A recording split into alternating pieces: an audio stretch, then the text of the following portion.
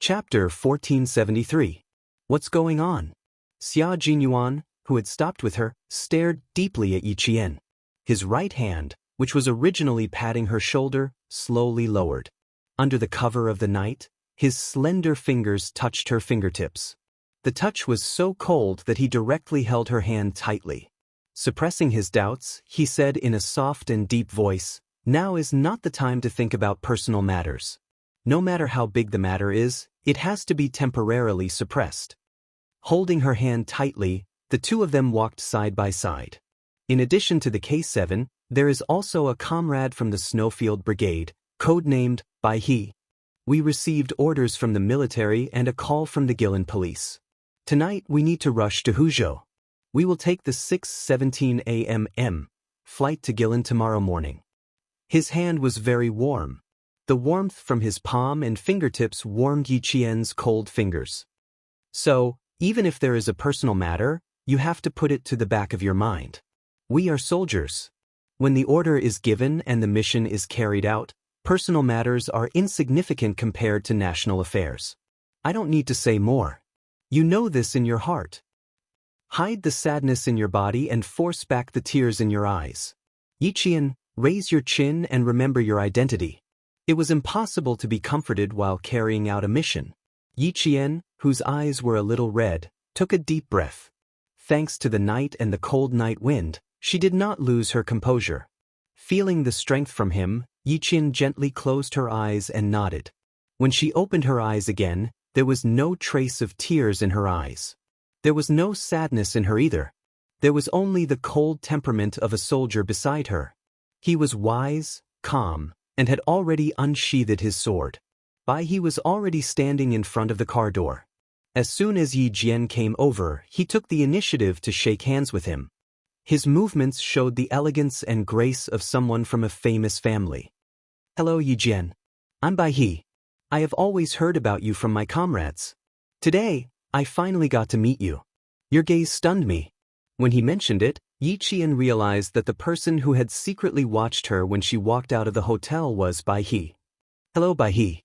I am Yi Qian. I'm sorry for making a fuss just now." When he withdrew his hand, Yi Qian had already finished sizing up the white crane. He could not stop a thought from emerging in his mind. Why were the special forces of the Snowfield Brigade like beauty pageants? Every one of them was so handsome. Using the words of 10 years later to describe them, why are they all so good-looking? Every one of them was not only good-looking, but their figures were also 1 in a million. They were all tall and straight like pine trees and slender like green bamboos. As for their figures, needless to say, they had broad shoulders, narrow waists, and long legs. Once they were in uniform, they could attract a lot of attention just by looking at their figures. Yi Qian suddenly rejoiced that he had a firm state of mind. He did not have too much desire for men, nor did he have a crush on them. Otherwise, when faced with such a group of good-looking and well-built male soldiers, he would really only care about looking at men every day. After sizing him up, Yi Qian calmly retracted his gaze, not at all attracted by Bai He's handsome face. He stood tall and straight like a pine tree, exuding an inviolable military aura. When Bai He saw this, she felt a chill in her heart. She also had a better impression of Yi Qian. To be able to become comrades with such an outstanding female soldier filled her with joy. Xia Jinyuan, who was standing beside her, opened the car door and said to Yi Qian, "Let's talk in the car." Bai He smiled at Yi Qian without any sense of distance and got into the car first.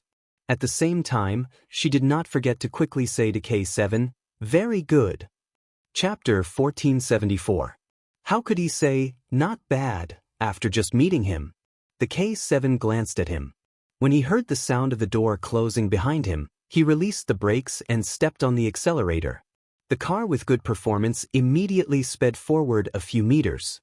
Now that the matter at Tongzhou International Hotel was settled, he had to be careful with the next important mission. In the car, Yi Qian first contacted the pigeon and reported to the director that he was safe. Then, he discussed the next mission with Xia Jinyuan and the other two. "Your mission is to find a few police officers who were sacrificed and make sure that they can come back in one piece." Xia Jinyuan first discussed Yi Qian's personal mission because she would be the first to sneak into the village. There's a young girl in the village called Fu Hui who will help you secretly. You can stay at her house tonight. Fu Hui was the only high school student in the mountain village. Her parents used to be honest farmers, but they joined a cult and did a few things that made her feel guilty. In order to let her parents know that they were wrong, Fu Hui chose to report them. Her report came at the right time and too suddenly. The police in Yuyang City also knew that the higher-ups were secretly investigating the exact location of the cult's headquarters, so they secretly sent people to investigate. Unexpectedly, the people they sent never returned. This alerted the Great Hall and the highest leaders. The organization's commissioner appointed Director Min as the main person in charge and launched a nationwide operation to crack down on the cult. In the next few months, the number of people arrested was not in the unit of people, but in the unit of hundreds. Director Min used himself as bait during the celebration, and in less than 2 days, he caught a group of criminals with a certain status in the cult. Among them, the foreign agent Mr. Charlie was the most important. Through Mr. Charlie's confession, they learned that the big committee member intended to escape abroad because of the tense situation in the country. Charlie was in charge of his departure. That was why Xia Jinyuan and the others drove overnight to Huzhou to capture the big committee member in a mountain village in Yuyang City. This is the phone of the foreign criminal, Charlie, and his voice. Listen to it first. Xia Jinyuan handed a mobile phone and a recording to Yi Qian. During this period of time, you need to disguise yourself as Charlie and contact the committee member at all times. Keep him in the village and tell him that the procedures for going abroad are in progress. He looked at Yi Qian from the rearview mirror. Ventriloquism. Yi Qian knew ventriloquism. It was said that she could imitate anyone's voice. It was so miraculous that they found it hard to believe. Ventriloquism originated in ancient times, imitating the sounds of animals to swindle prey for food. During the Warring States period, in the story, Mengshang Junyi breaks through Hangu Pass. Crowing cock and stealing dog was the earliest military application of ventriloquism. From the Song dynasty to the Republic of China, ventriloquism flourished on the side of Henghai. However, most of them were imitating the sounds of animals. It was rare to see them imitating human speech. In the mirror, he saw Yi Qian turn on the recording pen. Charlie's voice came from the car. Yi Qian's beautiful brows were slightly furrowed as she listened attentively. Her lips were also moving, but the movement was not big. If one did not look closely, one would not be able to tell. After listening to it twice, Yi Qian turned off the recording pen. Let me try it. Listen and see if it sounds similar. No. I don't know much about this. Moreover, I'm not from your country. You don't have the right to arrest me. Damn it, let go of me. I want to see my lawyer. His back stiffened when he heard the voice. Chapter 1475. If he did not know who was sitting behind him, he would have thought that he was possessed in the middle of the night. Similar, too similar, no, not similar, it should be exactly the same. How could he imitate so well? Ventriloquism, a consummate skill that no one could compare to, and a consummate skill that no one could learn. It could be said that Yi Qian had shocked Bai He with his first move. It also made him understand why the military valued Yi Qian so much that he would be the first to go on a mission. It was too shocking. Even if such a talent was average in other aspects, just this consummate skill alone would make him useful to the military. Moreover, Yi Qian was an all-round talent. If the military did not discover him, it would be a loss for the military. For a moment, Bai He could not calm down. He had been conquered by Yi Qian for the first time they met. In the end, Xia Jinyuan pointed out, speak faster and with a higher tone, with a bit of arrogance. Also, Charlie likes to order people around, so he is very forceful when he speaks. You don't have to be too gentle when you are trying to calm down the main criminal. Okay, I'll try again. Yi Qian nodded and stopped repeating what Charlie had said in the recording pen. Instead, he spoke as if he was chatting. At this moment, Bai He could feel sweat forming on his back. Even K7's palms, which were holding the steering wheel, were wet. K7 had never heard of Yi Qian's ability to imitate others. The two people in the front row were stunned when they heard this. Hearing another person's voice from the mouth of someone they were familiar with, they would never believe it if they didn't see it with their own eyes. Now that they saw it with their own eyes, they still found it unbelievable. Xia Jinyuan's talent in language was not inferior to Yi Qian's. His expression did not change much as he gave a few pointers. After about 10 minutes, he nodded. That's about it. It shouldn't be a problem to communicate over the phone.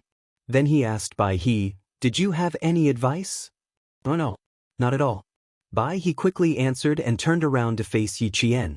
He gave him a thumbs up. I can only admire you for this. This skill was amazing. Xia Jinyuan knew exactly what his comrade was thinking. He was as shocked as he was. Back then, he had suddenly heard a man's voice come out of the mouth of the seemingly delicate little girl beside him. Moreover, the voice was exactly the same as the voice of the criminal they were trying to subdue. Fortunately, he was hiding in the dark and didn't let her see the loss of self-control on his face. Yi Qian pursed her lips and smiled. My voice is wider than others, so it'll be easier for me to learn this. Other than the elderly and children, she had no problems with the rest. In her previous life, this was one of her escape treasures. One person could play several roles in a room and scare away the people sent by Yi Ying and Yi Zhifan many times. I want to learn from you. Bai He subconsciously finished her sentence, but halfway through he realized that he needed to consider his words carefully. After a few seconds of pause, Bai He continued, it's not easy to learn from you. In fact, there aren't many people in the country who can do what you did. Yi Qian thought about it and agreed. In her previous life, she had learned this skill by accident. When she discovered that she had talent in this area, she was also shocked. Chapter 1476. It's a little difficult, but if everyone knew how to do it, I wouldn't have to do it. She said teasingly. Her eyes curved into crescents, and the smile in her spirited black eyes rippled like a pool of water. Her words made the three of them laugh. K7 said calmly, I know you're good at shooting, but I didn't know you could do this kind of amazing ventriloquism. It seemed like the taciturn K7 would talk more when he was with Yi Qian. Xia Jinyuan was already used to it, but Bai He, who didn't know, was surprised. K7, did something good happen to you today? You said 10 sentences in half an hour, and each sentence was more than 5 words long. He will be more gentlemanly in front of Yi Qian. Xia Jinyuan answered for his comrade. Not only him, but G3 as well. As long as they are in front of Yi Qian, they will talk a lot. The car had already left Tongzhou City, and the next intersection was the highway to Huzhou. K7, who didn't need a GPS, seemed to be very familiar with Tongzhou, and the car made several turns before it reached the highway. As he entered the highway, he replied calmly, What do a bunch of men have to say? Don't you know that the opposite sex attracts the opposite sex? Looks like I have to talk to the political commissar and tell him that K7's thinking is a little empty, and he needs to communicate more with the female soldiers. Xia Jinyuan raised his eyebrows, and his thin lips curved into a faint smile. He was relaxed and gentle. We're a bunch of men, and we're making K7 suffer. K7 actually continued in a serious tone. You can also request the military to find a few more female soldiers who are as good as Yi Qian. With both men and women working together, it won't be tiring. That's impressive, you even know that. Bai He was even more surprised. Who was K7? He was a man who was more boring than a monk. In the military, other than training, going to the laboratory, and reading, he had no other hobbies. His life was as dull as a cup of water. In the military, there was a saying that described K7, cut off the roots of love, and live in seclusion in the Zhongnan Mountains. It meant that K7's coldness was so cold that it reached his soul. Q King was cold too, but his coldness was different from K7's. K7's coldness was as if he had cut off all emotions and desires. How could he joke around with such a person? He even joked about, repel like opposites attract. They had been comrades for 6 years now, and this was the first time he heard K7 say something that sounded so mundane. I think everyone will be happy to have a few more comrades like Yi Jian. K7 didn't care about how shocked his comrades were. He just said what he wanted to say. He was just speaking the truth. Xia Jinyuan, who had always been open-minded, felt that K7's words made sense. However, if he were to use his little fox as a standard, Xia Jinyuan felt that it would be difficult for the military to make such a suggestion. His slender body leaned forward slightly, and his deep and magnetic voice was heard. I can send you to the arts department, but we have to find a few female soldiers like Yi Qian. We shouldn't make things difficult for the military. K7 laughed. He probably didn't laugh often, so the sound of his laughter was a little scary. It was mysterious and had a deeper meaning. Bai He, who was watching from the side, also laughed. He had seen how capable Yi Qian was, and that alone was enough to make him feel shocked. Chapter 1477. Just as Q King had said, finding a few female soldiers like her was indeed difficult for the military. His comrade's meaningful laughter made Xia Jinyuan smile. Indeed, his little fox was unique, his girl was unique, and he and their comrade Yi Qian were unique. Major Xia Jinyuan, who could portray elegance and perfection at any time, changed his sitting position. His deep eyes gazed gently at Yi Qian. He looked at the girl he loved deeply, as if he wanted to carve her into his heart. Even if he closed his eyes, she was the only one in his eyes. Yi Qian felt a little uncomfortable under his gaze. Why does he keep staring at me? In the past, when he saw that I was uncomfortable, he would comfort me. After all, I've lived 2 lives and have never come into contact with people like him. I'll be fine once I get used to it. Today, Yi Qian realized that she had been too naive. She had underestimated the elegant yet dangerous man in front of her. Time passed, and Xia Jinyuan became more mature with each passing day. His aura was even stronger than before. Looking into his eyes, she really couldn't take it. He was too gentle, so gentle that it was as if there was electricity in his eyes. When she looked into his eyes, the electricity would flow into her heart and make her breath go haywire. Receiving her glare, Xia Jinyuan raised his eyebrows elegantly. His incomparably elegant appearance contained a scoundrel that Yi Qian couldn't handle. She had to find an opportunity to tell him that she really wasn't used to flirting with him in front of her comrades. It was too awkward. It was fine if K7 knew about their relationship, but Bai He didn't. Her comrades who could enter the Snowfield Brigade were all meticulous people. If she wasn't careful, they would notice something. If Bai He noticed that something was wrong, she would definitely jump out of the car and leave. Yi Qian immediately glared at the comrade in front of her when he wasn't paying attention. She used her eyes to tell him, "If you keep looking, I'll ignore you." Cough, cough, cough. Understanding the warning in his girlfriend's eyes, Xia Jinyuan suddenly coughed. If he kept looking, she would ignore him? Was that a warning? All he saw was her cuteness. Xia Jinyuan, who always knew when to stop, did not continue watching. He did not want his girl to feel awkward and unnatural in front of his comrades. He retracted his gaze and coughed with his fist against his thin lips. His dark and cold eyes were filled with a smile. She didn't want to look anymore. If she did, the shy little fox's face would turn red. Bai He really didn't know about the relationship between Q King and Yi Qian, and he didn't think in that direction. From K7's casual tone, he could tell that K7 really treated Yi Qian as a comrade that he could confide in. She couldn't help but take another look at Yi Qian through the rearview mirror. The interior of the car was a little dark, so he couldn't see her facial features clearly. However, when his gaze landed on her, he could feel that her eyes had the same spirit as his. They had the same faith and the same goal. After taking another look and sizing her up, Bai He understood why his comrades would praise her endlessly every time they returned from a mission together. It could be said that the entire Snowfield Brigade knew about Yi Qian, and those who had never seen Yi Qian before were just as curious about her as he was. Every time Xia Jinyuan returned, there would always be a few comrades who would come over to ask about Yi Qian. Some of them would even ask their captain when he would bring Yi Qian to their brigade, or when they would become comrades who would fight together and go to the battlefield together. Chapter 1478. Through the rearview mirror, Bai He looked at Yi Qian with a kind gaze.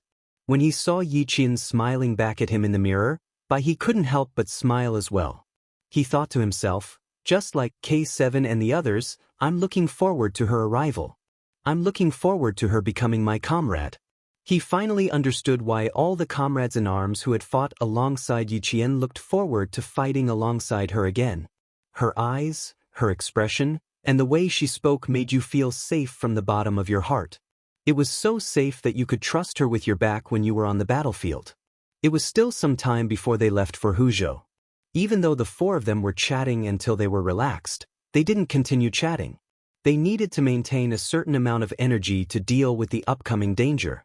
The four of them took turns driving. Each of them only needed to drive for 3 hours. Xia Jinyuan and the others didn't mention that Yi Qian didn't need to drive and could rest all the time.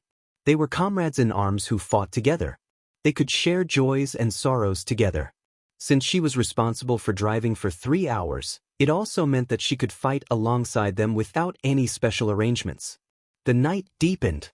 Yi Qian, who was in charge of driving the car in the morning, had already fallen asleep. Her breathing was long and steady, and there was even a sweet smile on her delicate face. She was completely relaxed as she fell into a deep sleep. Bai He in the front seat had also fallen asleep. Major Xia, who was waiting for his girlfriend to sleep first, saw the car enter the tunnel. He quietly raised his hand. When the car exited the tunnel, Yi Qian, who had been resting his head on the window, had already fallen asleep on his shoulder. After finishing his task, Major Xia closed his eyes in satisfaction. The three of them fell asleep. However, someone rushed into the elevator with the cool night breeze and pressed the floor number. Yi Jifan's face was as gloomy as a dark cloud. "What's the matter in the middle of the night? Why do you have to rush over now? Can't you wait until tomorrow? What urgent matter could Yi Zhixiang and her husband have? It's most likely related to that old hag again." Sun Dongqing's mouth didn't stop nagging from the moment they arrived at the hotel. "Listen carefully. If she wants me to take care of that old hag, there's no way. You'd better be alert. Don't be soft-hearted when she cries and throws a tantrum. You treat her as your sister, but does she treat you as her brother? Never. When she was young, she always looked forward to the two of us fighting. Didn't she do enough to drive a wedge between us? Haven't you wronged me a lot? The enmity between her and me is huge, and I won't be able to resolve it in this lifetime." She was still talking relentlessly and did not notice that Yi Jifan's gloomy face was already filled with ruthlessness. Ying saw this and her heart thumped. She secretly tugged at her mother and whispered, "Mom, aren't you tired after talking for so long?" He didn't stop at all from his house to the hotel. "Since we're already here, do we have to go back now? Dad knows what's going on. Can you stop saying that?" His voice became lower and lower. "Can't you see that Dad is in a bad mood now? Can you at least be considerate of your father?" Sun Dongqing had always listened to her daughter's words. When she heard her daughter's words, she snorted and stopped nagging. Yi Jifan didn't want to communicate with his wife anymore. There was no point in talking to her. Other than arguing and throwing tantrums, he couldn't think of anything else she could do. She was smart once in a while, but she was stupid afterward. Chapter 1479. When they arrived at Yi Zhixiang's room, Ying knocked on the door. "Andy, it's me. Dad, Mom, and I are here to see you." As soon as she finished speaking, the locked door of the hotel room opened. Yi Zhixiang stood in front of the family of three, wearing a black trench coat. Her face was ashen. Ever since she confirmed that the person standing on the city gate tower was Yi Qian, she could not relax for even a second. Looking at Yifan, her lips trembled as she said, "Brother, something big happened." Her expression was so terrible that even Sun Dongqing, who had wanted to show off her power, was shocked. "What happened?" Her heart fluttered for a moment due to all the fuss. The room was filled with the smell of cigarettes. Sun Yaozu, who had smoked half a pack of cigarettes, stood up. His expression was also terrible, but when he spoke, his fierceness did not change. "Something troublesome has happened. Second brother, we have to discuss how to solve it. Look at the TV. I have to start from there." Sun Dongqing glanced at it and looked away. She rolled her eyes and said sarcastically, "Didn't you just go to the capital for a vacation? Do you still need to show off to us? Do you think I haven't been there before?" She did not look carefully, but Yi Ying saw it. She, who had been standing there with a smile, turned pale in an instant. Her finger trembled as she pointed at the figure she was most familiar with. It was also the figure she hated the most. Dad, Yichen, look. That's Yi Qian. Yi Zhifan saw it only a few steps later than his daughter. His eyes narrowed as he stared at the figure on the TV. This. After being reminded, Sun Dongqing finally saw Yi Qian.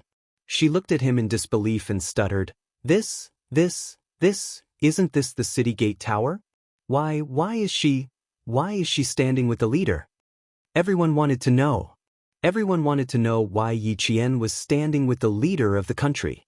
Yi Ying, who was leaning against the bed, fell onto the bed. The photo stimulated her so much that she was in a daze. She mumbled, How is this possible? How is that possible? No way. Sun Yaozu saw that the mother and daughter did not believe him no matter what. They only knew how to repeat bullshit like, I don't know how to. He cursed in his heart. Motherfucker, I didn't ask you to come here to listen to bullshit. Nising, your aunt recorded it with a DV camera. You don't believe me? Do you think I'm trying to scare you? Do you want to watch the recording? Come here and watch. He pointed at the DV camera on the coffee table, glanced at Yi Ying, and said to Yi Zhifan, Brother Tingrui, you decide what to do. This damned girl is attending the celebration with the leaders of the country, and she's even standing on top of the city gate tower. I told you to raise her into a useless person, but you fucking sent her to the country's leaders with your own hands. Second brother, if you don't give me an explanation for this, I won't let you off. Sun Dongqing didn't think about how to deal with the aftermath. She rushed over and picked up the DV machine on the coffee table. Her hands trembled as she pressed the buttons. How do I do it? What are you going to do with this lousy thing? I want to watch the video. She was panicking, she was really panicking. On the other side, Ying got up from the bed and stumbled over. Her body was trembling. Mom, give it to me, show it to me, I want to see it. Chapter 1480. Yi Ying's reaction was bigger than anyone else's. After snatching the DV camera, the more anxious she was, the more she didn't know how to use it. Her lips trembled as she pressed down hard on the function button, so hard that her fingertips turned white. How could this be? She had just accepted that Yi Qian had gone further than her and stood higher than her. She had finally adjusted her mindset. Why did something unacceptable happen again? But Yi Qian was better than her now. She had to accept it. As long as she worked hard, she would surpass her one day. She would return to the past, and Yi Qian would only be able to look up to her. But in the end, Yi Ying's face was not only pale, but she also looked crazy. She was in a state of confusion and was not normal at all. After pressing the buttons for a long time and not seeing the video she wanted, Ying suddenly raised her head and shouted at Yi Zhixiang, What rubbish? What rubbish did you buy? You call yourself a college student. You don't even know how to use a small video recorder. Yi Zhixiang glanced at Yi Ying with disdain. She did not act like an elder and said sarcastically, No wonder you can't compare to Yi Qian in everything. You're just stupid. Bitch, shut up. Sun Dongqing, who was defending her daughter, immediately jumped out and shouted back, You shameless bitch. Ying Ying calls you auntie.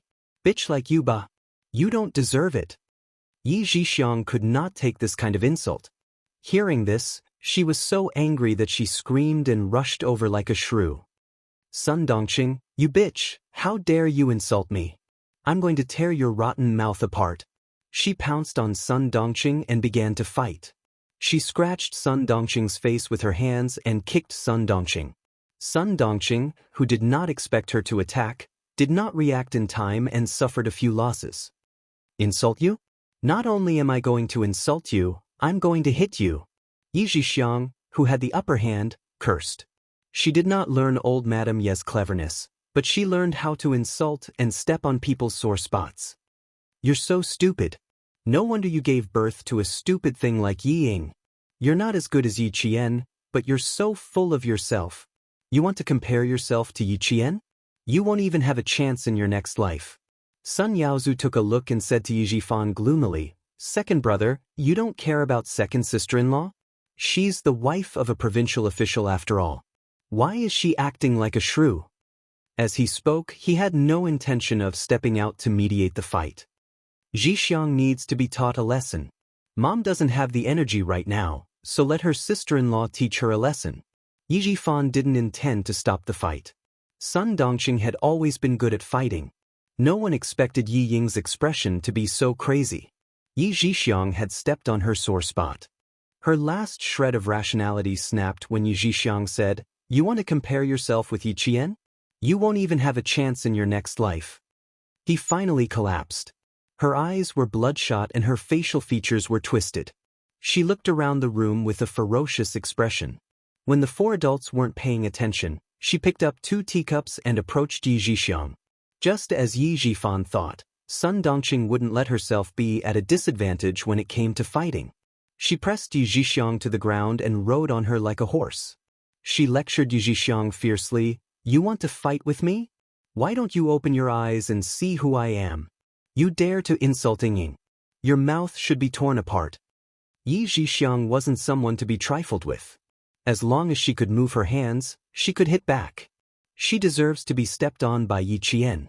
She's as stupid as her mother. Yi Zhixiang, whose forehead was hit, instinctively covered her face and yelled, "Murder! Murder!" Chapter 1481. With 2 porcelain cups in her hands, Ying smashed them on Yi Zhixiang's head, face, and the corner of her mouth. She did not say a word. She just kept smashing them mechanically. Those who said she was not as good as Yi Qian deserved to die. Those who said she was not as good as Yi Qian deserved to be beaten up. Those who dared to say that about her deserved to die and be beaten up. Sun Dongqing was scared out of her wits. She was shocked by Yi Ying's cruel and merciless behavior. She could only watch as her daughter smashed them again and again until she could not react. Not only was she scared out of her wits, but even the fierce Sun Yaozu was scared out of his wits. Who would have thought that a little girl could be so cruel? She was smashing a porcelain cup on Yi Zhixiang's head. She was going to kill her. Everyone in the room was scared out of their wits by the scene in front of them. Everything happened so suddenly that no one was prepared for it. Because it happened so suddenly, there was no way to prepare in advance or prepare for it. Even Yi Zhifan's mind went blank for a few seconds. Yi Ying. Yi Zhifan, who was the first to react, rushed over and grabbed Yi Ying's shoulders with his arms. He forcefully dragged Ying back, causing her to fall to the ground. Ying, who was in a frenzy, could not take it anymore. "I'm going to kill her. I'm going to kill her. Let go of me. Let go of me." She struggled to get up from the thick carpet. She waved the blood-stained porcelain cups in her hands. Her eyes were bloodshot as if she was possessed. "I'm going to kill her. I'm going to kill her." Yi Zhifan could not control her anymore. The back of his hand was also smashed. He grabbed Yi Ying and yelled at Sun Yaozu, "What the fuck are you doing? Take the cups away from her." Then he said to Sun Dongqing, "Call 120. Yi Zhixiang screamed in pain. She covered her face with her hands and blood flowed through the gaps between her fingers. The carpet was soaked in blood. If anything were to happen to Yi Zhixiang today, his daughter would be ruined. Completely ruined. Sun Dongqing, who got off Yi Zhixiang, scrambled to find her handbag and pulled out the 120 emergency number. Sun Yaozu also reacted. He rushed up and snatched the cups from Yi Ying's hands. He kicked Yi Ying's chest. "Fuck. I didn't expect her to be so cruel." His wife was beaten. He did not have much affection for his wife. Yi Zhifan didn't have time to stop her. He could only watch as his daughter was kicked on the spot. Her eyes turned white, and she fainted for a moment. Instead, he heaved a sigh of relief. Yi Ying's screams could not be heard in the noisy room. Only Yi Zhixiang's screams could be heard. Sun Dongqing looked at the blood flowing through the gaps between Yi Zhixiang's fingers. Her heart raced and she panicked. "Take our daughter away quick." Yi Zhifan was also panicking, but he knew that he had to clean up the mess. He needed to take his daughter away as soon as possible and not let the medical staff see her. "Take your and your daughter's passports and go straight to the airport. Call me as soon as you buy the tickets to any city." Sun Yaozu would not let Yi Zhixiang off so easily. He had to send his daughter away before he could react. Sun Dongqing, who was out of her wits, could only listen to her husband's instructions. With her hair disheveled, She folded her handbag and carried her daughter who had fainted. She really did carry Yi Ying, who was at least 165 centimeters tall and weighed around 94 kilograms, and left the hotel quickly. Chapter 1482. They were originally here because of Yi Qian, but in the end, it ended with her in the hospital. Her nose was broken, and there were several serious injuries on her head, forehead, and chin that required stitches. The bones on the back of her hand were cracked. When the results came out, Yi Jifan's hand trembled as he held the report. This is going to be hard to explain. Ying Ying is in big trouble, he muttered to himself. She gave Sun Yaozu a handle on her. Trouble is coming. Yi Jifan sat down tiredly. He didn't move for a long time, so he closed his eyes and sat there quietly like a statue. Yi Qian, who he originally wanted to raise as a good-for-nothing, became an important person. He accompanied the country's leaders to the city gate tower to watch the grand celebration. His daughter, who he had painstakingly raised to become a phoenix, became a runaway and accomplished nothing. He couldn't understand how things got to this point. He couldn't figure it out no matter how hard he thought about it. He wanted to ask Yi Qian. He really wanted to ask Yi Qian what happened on the second day of junior high. How did she suddenly wake up? How did she suddenly know how to work hard? She worked hard and was in the limelight, but she made others feel uneasy. The hornless dragon jade pendant, Yi Xinfan, Sun Xueqing? Yi Jifan thought about the past. In the end, he covered his face with both hands and buried his head. His straight back also bent down. Yi Qian, who was thousands of miles away, didn't know about Yi Jifan's thoughts. She was still sleeping soundly on Xia Jinyuan's shoulder. She didn't even realize that K7 and Bai He had stopped to change shifts. At 2 o'clock in the morning, Xia Jinyuan gently supported Yi Qian's shoulder. His movements were slow and gentle as he helped her lean against the car window again. He said to Bai He, who was sitting in the back, "Let her rest against the car window. She can change her pillow from left to right. She won't get a stiff neck." Bai He, who didn't know what was going on, nodded and said, "I'll adjust her position." K7's eyelashes fluttered slightly. J5 and V7 always said that Q King was shameless. He really was shameless. Yi Qian, who was leaning against the car window, found it funny. He really knew how to find excuses. At 5 in the morning, Yi Qian prepared to switch shifts with Xia Jinyuan. She drove all the way to Huzhou Airport to catch the earliest flight to Young. The flight tickets had already been booked, and the four of them boarded the plane at 7:15 a.m. News came from the Pigeon that the Director General would also be taking a plane to Guilin.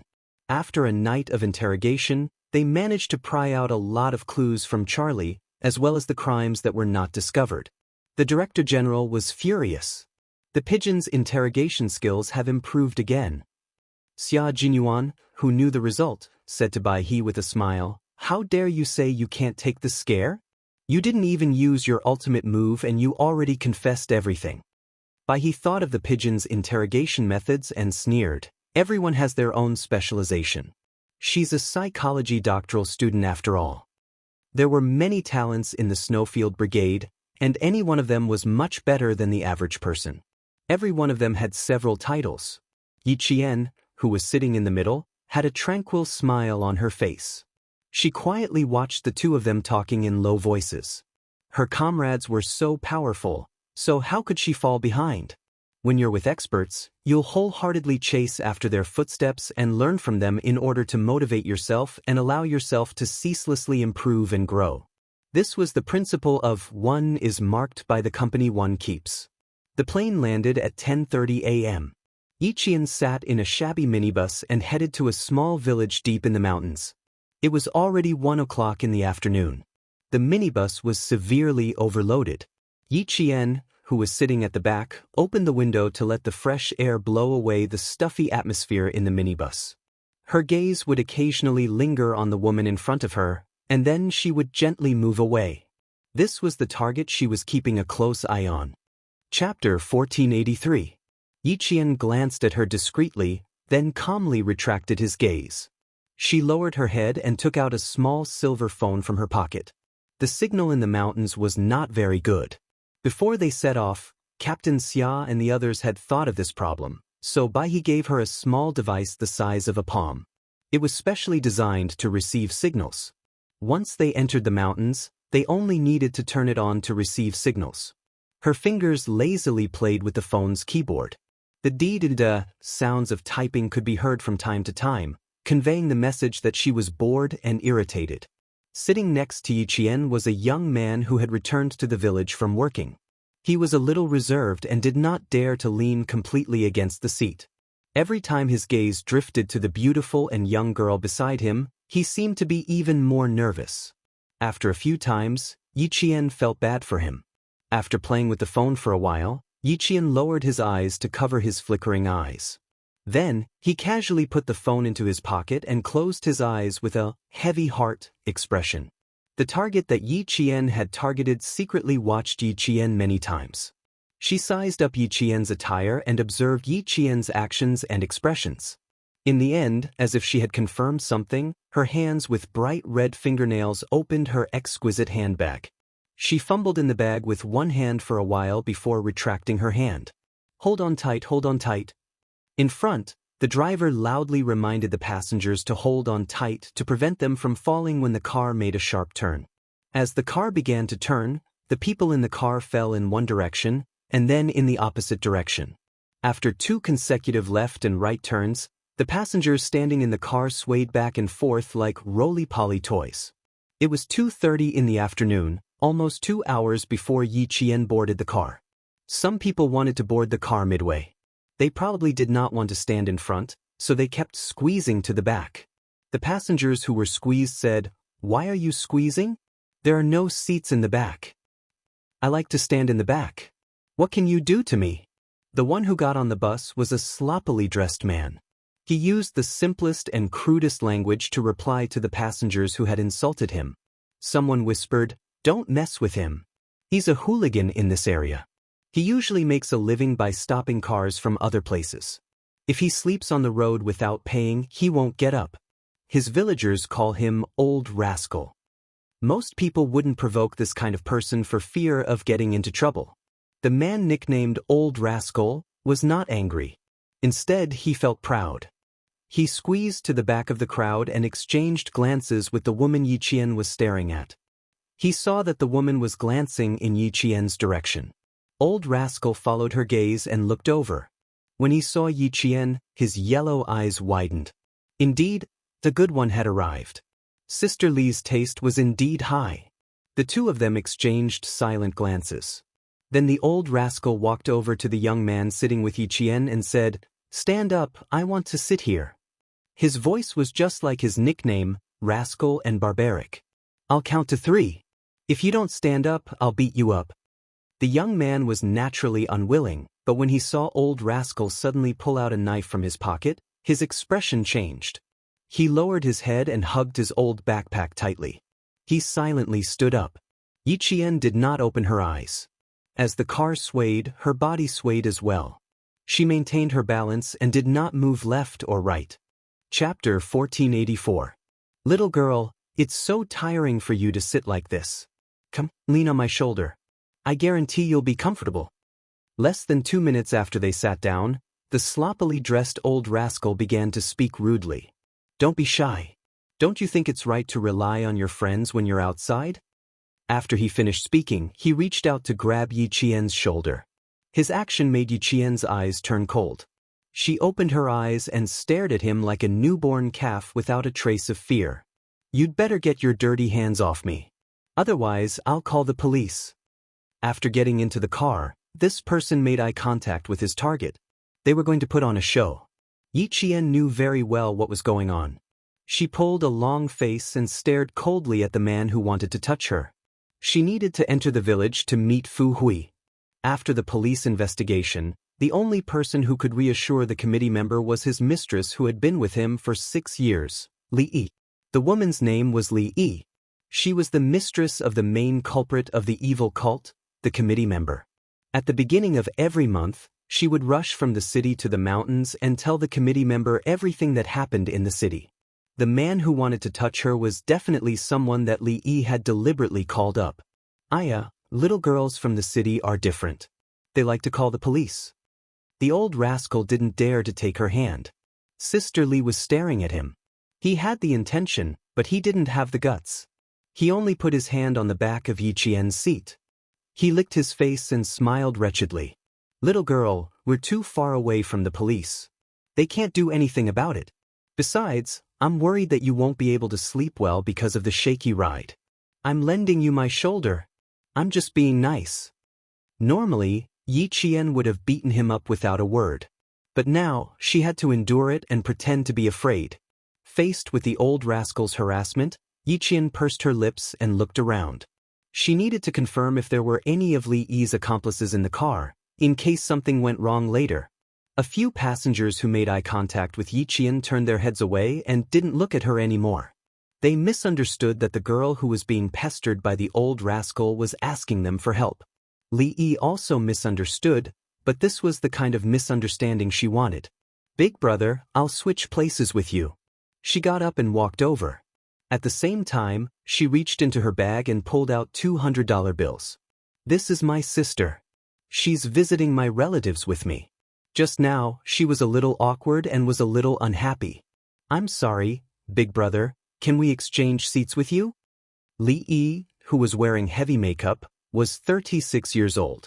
Her facial features were delicate and pretty, and she was very recognizable. He was wearing a black undershirt, a black knee-length leather jacket, a red scarf around his neck, a pair of black skinny jeans, and a pair of mid-length leather boots. Among the group of plainly dressed villagers, he looked particularly Western. In the words of the villagers, one could tell at a glance that he was a city dweller. She took out the money and acted as if she was trying to avoid a disaster.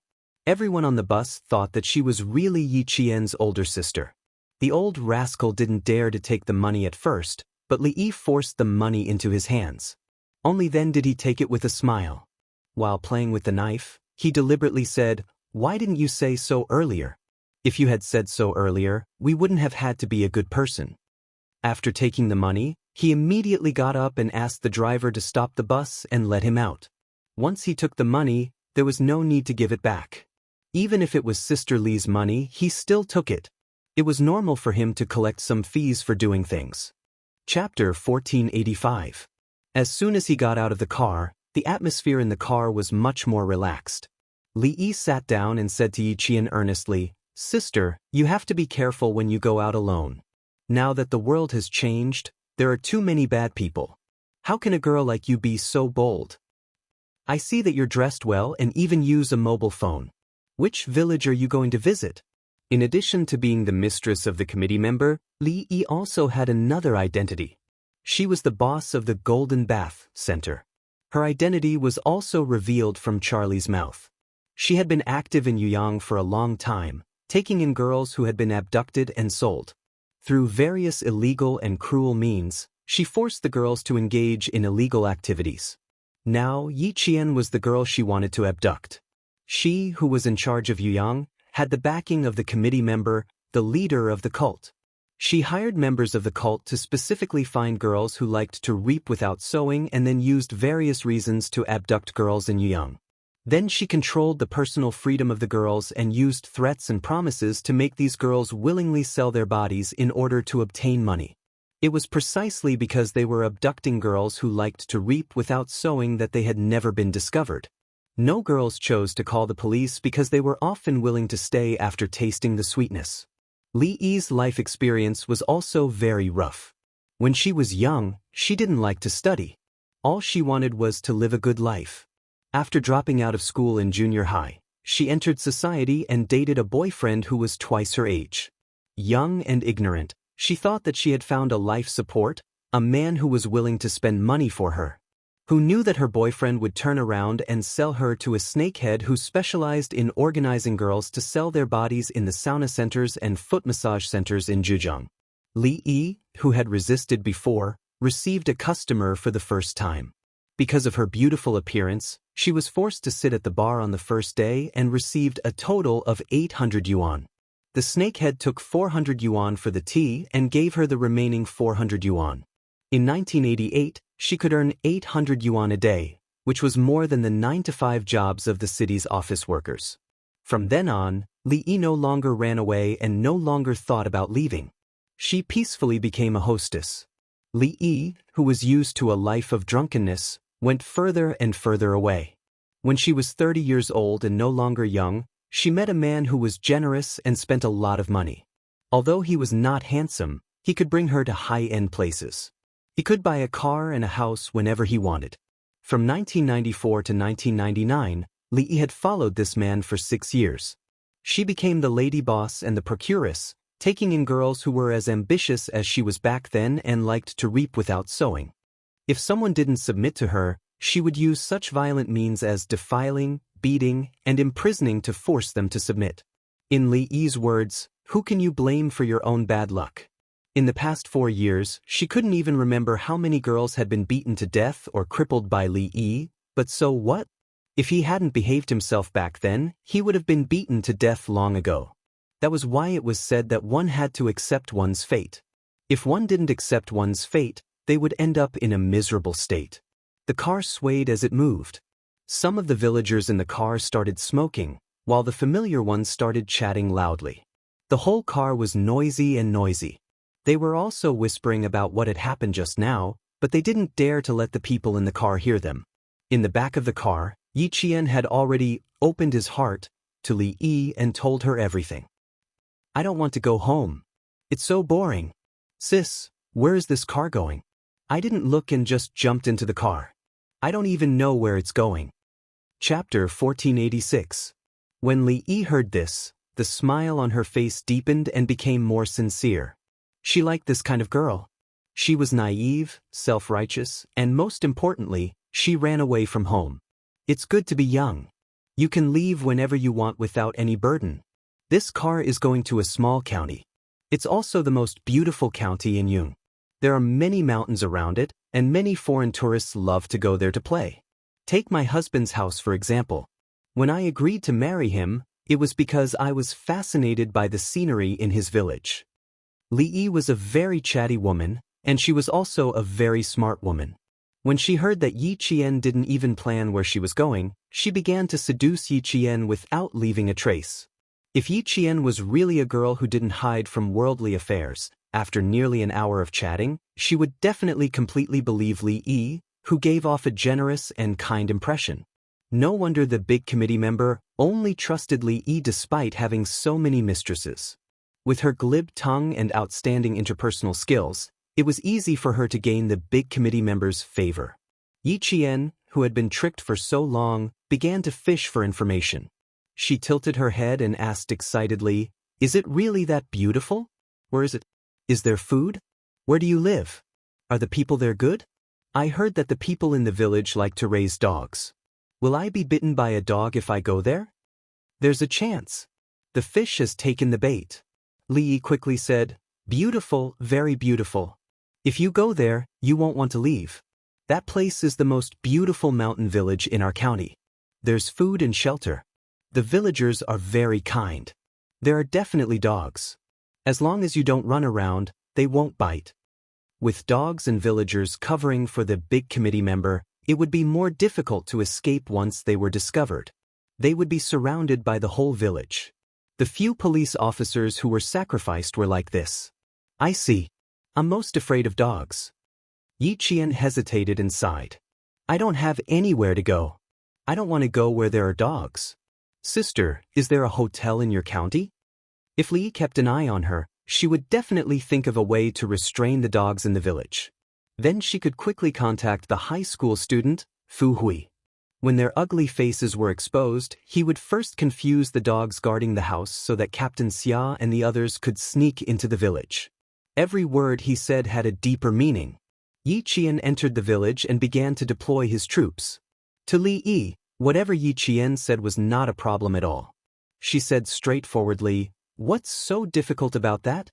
When the time comes, we just have to lock the dog up."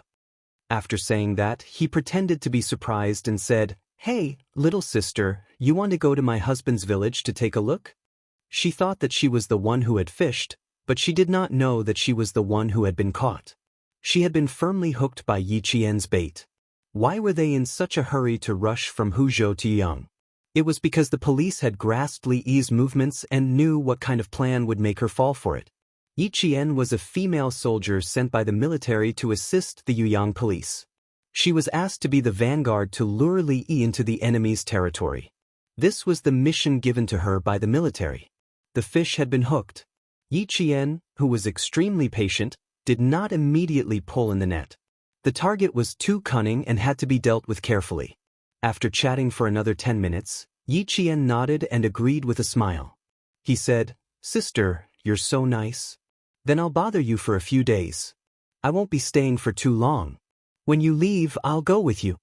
The smile on Li Yi's face was unusually deep. She did not expect to gain so much. A few hours of driving was worth it. Chapter 1487. Looking at the girl's fair skin and beautiful appearance, especially her pair of black eyes that were as bright as the stars in the sky. When she looked at people, there was a hint of seduction. Suddenly, Li Yi felt a little uncomfortable in her heart. She was young and beautiful, while she was old and weak. She lived her life carefully, afraid that she would be abandoned by her lover. In the end, she did not have a place to live. Thinking about the goods in her hands, it was really infuriating. Comparing goods, one had to throw them away.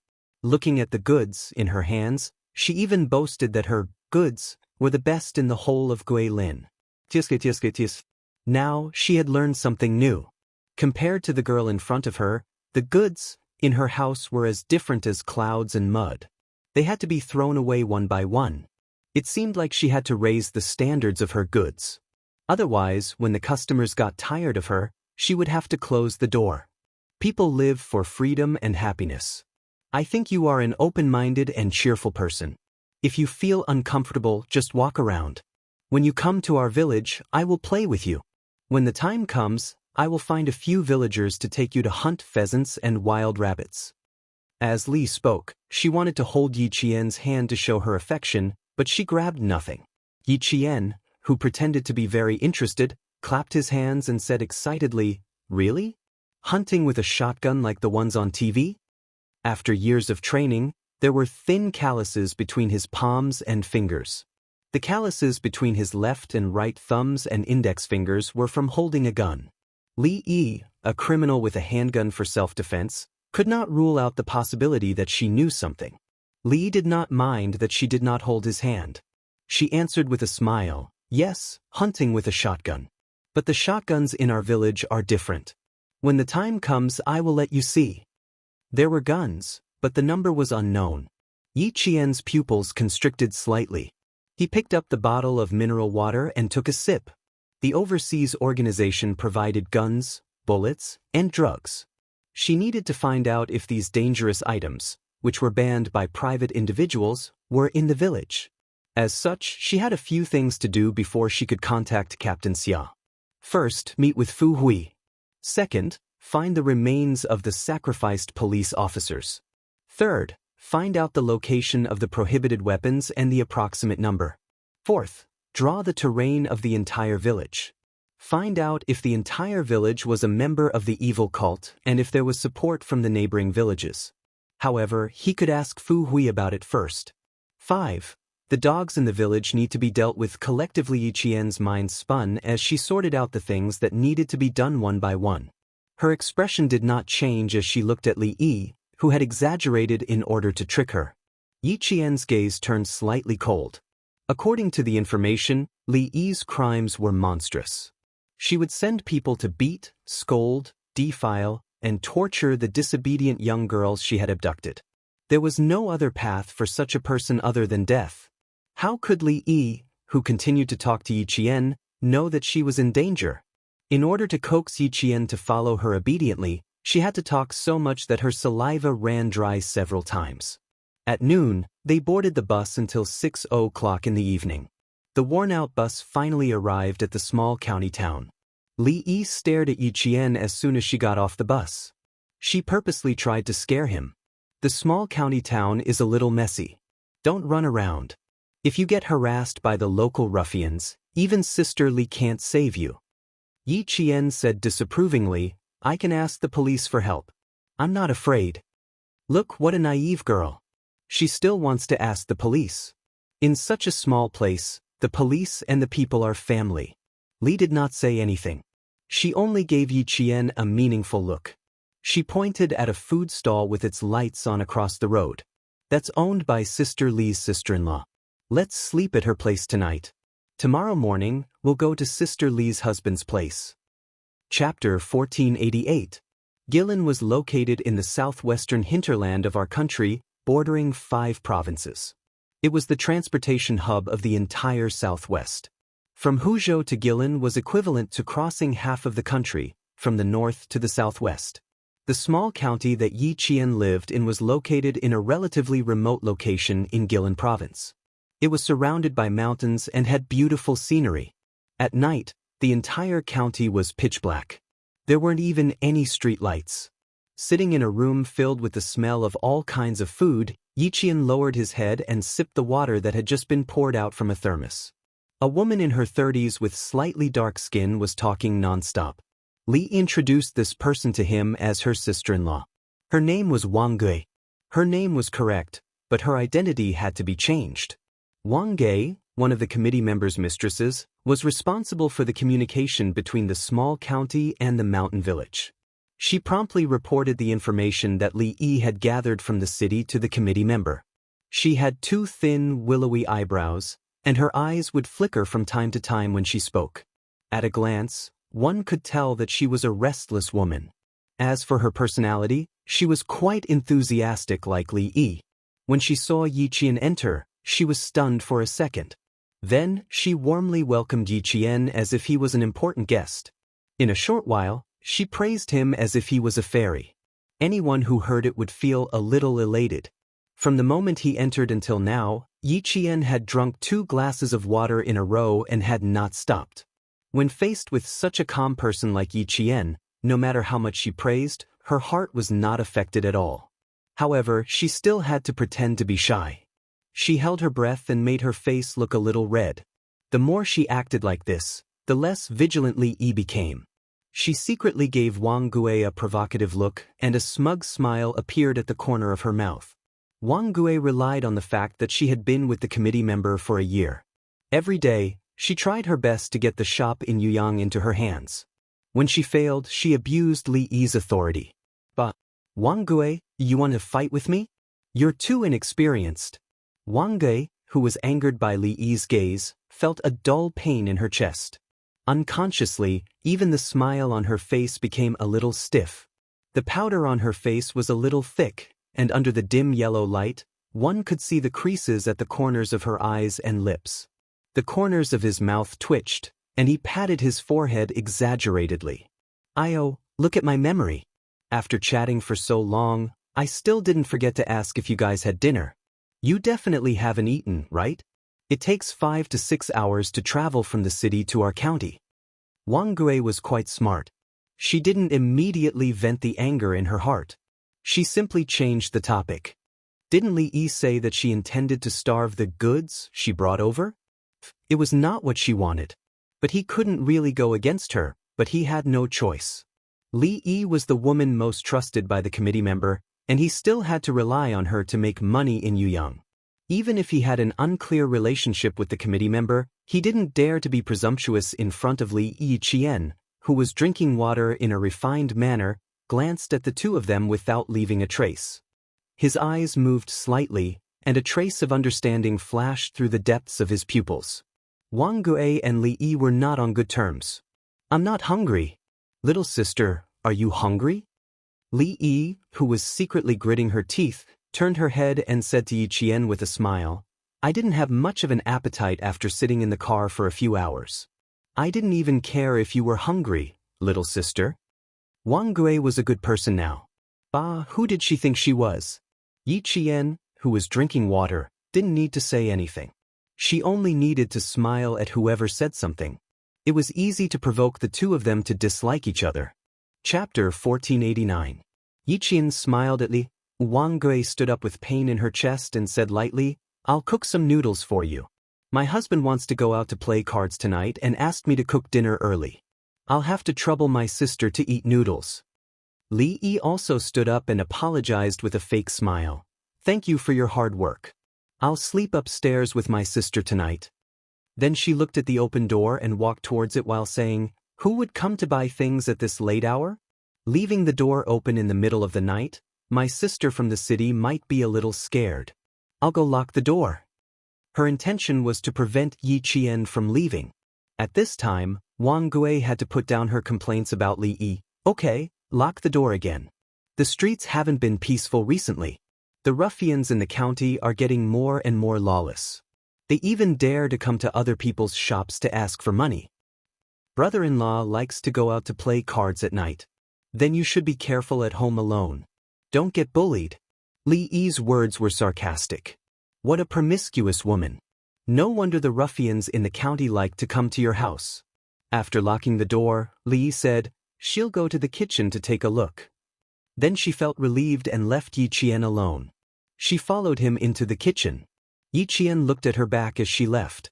The faint smile at the corner of her mouth suddenly became cold and bone-chilling. Then she quietly got up. It was not difficult for her to deal with Li Yi and Wang Gui. "Our house is small. Don't dirty your clothes," Wang Gui said sarcastically as she rinsed the pot until it made a hua-hua sound. She used so much strength that it seemed like she was going to scrape off a layer of Li Yi's skin. The committee member called and said that she'll send someone to pick you up early in the morning.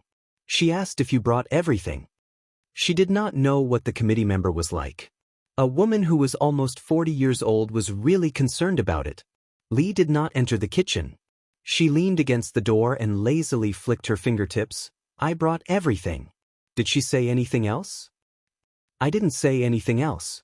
It's just your stupid idea last time to get rid of the policeman who entered the village. Now it's great.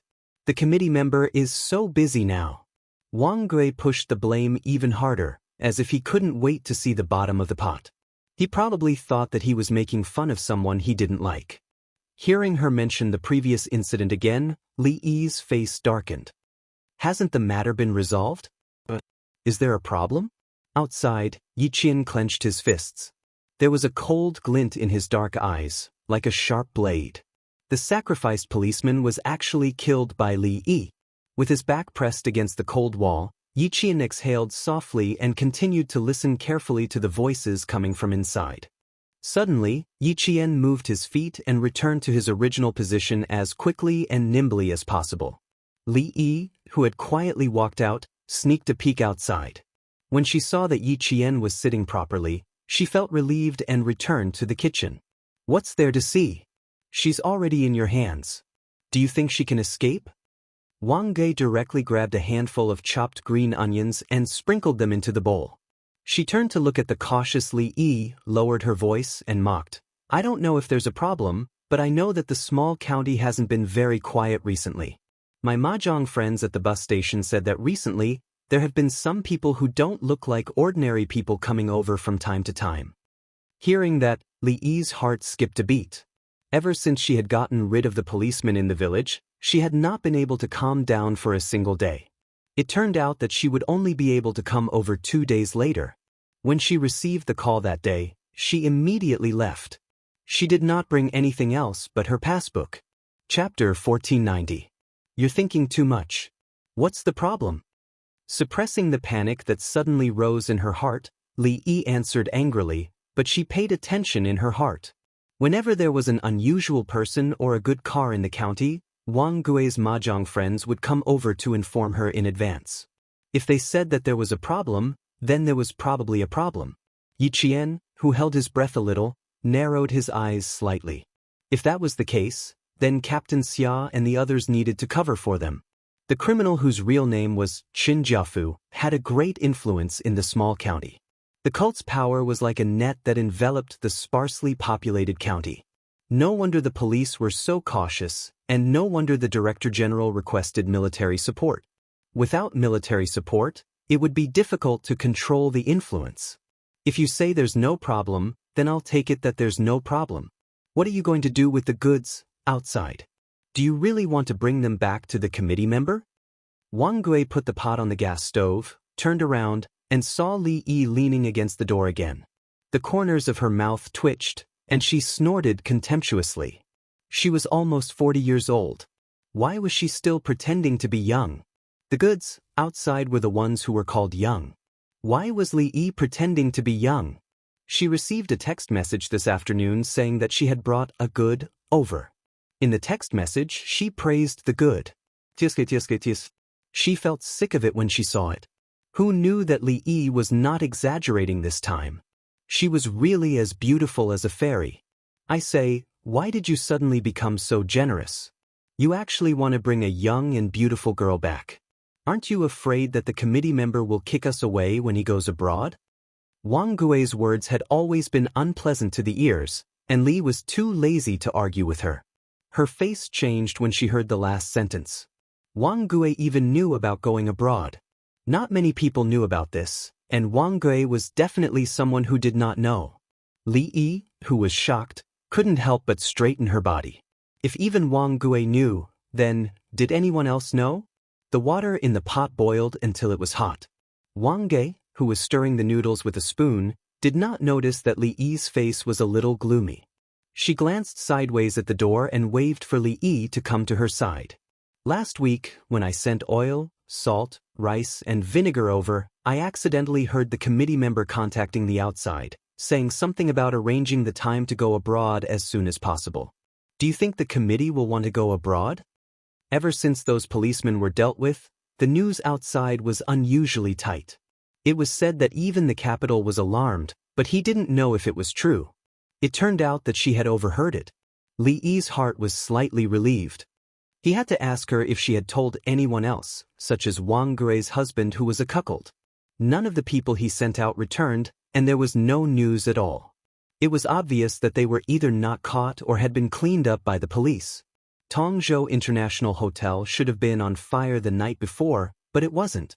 Mr. Charlie called and told her that the Beijing commissioner who investigated them did not stay in the International Hotel at all, but the Tongzhou police had sent people to surround the hotel. If he hadn't used the identity of a foreigner to enter the hotel and take the 6 members who were responsible for the arson away, 1 or 2 of them might have been caught by the police. They were being watched so closely that they had begun to set up traps to capture them. It was likely that even Yuyang City had people mixed in with them. Perhaps, even the small county town had sent people to secretly investigate. Chapter 1491. Once the police knew that the committee member was trying to go abroad, she would not be able to leave. It had not been so serious in the past.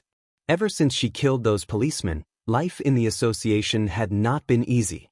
She had received several calls from informants, saying that the higher-ups were secretly investigating the brothels in Yuyang City. She must not cause any more trouble. Wang Gui could not be left alive. Li Yi's face turned cold when she had the intention to kill. However, Wang Gui did not notice anything with her back facing her.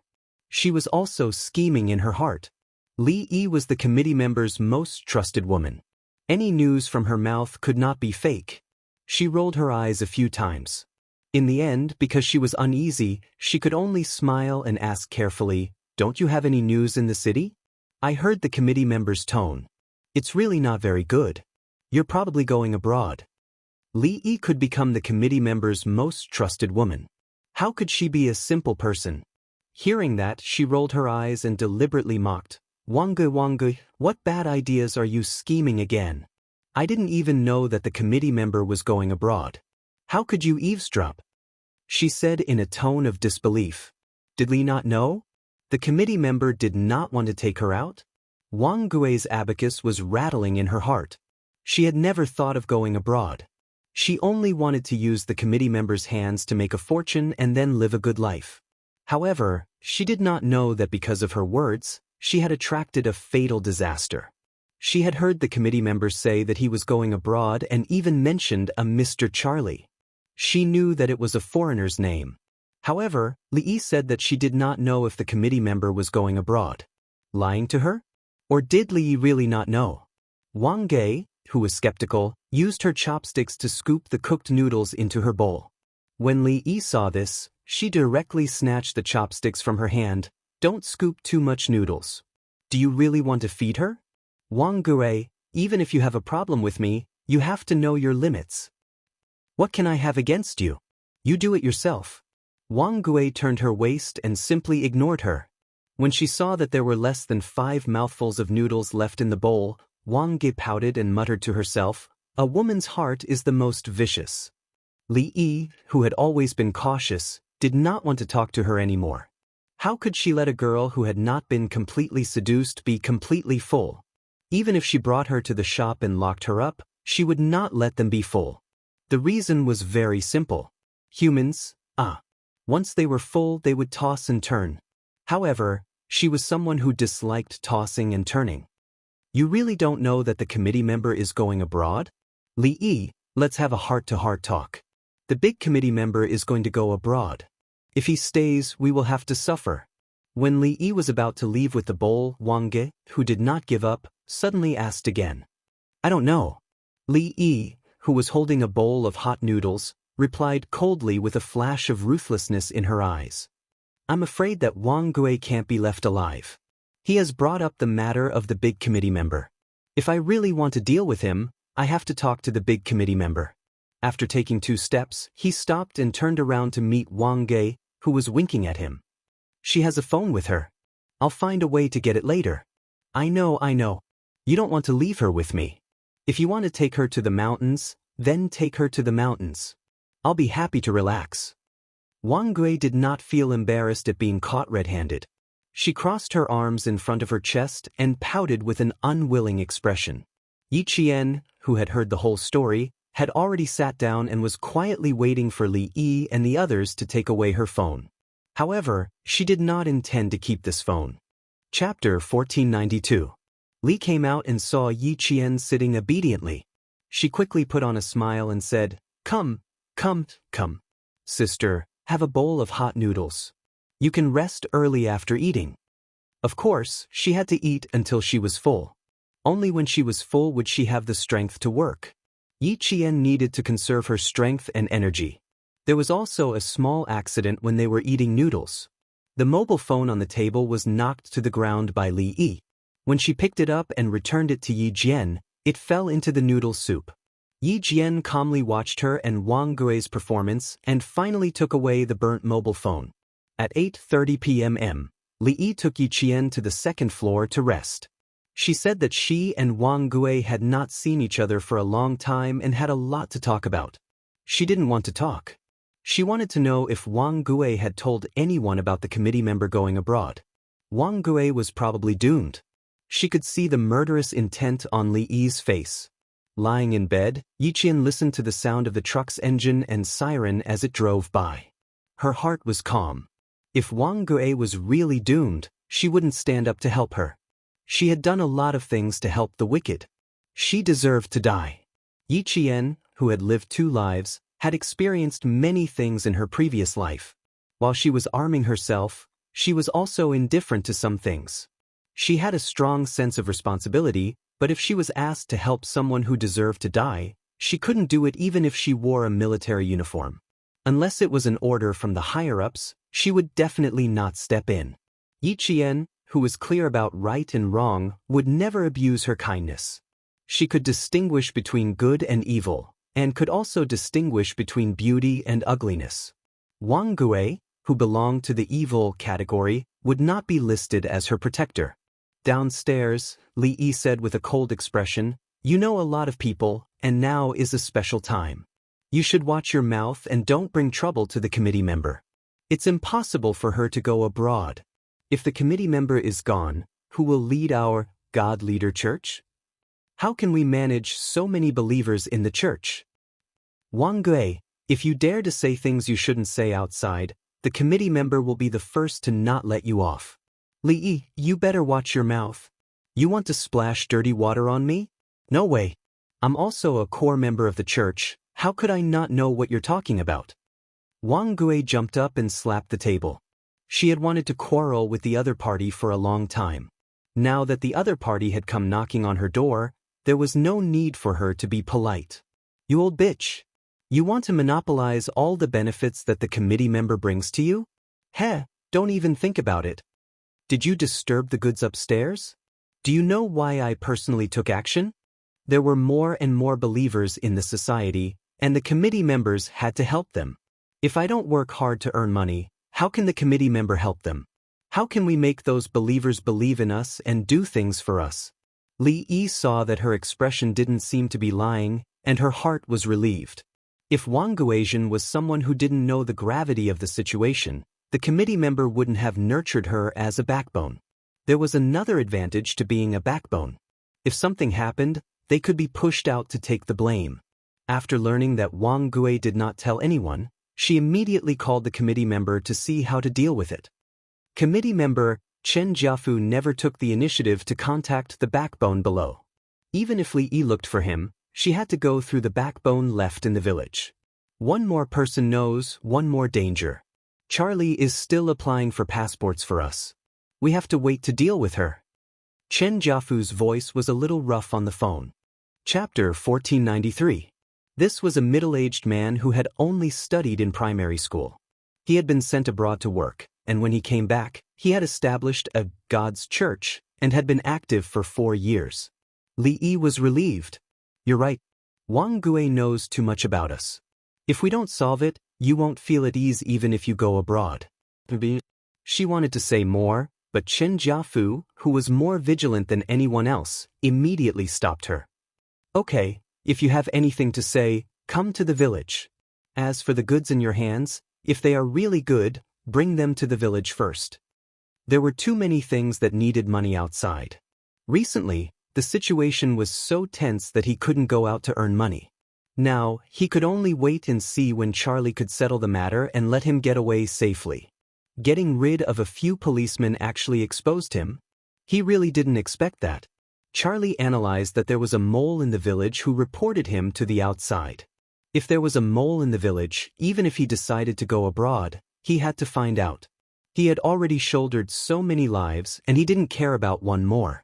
He asked about the girl's background, whether there was anyone else with her when she came out, her family situation, personality, etc. Li Yi answered truthfully without hiding anything. Chen Jiafu had always trusted her. After asking a few more questions, he hung up the phone. When both sides got the news, Li Yi, who had an idea in her heart, was relieved. Since the committee members said that they wanted to get rid of Wang Gui, then she had nothing to worry about. When Li Yi came back, it was already past 11 at night. Yi Qian, who was alert, heard her unlocking the door and tiptoed into the room. The wind blew, but Yi Qian didn't smell the blood on her. It seemed that Wang Gui was still alive for the time being. After entering the room, Li didn't turn on the lights. She only flashed the flashlight in her hand. She saw that the girl she had kidnapped was lying on the bed without a trace of suspicion. She gently picked up the small bag that Yi Qian had been carrying and walked out of the room. 5 minutes later, Li Yi returned to the room with the bag that had been checked clean. She took off her clothes and lay down. At 2 o'clock in the morning, Li Yi, who had a lot on her mind, was still awake. Yi Qian, who woke up from his sleep, gently closed his eyes and continued to sleep in the same position. After a while, he fell asleep completely. After the sky was high, a tough battle began. At 5 o'clock in the morning, Yi Qian and Li Yi, who had not slept the previous night, boarded a small 4-wheeled farm truck. She sat in the middle, with the driver on her left and Li Yi on her right. It's a bit far to the mountains. Sister, if you didn't sleep well, you can rest on Sister Li's shoulder and have a good sleep. Li Yi yawned and chatted with Yi Qian. As they chatted, she fell asleep first. Before setting off from Yuyang, the Yuyang police told him that it would take 4 hours to get from the small county to the mountain. After that, he would have to take a motorcycle. That was not all. He would have to walk more than 30 kilometers on the mountain road to reach the mountain. Transportation was inconvenient and surrounded by mountains. It was difficult to enter and even more difficult to exit. It was said that it was not too far away, and the transportation was quite convenient. Some mountain villages required one to walk for a day. After getting off the 4-wheeled farm vehicle, they sat on a shabby motorcycle. After riding for about 3 hours, they arrived at a poor and backward mountain village. 2 men who claimed to be relatives led the way and began to climb over the mountains. It took Yi Qian an entire day to arrive at the place where the committee member, Chen Jiafu, was hiding. They set off at 5 o'clock in the morning and didn't enter the village until 7 o'clock in the evening. Chapter 1494. Li did not bring Yi Qian to see Chen Jiafu. She came here for an urgent matter. Yi Qian was only here to lure him back. When they entered the village, she arranged for Yi Qian to go to another villager's house.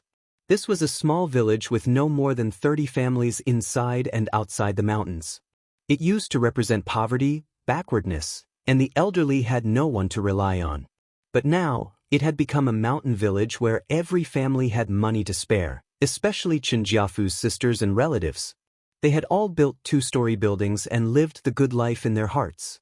Chen Jiafu had a certain level of intelligence to be able to survive in such a small village as an illegal organization that made use of rumors, spread fallacious theories, deceived, and bewitched members to control and recruit members in order to save mankind, spread religious doctrines, and collect money by any means necessary, thus endangering the stability of society.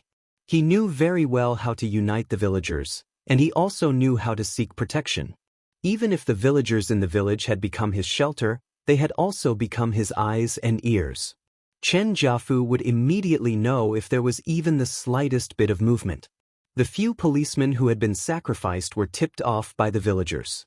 Li Yi had come up with a plan, and in less than half a day, they had been cruelly killed by them. Yi Qian, who was walking on a muddy path in the dark mountain village, followed closely behind a villager. Behind her were two middle-aged women from the village. They were supposed to be escorts. Li did not follow. She had already gone to look for Chen Jiafu. After climbing up a small slope, Yi Qian couldn't help but raise his head and look about 300 meters away from him. That was the direction Li Yi left in. A villager was holding a torchlight at the back, while she walked in front towards a 100-year-old maple tree that was lush with leaves that couldn't be concealed by the night. Chen Jiafu lived next to the 100-year-old maple tree. Yi Qian did not stop. He glanced at the villagers from the corner of his eyes and followed them. "Sister Li, where is she going?" After taking a few steps, Yi Qian deliberately stopped and asked. The two villagers at the back looked at each other. One of them, a middle-aged woman, replied, "She went to her husband's house. It's getting late. We'll send you there and still have to go home. Let's go." She did not want to say a single word to Yi Qian. She was on high alert. Yi Qian did not ask any more questions. If he did, it would arouse their disgust and alertness. Moreover, she only needed to know that the direction Li Yi was heading in was indeed where Chen Jiafu was. However, he still had to ask a few more people to confirm. But what she didn't expect was that Li Yi actually arranged for her to go to Fu Hui's house. Fu Hui was the only girl in the village who had attended high school. She was also the only girl in the village who had read a lot of books. If it wasn't for her report, the Guilin police wouldn't have been able to find out the origin of the Master Church and where the main crimes were committed. As for Fu Hui's parents, they looked honest. It was hard to imagine that their hands were stained with evil. The man and two women who were in charge of watching over Yi Qian pulled Fu Hui's parents to a dark corner and whispered, "Sister Li will be bringing him back to Yang in a few days. Keep a close eye on him and tell your daughter to be more alert." "Leave it to my family. Sister Li's business is our family's business." Fu Hui was extremely anxious. She pulled Yi Qian into her room. "Where did you come from? Why did he come here with Sister Li? Do you know where this is? What's your family's phone number? Hurry up and tell me." Chapter 1495. To see if a person was sincere to another person, the answer could be seen in his eyes. Without a doubt, Fu Hui's concern for Yi Qian was sincere. She was very, very concerned about Yi Qian, and was also very, very worried about her situation. The adults in front of them were still talking, and their eyes would occasionally look towards the house. After talking for a while, the three villagers who had escorted Yi Qian here left in the night. "Tell Fu Hui to keep a close eye on them. Big Sister Li has agreed. How can we get this done?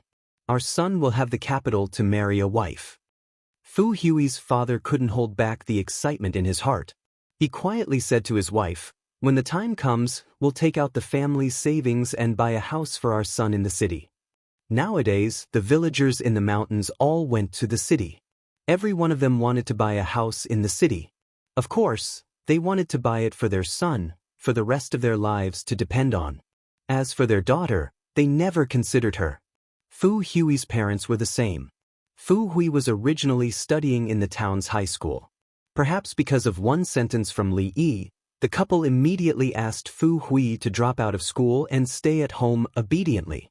Li Yi was afraid that Fu Hui, who was good at studying, would become wild after getting into university. She might even help outsiders to deal with the village, and she might even report the committee members. To prevent trouble before it happened, she used the reason of leaving her daughter at home to earn money for her son to marry a wife as an excuse to persuade Fu Hui's parents to let Fu Hui, who had good grades, drop out of school and return to the village. In the depths of Gilin Mountain, it was normal for girls to drop out of school. For a girl like Fu Hui who was good at studying to drop out of school, it was also normal. Therefore, Fu Hui's suspension of school didn't attract the attention of the teachers, nor did it attract the attention of the school. It was also because of this incident that Fu Hui, who had never been in the know, found out that her parents had committed a crime. After a week of internal struggle, Fu Hui used the excuse of going to school to get her textbooks as an excuse to report the incident in the village. However, the timing of her report was too coincidental. It just so happened that the Gilin police were investigating this incident. She was afraid that the police would be alerted to this incident, so she rashly acted before they had any evidence of the God's church and sacrificed her own brother. As the only student in the village who dared to stand up and fight against evil, Yi Qian greatly admired Fu Hui's courage. Although the girl in front of him wasn't beautiful, she had a kind heart and a pair of eyes filled with sincerity. Looking at her, who was so concerned about her and worried about her, Yi Jian felt a warm current flowing through her heart. She said softly, "Thank you for your concern. I'm fine." The sound of footsteps came from outside. It was Fu Hui's parents. Yi Jian, who didn't reveal her identity to Fu Hui, stood aside obediently. She was reserved in an unfamiliar environment and shy in front of strangers. Fu Hui's parents were already middle-aged. Their faces were covered with frost from hard work. The joints of their hands were large, which was also the result of years of hard work. Looking at them, Yi Jian's gaze was a little cold. Their ignorance had not only ruined this family, but also cost their daughter, Fu Hui's life. And their reason was so laughable. It was so that their son could marry a wife and buy a house in the city. Chapter 1496. Sacrificing their daughter for their son, did they ever regret it? Clearly, Fu Hui's parents never regretted it. They only had their son in their eyes. "Keep an eye on her. If she runs away, I'll break your legs." Fu Hui's father warned in a low voice. His eyes, which should have been simple and honest, had a cruel indifference. He cared about his own life and used other people's pain to fulfill his own wish. Fu Hui's mother looked at Yi Qian as if she was measuring the value of an object. She looked up and down, then up and down, back and forth. Suddenly, her eyes turned, and there was a flicker in her eyes. This girl was really not an ordinary good girl. Her eyes were big, her skin was white, and her mouth was small. She also had an aura about her. The girls in the village were not spirited, and her body was clean. One look and one could tell that she was a virgin. She pulled her husband, who was warning her daughter, and used her eyes to tell him to talk outside. Then she said to Fu Hui, "Keep an eye on her. If anything happens, your father will be angry." Women in the mountains did not have any thoughts of sovereignty. Their men had the final say in the family. Fu Hui did not know if the girl in her home could understand their native language. Seeing her parents helping a villain, she did not feel good. She tried to persuade her parents to turn back, but in return, she was beaten up. They even warned her that if she did not listen, they would sell her to Li Yi and use the money to buy a wife for her stupid brother. Seeing that her parents were so stubborn that they even said that they would sell her, Fu Hui, who had always been filial to her parents, was very sad. She also knew that the so-called God's church in the village was the evil cult that was reported in the news. Her parents had been brainwashed and could never go back to the past. "Tonight, when you sleep, don't take off your clothes. I'll take you out of our village. Don't ask why, just follow me." Fu Hui could not bear to see the girl in front of her fall into Li Yi's hands, but she could not say too much. She was afraid that the other party would be afraid, so she could only say a few words vaguely. Yi Qian already believed that the girl in front of him sincerely wanted to help him. His eyes were as bright as the stars and as bright as jade waves as he smiled at the girl and said softly, Hello Fu Hui, I am Yi Qian, the leader sent by the Noble Lin police. I am also here to protect your personal safety. Trust me Fu Hui. I will not let anything happen to me. At the same time, I will bring you out of the mountain village safely. Yi Qian spoke a little fast. He told Fu Hui what he needed to do urgently. I need your help now. Find the dead officers. Before he could finish his words, he saw Fu Hui's face turn pale, and fear appeared in her eyes. She quickly looked outside and said with trembling lips, "Why are you the only one who came in? No, it's too dangerous here. You can't stay." Fu Hui couldn't accept or believe that a girl who looked about the same age as her would protect her. The land that gave birth to her and raised her had changed. The once kind and simple neighbors had changed. They were selfish, cold, heartless, and violent. These were the neighbors now. Yi Jian raised her hand and gently patted the girl who had been tormented day and night. Trust me, Fu Hui. The fact that the police sent me here means that I have enough ability to deal with the difficulties you're facing now, which is also the difficulties we're facing now. Chapter 1497. Her voice was very soft, and there was no trace of panic when she spoke. There was only a visible calmness.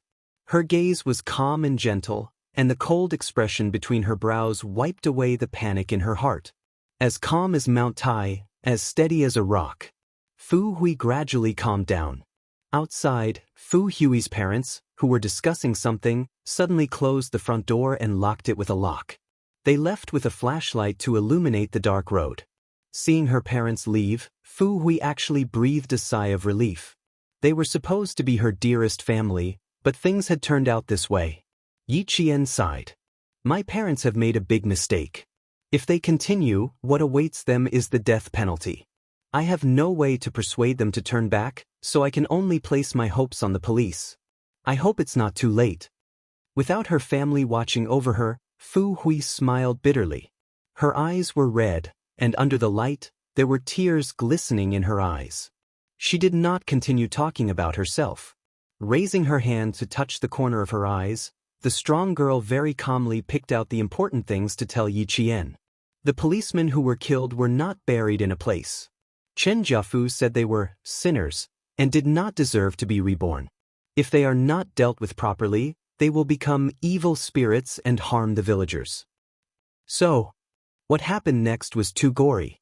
Fu Hui could not bear to say it even after thinking about it. Yi Qian gently closed his eyes to hide the anger in his eyes. Being cruelly dismembered, even if he had been on the battlefield, he could not say it out loud. Chen Jiafu is very cruel, but the villagers in our village have been brainwashed by him. They follow his orders and treat his words like an imperial edict. Actually, it should be said that it was the will of God, but Fu Hui could not say it out loud. She, who had been standing, spoke of Chen Jiafu with undisguised hatred in her eyes. If it were not for him, her parents might be a little petty, but they would definitely not walk down the path of crime. However, if her parents could really stick to their principles, Chen Jiafu could not do anything about it. In the end, it was all because of one thing: money.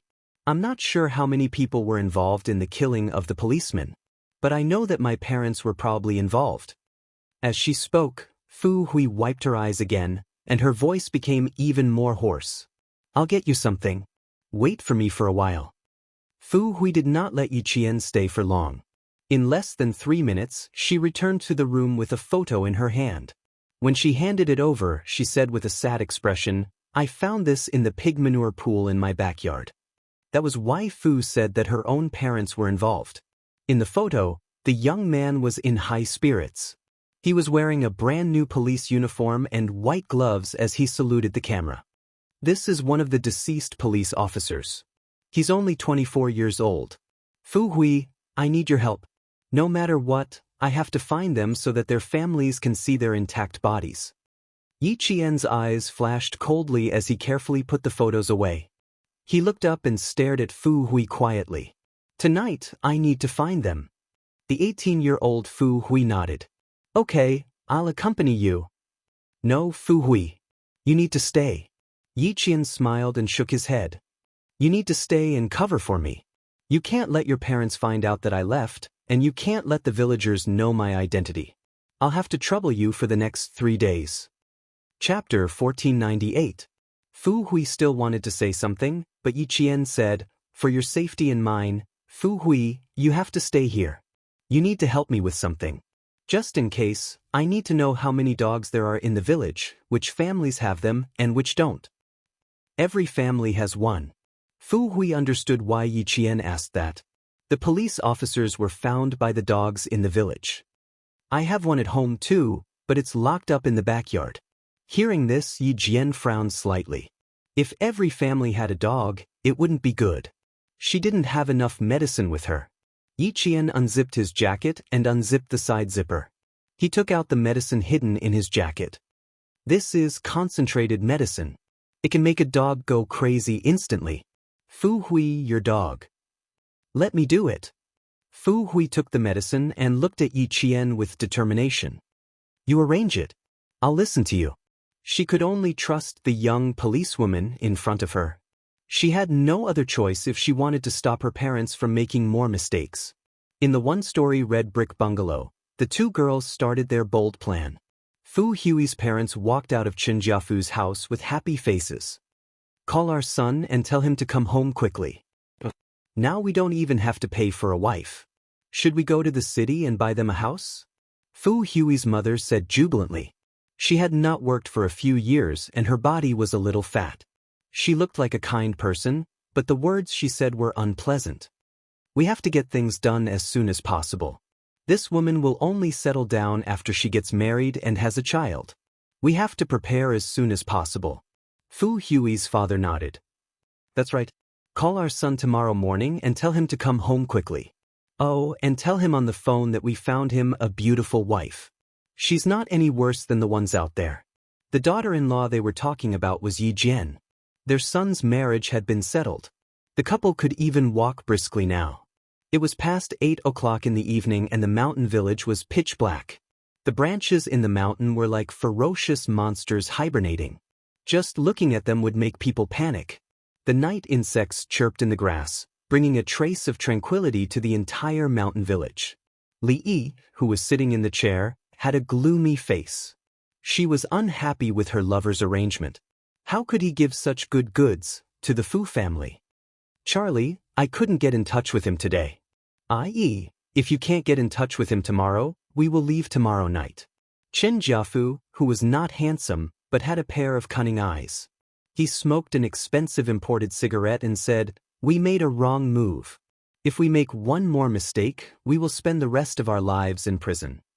When Li Yi heard this, she took out the documents from her bag and placed them on the table. In that case, the rumors outside are already very tense. "All right, I'll listen to you. I'll do whatever you say." "But what about Wang Gui? Have you thought of how to deal with her?" Chen Jiafu was really reluctant to deal with his mistress who had been with him for a year. However, it was not a matter of whether he was willing or not at this time. Wang Gui, who was horrified, looked at the young men who suddenly appeared in the house. Her chubby body kept shaking. "Brothers, I really don't know. I really picked up this mobile phone. If I told a lie, I will be struck by lightning." Wang Gui swore. She did not care about the consequences. She just wanted to get rid of this group of fierce men as soon as possible. Chapter 1499. Xia Jinyuan, who was wearing a baseball cap, was lazily sitting on the wooden sofa. His slender fingers kept playing with the dagger. Sometimes he would throw the dagger up and catch it, and sometimes he would use 2 fingers to hold the sharp dagger. Wang Gui could only see that the dagger, which was supposed to hurt people, was like a piece of paper in the young man's hands. It couldn't hurt him at all. "Don't make any vows. If I want to kill you now, I only need to lift my hand. Do you believe me or not?" According to the location tracking on the phone, Xia Jinyuan and his comrades went directly to Wang Gui's house. Faced with the suspect's denial, Xia Jinyuan, who used to be in the special forces, had plenty of ways to deal with it. As he spoke, the dagger in his hand flew directly towards Wang Gui's head. "Ah!" There was a scream that sounded like a pig being slaughtered in the room. K7 was a bit annoyed by the noise. After catching the dagger with his bare hands, he used the sharp dagger to cut off 2 pieces of cloth from his long t-shirt. He rubbed his hands together and used the cloth to cover his ears. Xia Jinyuan and the others were already used to this. K7 had always been a person who didn't care about trifles. Wang Gui, who was so frightened that she lost control of her body, trembled even more violently. Her face was completely pale. I'll talk, I'll tell you everything. Too scary, too scary. Who the hell are these people? When did I offend these people? Actually, Wang Gui already had some guesses in her heart, but she didn't dare to face them. Okay, no rush. Take your time. Xia Jinyuan, who was sitting elegantly, clapped his hands. There was even a trace of a smile on his elegant face as he slowly said, "If you can't explain clearly, then I'm sorry. Later, I'll aim and try to stab you in the head so that you won't have to suffer so much." It would have been better if he didn't say anything. Once he said it, Wang Gui trembled even more in fear. She didn't dare to make any vows anymore. She didn't dare to go back on her word. She just answered whatever the demons asked her. Every time she wanted to avoid the important points and dwell on the trivial points, the young man, who was exceptionally good-looking even when sitting, would glare at her, causing her back to break out in cold sweat. It was as if he already knew that she was going to lie. At first, they were just asking about her personal situation. Later, when they mentioned Shinjiafu, Wang Gui felt like her vision was going to turn black. It was here. The thing she was most afraid of had finally happened. These people were not evil. They were clearly the police. They were here to arrest him, Shinjiafu, and Li Yi. For the past few days, his eyelids had been twitching nonstop at night, but tonight, they stopped twitching. It turned out that this matter had already come knocking on his door. Wang Gui, who was trembling, cleared his throat and said with a trembling voice, "I've only joined the church for a year. Because I'm from the county and I have many friends, Shinjiafu gave me a sum of money and asked me to investigate some things in the county." Wang Gui was not as gullible as the villagers. He took Shinjiafu's words as an imperial edict. Now that he could not even protect himself, how could he help Shinjiafu get away with it? He told Shinjiafu everything he knew. "That's all I know. Shinjiafu won't tell me anything else. Even if you ask me again, I won't be able to say anything else." That was enough for Xia Jinyuan and the others. He turned off the recording pen and stood up from the sofa. Standing at 189 meters tall, his height made people feel oppressed. Wang Gui lowered her head and did not dare to move. Chapter 1500. Hand her over to the Guilin police. Xia Jinyuan's words immediately extinguished the last trace of hope in Wang Gui's heart. She thought that everything would be fine as long as she confessed. Ignoring her fear, she raised her head and cried, "I've already told you everything. What else do you want? You arrested me, but this is all I know. Didn't you say that if I confess, I'll be lenient? If I resist, you'll be strict? I've already confessed, so why are you still taking me away?" Although she was smart, she was also ignorant. She had violated our country's laws, but she thought that as long as she confessed and apologized, she would be safe. Inform the Guilin police to arrest all the criminals that Wang Gui confessed. Cut off all communications between the main culprits and the outside world. After Wang Gui was taken away, her grocery store temporarily became the base of the Snowfield Brigade. Xia Jinyuan turned on the satellite map and pointed at a spot. His handsome face was as cold as water. Shinjiafu's hiding place is here. It's surrounded by mountains, so transportation is inconvenient. The Guilin police will control all the provincial roads and stations in the county. We'll drive to the mountain village tonight to meet up with Yi Qian. At the same time, we'll control all the villagers in the mountain village to prevent a riot. According to Wang Gui's confession, all the villagers in the mountain village where Shinjiafu was hiding had been brainwashed. If they only arrested Shinjiafu, all the villagers would revolt.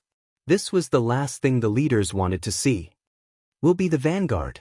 Pigeon and the rest will be the support. Yi Qian will be the spy. At the same time, we'll protect the witness, Fu Hui. Brother, this battle is a little special. We have to be vigilant. Don't let the bullets go off accidentally. The people in this battle were all citizens of the country. They had to be careful to avoid leaving behind any evidence that would lead to criticism. Bai He nodded. We can fight, but we can't kill. We can't use guns. That's basically it. When carrying out a mission in the country, especially when it involved the citizens as soldiers, they had to bear more pressure than when they were fighting overseas. Even if they were facing criminals, they couldn't point their guns at them casually. This was a restraint for soldiers, and also a country's responsibility for the lives of its citizens. The lights in the grocery store went off.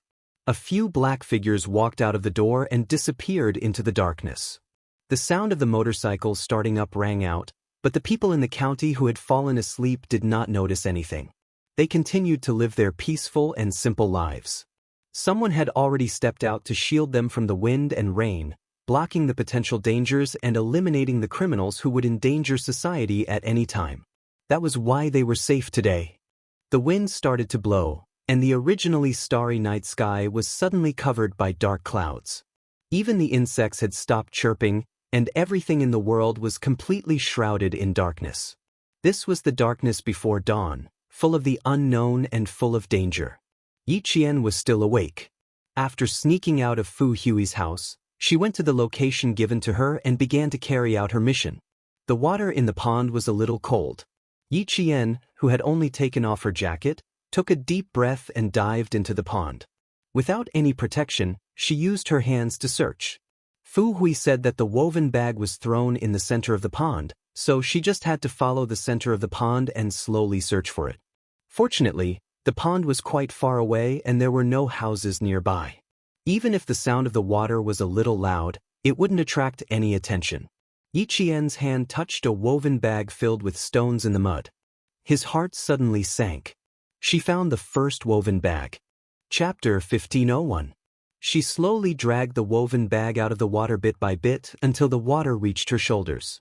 Yi Jian had a dagger for self-defense. She cut the tightly woven rope and took out one stone after another until there were no more stones in the bag. She picked up the woven bag with her hands and walked to the shore with a solemn and cold expression. Yi Qian carefully put down the woven bag. She stood up straight and saluted the woven bag. Please wait for 2 more days. I, Yi Qian, swear in the name of a soldier that I will take you away and send you to your family. Yi Qian stood at attention and saluted. Alone in the dark, she swore to the fallen policeman that she had found the torso of one of the policemen. It was not over yet. She still had to pass by one more place. Fu Hui had provided a total of 8 locations. That meant that the fallen policemen were buried in 8 different locations under Chen Jiafu's instructions. Yi Qian needed to find 4 locations tonight and another 4 tomorrow night until she had found all of them. 2 of the burial locations were in the villagers' vegetable gardens. Yi Qian did not plan to find them tonight. Instead, she went to a location far away from the houses and used her fastest speed to find the policeman who had died fighting for justice. At 3 in the morning, the director received a call from the head of the Snowfield Brigade's operation team, Xia Jinyuan.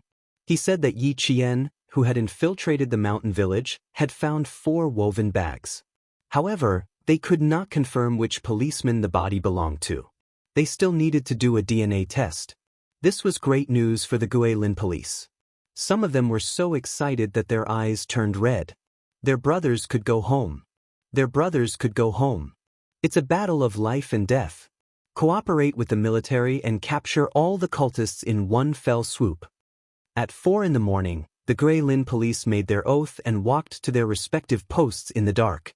The entire Guilin police force was locked down because of the news from Yi Qian. All entrances and exits were strictly checked. Some people were taken away at night. Some were even taken away in their sleep. In Yuyang, the police raided Golden Bath. The so-called technicians, masseuses, waitresses, and even the waitresses who were busy in the kitchen were all taken away by the police. Golden Bath was in chaos. Some people wanted to secretly contact the police with their phones, but they found that their phones had no signal. The phone lines had been cut off and they could not contact the outside world. No signal, no signal, my phone has no signal. Mine too. Mine too. What do we do? What do we do? How do we inform Sister Li? Those who were not taken away immediately were still discussing in secret. They had no way of contacting the outside world. Li Yi, who was far away in the mountain village, did not receive any news. She was still sleeping soundly on the shoulder of her lover, Chinjiafu. Bye. 5 minutes later, they came out of the woods and walked into the thick fog with hurried but steady footsteps. The mountain was foggy. Yi Qian, who had hidden the 4 woven bags, also came out of the woods. Hearing the dogs barking in the village, she quickly went to Fu Hui's house. It was almost dawn. She had to hurry back. Chapter 1502. Fu Hui was extremely anxious. She didn't sleep the whole night and stayed in the same position on the bed, afraid that she would miss the signal if she moved. Time ticked by, and it was already 5:30 p.m. Her parents, who usually woke up early, were probably already up and dressed. Why isn't she back yet? Why isn't she back yet? Did something happen to her? You must protect her. Fu Hui, who was nestled under the blanket, clasped her hands together and said softly. Her face was full of anxiety. Her parents had already woken up so that they could call their son early. Fu Hui's heart was in her throat when she heard footsteps through the door. She poked her head out of the blanket and was about to look outside when a dark shadow suddenly loomed over her. Do you have any clothes? I need a change of clothes. Yi Qian, who was dripping wet, stood by the bed and smiled at Fu Hui. I'm sorry to have made you worry. Yi Qian could see the worry in the young girl's eyes as she looked at him through the faint morning light shining in through the window. Just as he changed his clothes, there was a heavy knock on the door. It was Fu Hui's mother. Yi Qian opened the door and said unhappily, Auntie, what are you doing? I'm not awake yet. Fu Hui was scared out of her wits and was trembling under the blanket. She had no choice but to open the door. Eat breakfast. Fu Hui's mother didn't speak Mandarin, so she said those 3 words very seriously. She looked meaningfully at the slim and elegant girl and nodded in satisfaction in front of Yi Qian. She was worthy of her son. She was worthy of him. Yi Qian frowned slightly. He closed the door and turned to face Fu Hui. Your mother looked at me strangely just now. Can you ask her what's going on during breakfast? Fu Hui didn't even need to ask. Her parents told her the reason. Your parents want me to be your daughter-in-law? This reason made Yi Qian's expression turn cold. After a while, she smiled faintly. That's quite interesting. Where is your brother now? If they kept her as their daughter-in-law, they would regret it. Fu Hui's eyes were filled with tears. She raised her head and did not want to let the tears flow out. I also think it's very interesting. For my brother, my parents are really... It was said that children should not talk about their father's mistakes, but what about her parents? They had made too big of a mistake. She sniffled fiercely and took a deep breath before continuing, they're heartless. Don't be sad. You're doing very well, Fu Hui. Yi Qian, who had never taken the initiative to hug someone, hugged the girl whose heart had been broken by her parents. In a gentle and calm voice, he said, you need a new environment. The path you take is different from theirs. Everything will get better. Don't be too pessimistic. Such a kind and righteous girl, she would have a good ending. Li didn't appear until noon. Seeing the 2 girls sitting on each side with at least 3 meters between them and sunbathing in boredom, the smile on her face relaxed a lot. Sister, I'm so sorry. I've been busy until now to have time.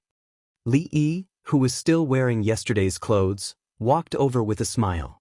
Sister Li wants to apologize to you. I'm afraid I can't take you hunting in the mountains today. We'll have to wait until tomorrow. Yi Qian seemed to have just woken up. She struggled to open her eyes and blinked again. It was as if she finally saw who it was. She said weakly, Sister Li, I think I have a cold. Tomorrow is fine. I want to sleep. Chapter 1503. Yi Qian's words really touched Li Yi's heart. Hearing this, she immediately waved for Fu Hui, who was sitting far away, to come over. Fu Hui, this is an important guest that I brought over. She's also an important guest of your family.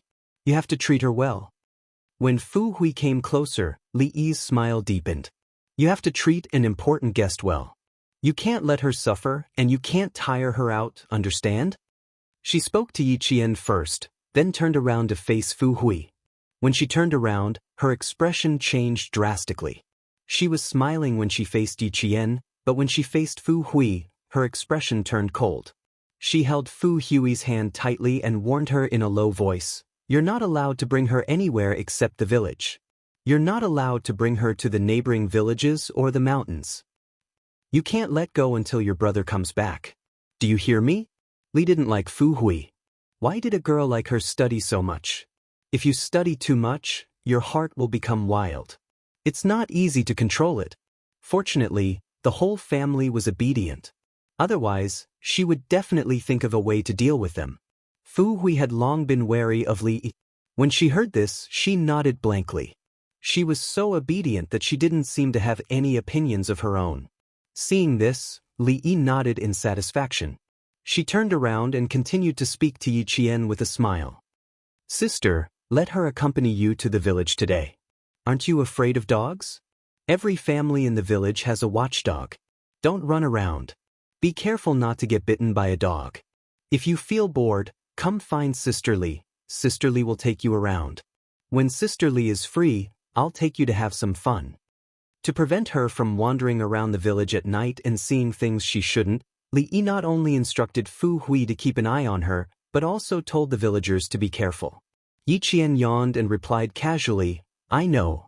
Also, Sister Li, do you have a phone in the village? I want to call home. Similarly, Yi Qian knew how to confuse the enemy. In a poor place like my husband's, he can't even earn much money in a year. How can he afford to install a phone? Let's stay here for 3 days. We'll contact you when we go to the county. However, Li, who wanted to see if they were still there, didn't want to continue the conversation. She didn't want to talk about the phone. Once she left with Chen Jiafu, anything in the village would have nothing to do with her. However, at this moment, she really regretted bringing him back. Fortunately, there was someone to take over. Otherwise, it would really be a burden. She was afraid that Yi Jian would cling to her in order to contact her family. Li, who originally only wanted to chat for a while, had to stay for a while. She only left when Fu Hui's parents came back. Chapter 1504. Seeing that her parents were so stubborn, Fu Hui stood there in a daze, as if she had lost her soul. Even though she was standing under the sun, her body was shrouded in despair, as if she could not see the future. She was gray and had lost the smile that she should have at her age. Evil cults had existed since ancient times, and all of them were the leaders of deification. The main god's church was not the first evil cult, nor would it be the last, but it would never be allowed to develop and endanger society. Yi Qian looked at Li's back as she left, and his hands slowly clenched into fists. Just you wait, your days are numbered. The 30 or so families in the small mountain village lived on the mountain and were not grouped together. Other than the 6 families near Qinjiafu, the rest were all individual households. How many siblings does Qinjiafu have? Who are the closest to him? Who are the people who often appear at his house?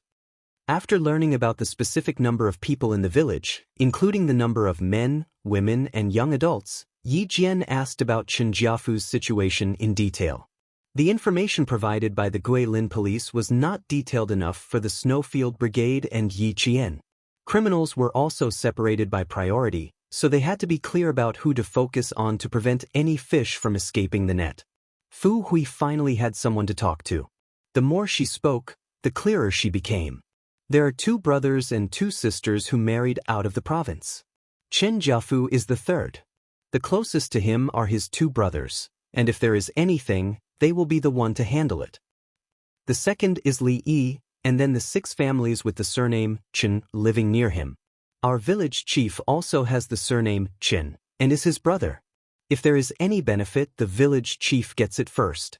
The 2 of them talked as they walked. Yi Qian was on high alert and immediately stopped the conversation as soon as someone approached. After reminding Fu Hui twice, she knew there was surprise in her eyes. She did not feel that there were villagers following behind her, but Yi Qian immediately noticed when they were at least 5 or 6 meters away. You're amazing, how did you know there were people following behind us? Fu Hui, who was relieved, blinked and looked at Yi Qian with sparkling eyes. You knew from so far away. Yi Qian smiled and said, we usually train, so we'll know immediately if someone is following us. They're not professional stalkers, so they'll be able to detect us from a distance. This caused Fu Hui to exclaim in admiration. Then your daily training must be very tough. You must be the best police officer in the police station. If not, she would not have let her enter the village alone. Thinking of this, Fu Hui felt a lot more at ease. Yi Qian could already see the 100-year-old maple tree in the village. It was autumn, and the maple trees had turned yellow. The quaint and tranquil scenery made Yi Qian stop in his tracks. It was such a beautiful scene, but it was a pity that it would not be long before the villagers living on this land would not be able to see it again. Only with effort can you reap the rewards. Just like the trials you are going through now, you will be able to face them calmly in the future. There was only one main path in the village, and one could walk the entire village by following it. Yi Qian, who was comforting others, did not walk blindly, but had a goal in mind. Every time he walked to a place, Yi Qian would draw a map of the terrain and landforms in his mind.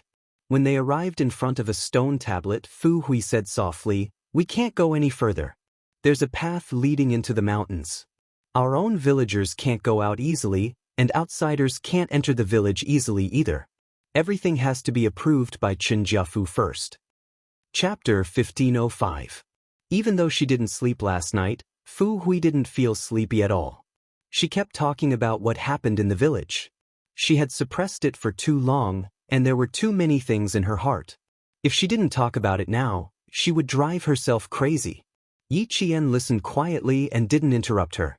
She knew that this strong girl needed to vent, just like herself in her previous life, when she was forced into a corner and desperately needed someone to help her. When you entered the village last night, did you see the 2 single-story houses at the entrance? That's the home of Chen Jiafu's 2 brothers. They're guarding the entrance and will inform the whole village if anything happens. They raised 4 wolf dogs and left the feeding of them to the whole village because Chen Jiafu said that these 4 wolf dogs are the guardians of the village. It's funny, isn't it? The dogs have become gods, yet they still accept the worship of the villagers. Fu Hui, who had spoken her mind, gradually felt less depressed. She was very relaxed in front of Yi Qian, as if she had found a close friend. She could speak her mind without fear of others knowing. Yi Qian raised her hand and gently wiped the tears from the corners of Fu Hui's eyes. Evil cults always hurt the innocent. They lead villagers who were originally kind but didn't understand the law to the wrong path and become tools in Chen Jiafu's hands. From this, it can be seen that our country's laws in remote mountainous areas are not comprehensive enough. As a country that rules by law, it is imperative that we spread the law. Yi Qian never knew how to comfort others, but her words always had the miraculous effect of calming people's hearts. With just a few words, Fu Hui's emotions gradually stabilized. With that, Yi Qian changed the topic. When she entered the village last night, she did see the 2 single-story houses at the entrance, but she didn't hear any dogs barking. Fu Hui let out a breath and pursed her lips. Yi Qian asked, "Do you know when the 4 wolf dogs are active?" It was better to avoid dealing with wolf dogs, especially when there were 4 of them. They'll be locked up during the day and released at around 7 at night. They're not chained up, and there are people in the village who have been bitten by them.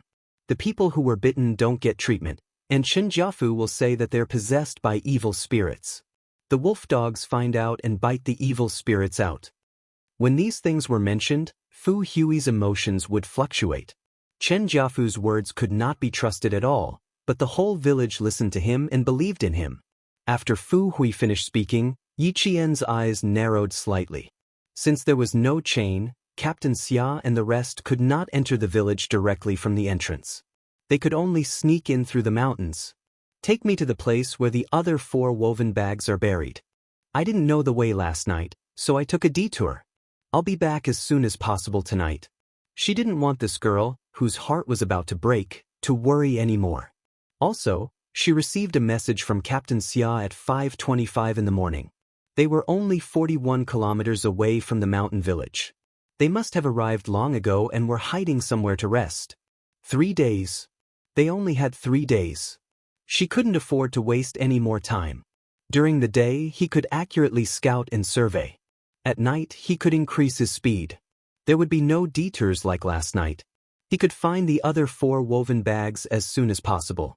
On the second night in the mountain village, Yi Qian groped her way out of Fu Hui's house at 11 o'clock in the morning. When she came back, her body was wet again. Her main task was completed. After sending out the specific location of all the woven bags, Yiqian held her phone and waited quietly for Xia Jinyuan and the rest to send good news. At 5 o'clock in the morning, she received 2 words on her phone, "You're all right." After waiting for an hour, Yiqian finally closed her eyes and fell asleep peacefully. Chapter 1506. In order to successfully retrieve all 8 woven bags, Xia Jinyuan and his team stayed in the forest for an entire day. When the bags were handed to them, even the Special Forces soldiers who were used to seeing life and death had tears in their eyes. Pack them up and seal them properly to prevent any odor from leaking out. Put on the combat uniforms in the backpacks and bury them in plain clothes. Carry the bodies of the police officers on your backs. After Xia Jinyuan finished giving his instructions, he took the lead in changing his clothes. According to the military, the Snowfield Brigade's top priority was to bring back all the police officers so that they could rest in peace. They carried their comrades who fought for justice on their backs without a trace of fear in their hearts. Several police officers had died in the hot weather, and their limbs had turned into white bones. As a forensic doctor, K7 was unable to identify which bones belonged to whom at the scene. He could only temporarily put the bones into their backpacks according to the order of the woven bags. "Have a safe journey, brother." "Brother, I'll take you home. We'll have to work hard for another 12 hours. The 3 of them took out the bones one by one. Their expressions were as solemn as Yiqian's. They even put the bones into their backpacks respectfully. K7's fingers touched a broken bone. His thin and handsome face was extremely tense. It was chopped with a blunt axe and sawed with a steel saw. "This is a skull. It was once hammered with a heavy object." Xia Jinyuan stood up. His cold eyes shone with a cold light. He looked at the mountain village where smoke was rising from. "Tonight, we can have a good meeting with them." The sun rose, and the sunlight dispersed the fog in the forest. Xia Jinyuan and his team hid their traces and returned to the tree again, quietly waiting for the arrival of the Guilin police. Yiqian, who had just started the day, finished the most important task and did not have many scruples. However, she still asked Fu Hui to bring her around the village. The villagers received instructions from Li Yi and saw that the unfamiliar girl was always accompanied by Fu Hui, so they were not as vigilant as they were yesterday. Fu Hui was very responsible. This girl with a quiet personality would not ask too many questions. She quietly did everything well. Yiqian liked her personality very much. She had her own opinions, principles, and justice in her heart. Yiqian realized that 2 villagers had been following her for a long time. When she deliberately mentioned that she wanted to take a look at the 100-year-old maple field in the village, she saw from the corner of her eyes that the 2 villagers were following her. Her expression tensed up, and one of the villagers quickly turned and left, heading towards the village entrance. When they were still a short distance away from the big maple tree, Fu Hui was blocked by a few villagers. They stopped Fu Hui from bringing strangers over to take a look. "I can't go any further. I haven't even become your sister-in-law yet. Be careful that the committee member doesn't get angry. You went there for a whole day yesterday. Why are you still going there today? Why don't your parents do something about it? Quick, take her home. Don't let her near the door of the committee member's house." Chen Jiafu was their faith, and they would not allow anyone to destroy their faith. Looking at the weathered faces and thinking about the few police officers who had sacrificed themselves, Yiqian, who was usually cold, felt his heart tremble. She could not understand how they could kill people so cruelly for their so-called faith. In the end, they followed the orders of the ringleader and cruelly dismembered people. On the other side, the villager who had turned and left earlier came back with 2 middle-aged men. They looked extremely serious as they walked to Fu Hui and whispered to her. Yiqian looked indifferently at the 2 middle-aged men who had just arrived. When her gaze landed on their waists, she felt a wave of sadness in her heart. Chapter 1507. It was noon, and the sun was shining brightly. Yiqian covered his eyes with his hands to hide the coldness in his eyes. One of the middle-aged men had a dirt-stained belt around his waist. This belt didn't belong to him at all. It belonged to one of the police officers who had sacrificed himself. Now, the murderer who had killed them had actually taken it in such a blatant manner. Fu Hui was a quiet person. When the villagers asked her a few questions, she would answer them. Soon, she brought Yi Qian away. That's Chen Jiafu's brother. He asked me to bring you home. You're not allowed to wander around the village anymore. Fu Hui walked over and said nervously, "Let's go home now. I'll bring you out later." They had indeed been walking for a long time. It was already 11:30 in the afternoon. Yi Qian looked up at the two middle-aged men blocking their way. His eyes swept over the man with the belt. Is the man with the belt Chen Jiafu's brother? It's him. Don't look. Let's go. Fu Hui was very scared. Even her fingers were trembling. Hurry up. You'll be in danger if he has his eyes on you. Before they reached Fu Hui's house, they saw a few villagers standing outside chatting about something. When they saw her, they immediately stopped chatting and looked at her. Don't worry about them. Just follow me. Fu Hui was now protecting Yi Qian. She felt that she had a responsibility to protect the young policewoman who had saved her. Yi Qian did not tell her her real identity, so Fu Hui had always thought that she was a policewoman. The aroma of food wafted through the air. K7, who was squatting in the forest, ate some hardtack and drank some spring water from the mountains. It was a simple lunch. There are a lot of dogs. There are 4 wolfhounds at the entrance of the village. Xia Jinyuan's voice came from the wireless earpiece. It was cold like spring water. There are a total of 34 households. Every household has a dog. If we don't take them down, they'll be exposed. How impressive! He actually called for every household to have a dog. It was not easy for Little Fox to find 4 woven bags by herself last night. He was holding hardtack in her right hand and binoculars in her left. She whispered, "How's Yi Qian doing? When are you going to release the medicine?" He had observed for less than half an hour and had already seen 6 native dogs running over the ridge of the field. If he did not solve some of them, it was bound to bring some difficulties to the operation. Xia Jinyuan lowered his head to check the text messages on his phone. The corners of his mouth curled up slightly. It has already started. There will be news in the evening. Pigeon and the others have already met up with the Guilin police. Bai He, send him our coordinates. One after another, Xia Jinyuan replied quickly, "Everything is ready. We will look for the faraway woven bags. You are responsible for finding the woven bags buried in the vegetable garden. Okay, let's move at 8 p.m. I'll be responsible for diverting their attention." Yi Qian immediately replied after receiving his reply. Ming Yan's delicate face was tense, and there was a hint of hostility between her eyebrows. Chen Jiafu is the main culprit. His brother was involved in the murder of the police officers. Li Yi is the main culprit. Focus on the 4 big fish. After the first message was sent, Yi Qian immediately wrote another message. The firepower is temporarily unknown. After investigation, no weapons were found. We suspect that the weapons provided by foreign countries are false information. We can't rule out the possibility that the 3 Chen brothers and Li have guns and ammunition for self-defense. Seeing this message, Xia Jinyuan's eyes narrowed. False information? Chapter 1508. This was a little thought-provoking. Little Fox would not send such a message for no reason. Did she find out something? The news was provided by the Guilin police. Little Fox said it was fake news. Could it be that the main culprit, Chen Jiafu, was bluffing? Xia Jinyuan was still staring at the message when Yi Qian sent a second message. Investigate Charlie again. I suspect he has other motives. Yi Jian, who was sitting in Fu Hui's house, stared at Chen Jiafu and Chen Jiafu who had just arrived. During the day, when she saw them, she felt that she had seen them somewhere before, but she was sure that she had never seen them in this life. It was only when Chen Jiafu's younger brother, who was wearing a black jacket and had his hair combed, walked in that Yi Qian finally remembered where she had seen them before. She had not seen them in this life. She had seen them in her previous life. Their photos had appeared on a Western country's website and they had openly challenged the country's authority. They had even said that they were being persecuted by the country and had no choice but to leave the country. They had also mentioned that the villagers had been treated inhumanely because they were dissatisfied with the government's arrangements.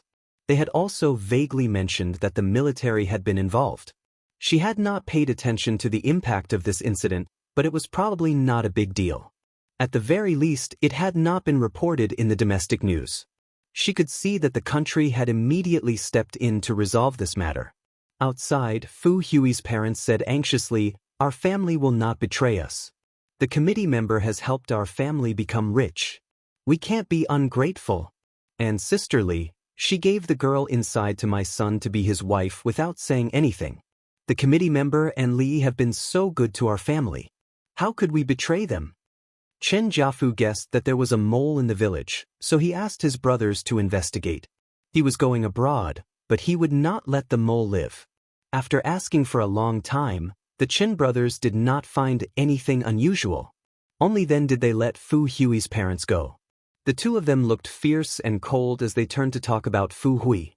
Outsiders are not allowed to wander around the village. From tomorrow onwards, you and your sister-in-law will stay at home. You are not allowed to go anywhere. Do you understand? The sister-in-law they were referring to was Yi Qian. Fu Hui's heart was in a panic, but she was still calm. She didn't say anything and just nodded meekly. When the Chen brothers saw that the whole family was behaving themselves, they did not ask any more questions. However, when they saw that Yi Qian had not come out, they were still worried. They said, "Call him out and have a look. Quick, call your sister-in-law out." When Fu Hui's mother heard that the matter was over, she heaved a sigh of relief in her heart. Her family relied on the great committee member to live a good life. In the future, their life would be better and better. How could she betray him? Yi Qian put down his chopsticks and walked out.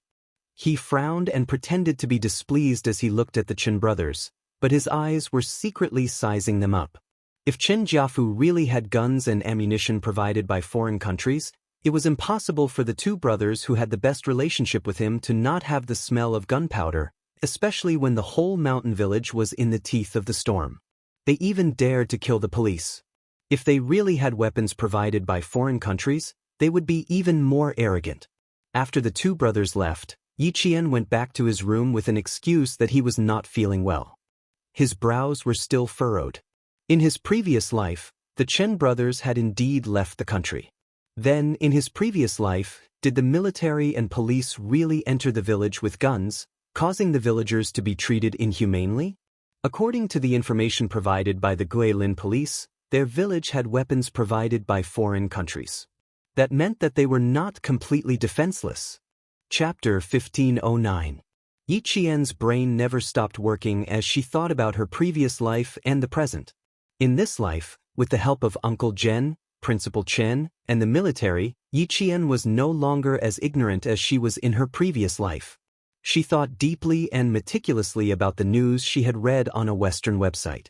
Their country was holding a grand celebration that attracted the attention of the world. All the major foreign media outlets were reporting on the celebration.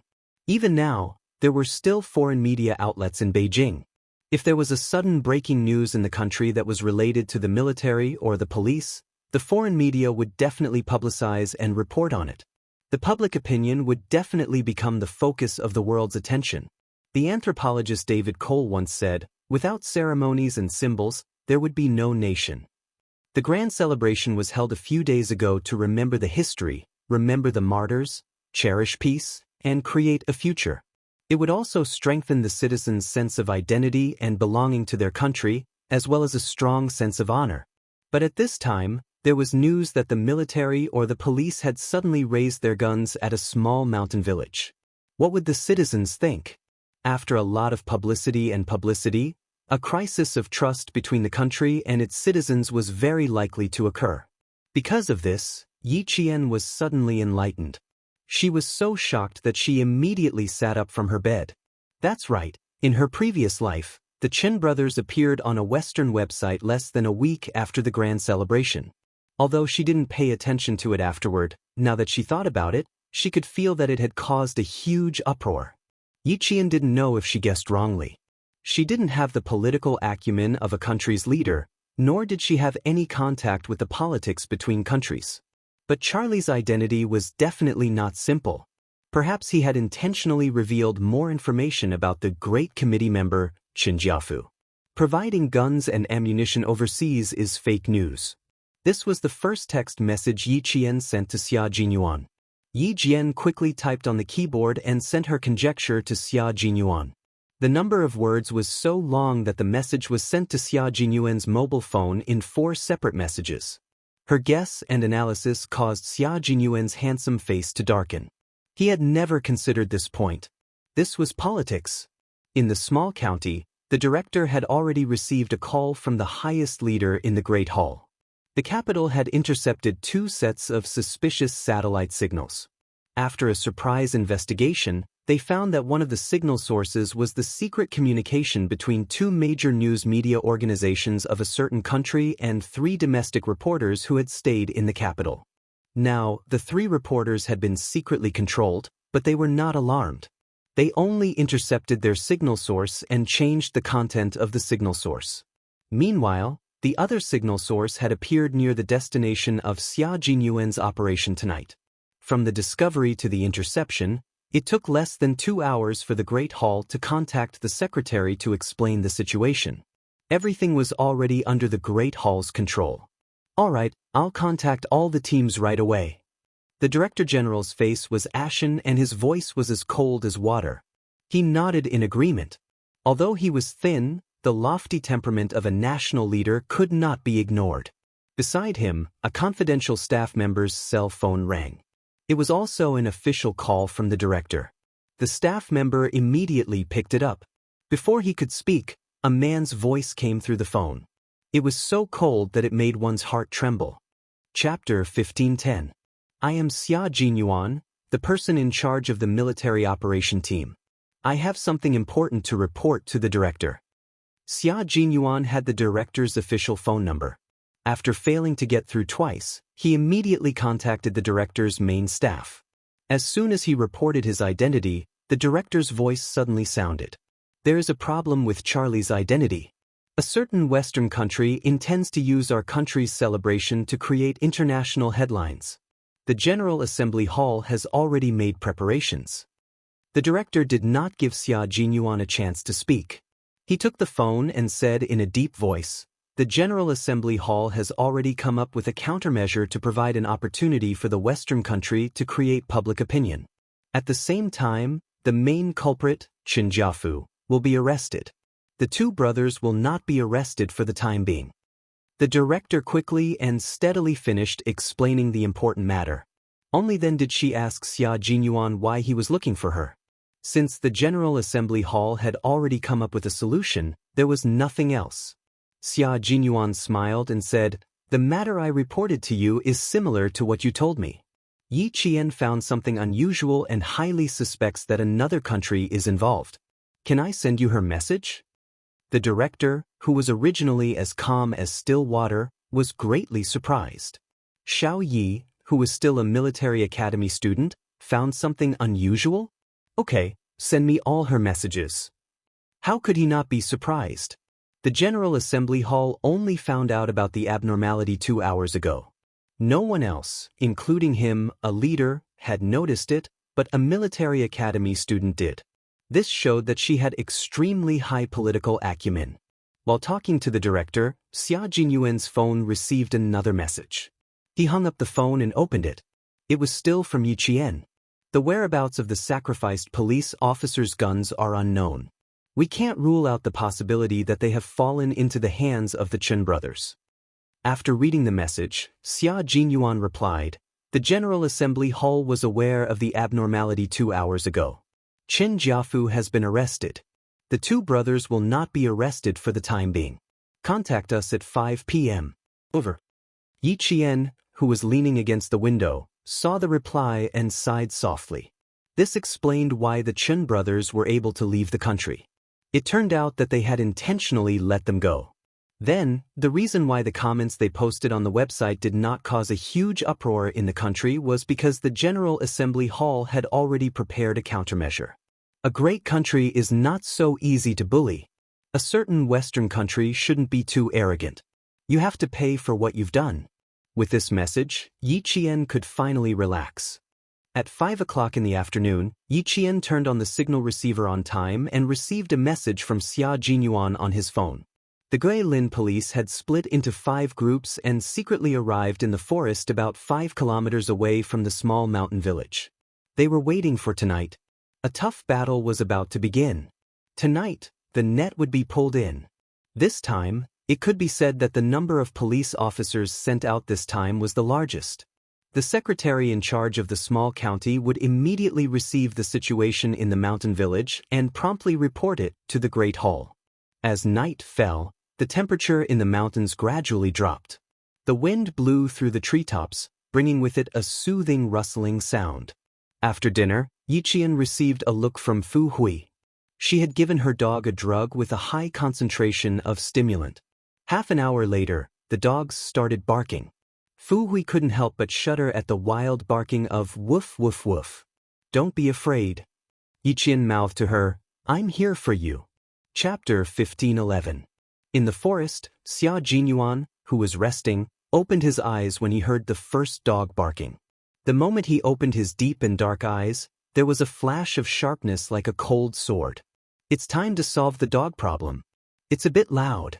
All the dogs in the village must have gone crazy. He, who was lying on the tree, picked up the binoculars and took a look. He pressed on the wireless headset and whispered, "We can take action now." Putting on night vision goggles, several figures rushed out of the dense forest and disappeared into the night like ghosts. The dog raised by Fu Hui's family suddenly went crazy, and the barking caused all the other dogs in the village to echo, breaking the silence in the mountain village. Li Yi, who was on the phone, felt her heart skip a beat. She put down the phone and walked out quickly. "What happened? Did you send someone out to check?" she asked the villager who had a telephone. "Our dog suddenly ran out." "Sister Li, could it be that the police who are possessed by evil spirits are coming again?" The one who spoke was a village woman in her early 40s. She was holding the believer's handbook of the God's Church in her hand and looked flustered. "Great counselor, we have to ask him to come forward. We can't let evil spirits destroy our village." Li Yi knew about Qinjiafu's situation the best. She knew that the so-called evil spirits didn't exist at all. Because she knew that they didn't exist, she was a little flustered. It just so happened that she couldn't contact the staff she trusted. Listening to the dog barking one after another, she was so flustered that her eyelids began to twitch. She didn't call again but left immediately. She didn't even turn on the flashlight. She walked quickly in the dark towards Qinjiafu's house. A dazzling light suddenly shot from behind the 100-year-old maple tree in front of her. Li Yi was so shocked that she subconsciously turned around and wanted to run away. "Sister Li!" Someone called her and hurriedly ran towards her. "Sister Li, why are all the dogs in the village barking? Fu Hui's parents said that evil spirits are coming. Why is your village so weird? Just looking at it makes me feel uneasy." It was the voice of the girl from the city whom she had tricked. Li Yi, whose heartstrings were extremely tight, breathed a sigh of relief. She only felt that her knees were weak. She was frightened and asked in a bad tone, "Why did you come out in the middle of the night? You almost gave me a heart attack." Ian also had a look of panic on his face, as if he had been frightened as well. He couldn't even speak properly. "Dogs, all of them are dogs. It's too scary. Li Yi, I want to go home. I want to go home." She had to hold Li Yi back. At the same time, she had to drag her to Fu Hui's house and tie her up. Fu Hui's parents were tied up tightly by Yi Qian. Their hands and feet were tied, and a towel was stuffed into their mouths to prevent them from screaming. Li Yi, who was being pestered, didn't know what was going on. She was anxious to go back to find Qinjiafu, but Yi Qian grabbed her arm. She was flustered and couldn't break free. She angrily accompanied Yi Qian back to Fu Hui's house. "If you know you're afraid of dogs, then why did you come out? Sister, I'm telling you, don't run around tonight. Sister Li is also afraid of the dark, so she won't come over to accompany you in the middle of the night." Li Yi, who was in a hurry, stepped into Fu Hui's house. Her heels were still outside, so she was caught off guard by Yi Qian and fell to the ground. As soon as she fell to the ground, Li Yi reacted. However, no matter how fast she reacted, she couldn't be faster than Yi Qian. She could only make an ugh sound.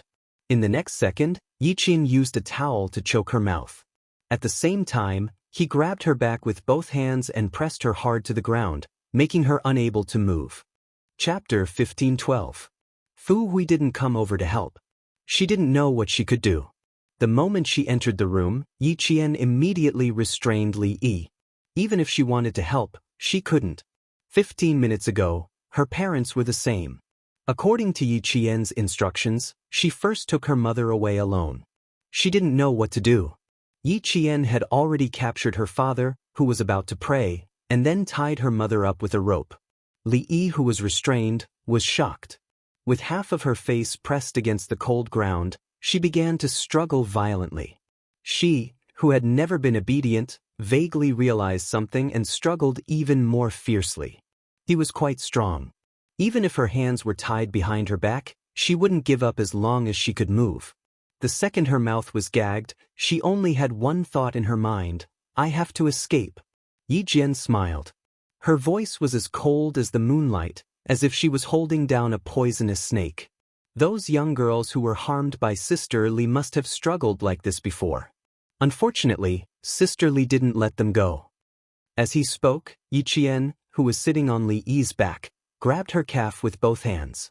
With just one movement, Li Yi's expression changed drastically. Horror hit her like a stormy sea, and her body trembled violently. Sister Li is really strong.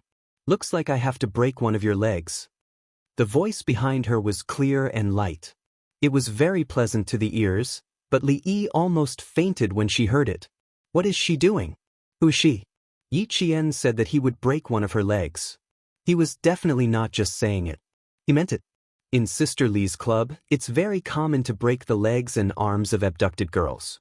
Sister Li must have seen a lot, so you're not afraid anymore. I just don't know if Sister Li has experienced it before. There's no time like the present. Tonight, Sister Li, you should have a taste of what it's like to have your arms and legs broken. No, no, no. How could Li Yi want to have a taste like that? She shook her head frantically. The fear in her eyes was not fake. Ooh. Li Yi, who was really afraid of having her arms and legs broken, whimpered. She didn't want to have a taste at all. She didn't want to have a taste at all. Fu Hui, right, there's still Fu Hui. Li Yi, who was so scared that her face turned pale, tried her best to raise her head and look for Fu Hui, who was still there just now. Only she could save her. Elder Sister Li is a famous person in Yuyang City. Why is she afraid of a broken arm and leg? I thought Sister Li wasn't afraid. Otherwise, why would she always play this trick on those girls? Yi Qian did not intend to let her off easily. With Xia Jinyuan and the others outside, as well as the Guilin police, she had enough time to play with Li Yi. Let's play with Li Yi, who killed countless abducted girls. With a cold expression on his face, Yi Qian gripped her calf tightly and twisted it bit by bit like a screw. Li Yi, who had just started, couldn't bear it anymore and let out a muffled scream. Li Yi, who did not see Fu Hui, was in so much pain that her entire body tensed up. She kept struggling in her throat. Who was this girl that he had abducted on his way back to the village? She would rather believe that she came back to take revenge on behalf of her kidnapped sister. What was the truth? The truth was something she didn't dare to think too deeply about. Even if she only thought about it, she was so scared that her heart trembled. Ever since she killed those policemen, her heart had not felt at ease for a single day. That night, when she suddenly heard Wang Gui ask if something had happened, her heart skipped a beat. It was not that she didn't suspect this girl, but in the end she still let her greed get the upper hand. After testing her a few times, she thought that there was nothing wrong. Chapter 15:13. It was a big problem. It was a pity that she would never have the chance to regret it. For example, if she had thought about it just now, she would have noticed that something was wrong. However, because she couldn't get through to the club's phone and heard the dogs barking in the village, she panicked and didn't think too much about it. She was obviously afraid of dogs, so why would she appear behind the maple tree? She even knew that she had already come out and directly called her Sister Li when she walked out. Just now, she really only needed to think about it a little and she could have escaped. It was too late. It was too late to know now. That big Sister Li was a death sentence and could easily take her life. However, She really didn't expect that such a young girl would be a police officer. She even dared to sneak into the village alone. Wasn't she afraid that she would end up like the other police officers in front of her? Li Yi, whose facial features were distorted from the pain, was already in tears. It was better to give her a quick death than to torture her so slowly now. Don't worry, Sister Li. We've just started. Wouldn't it be too boring to finish it all at once? Look, I haven't even used the methods you used on those girls. Yi Qian said softly.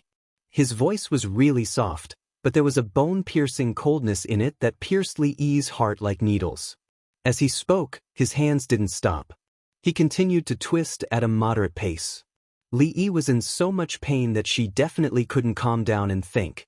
Beside her, Fu Hui saw Li Yi's miserable state and felt an indescribable joy in her heart.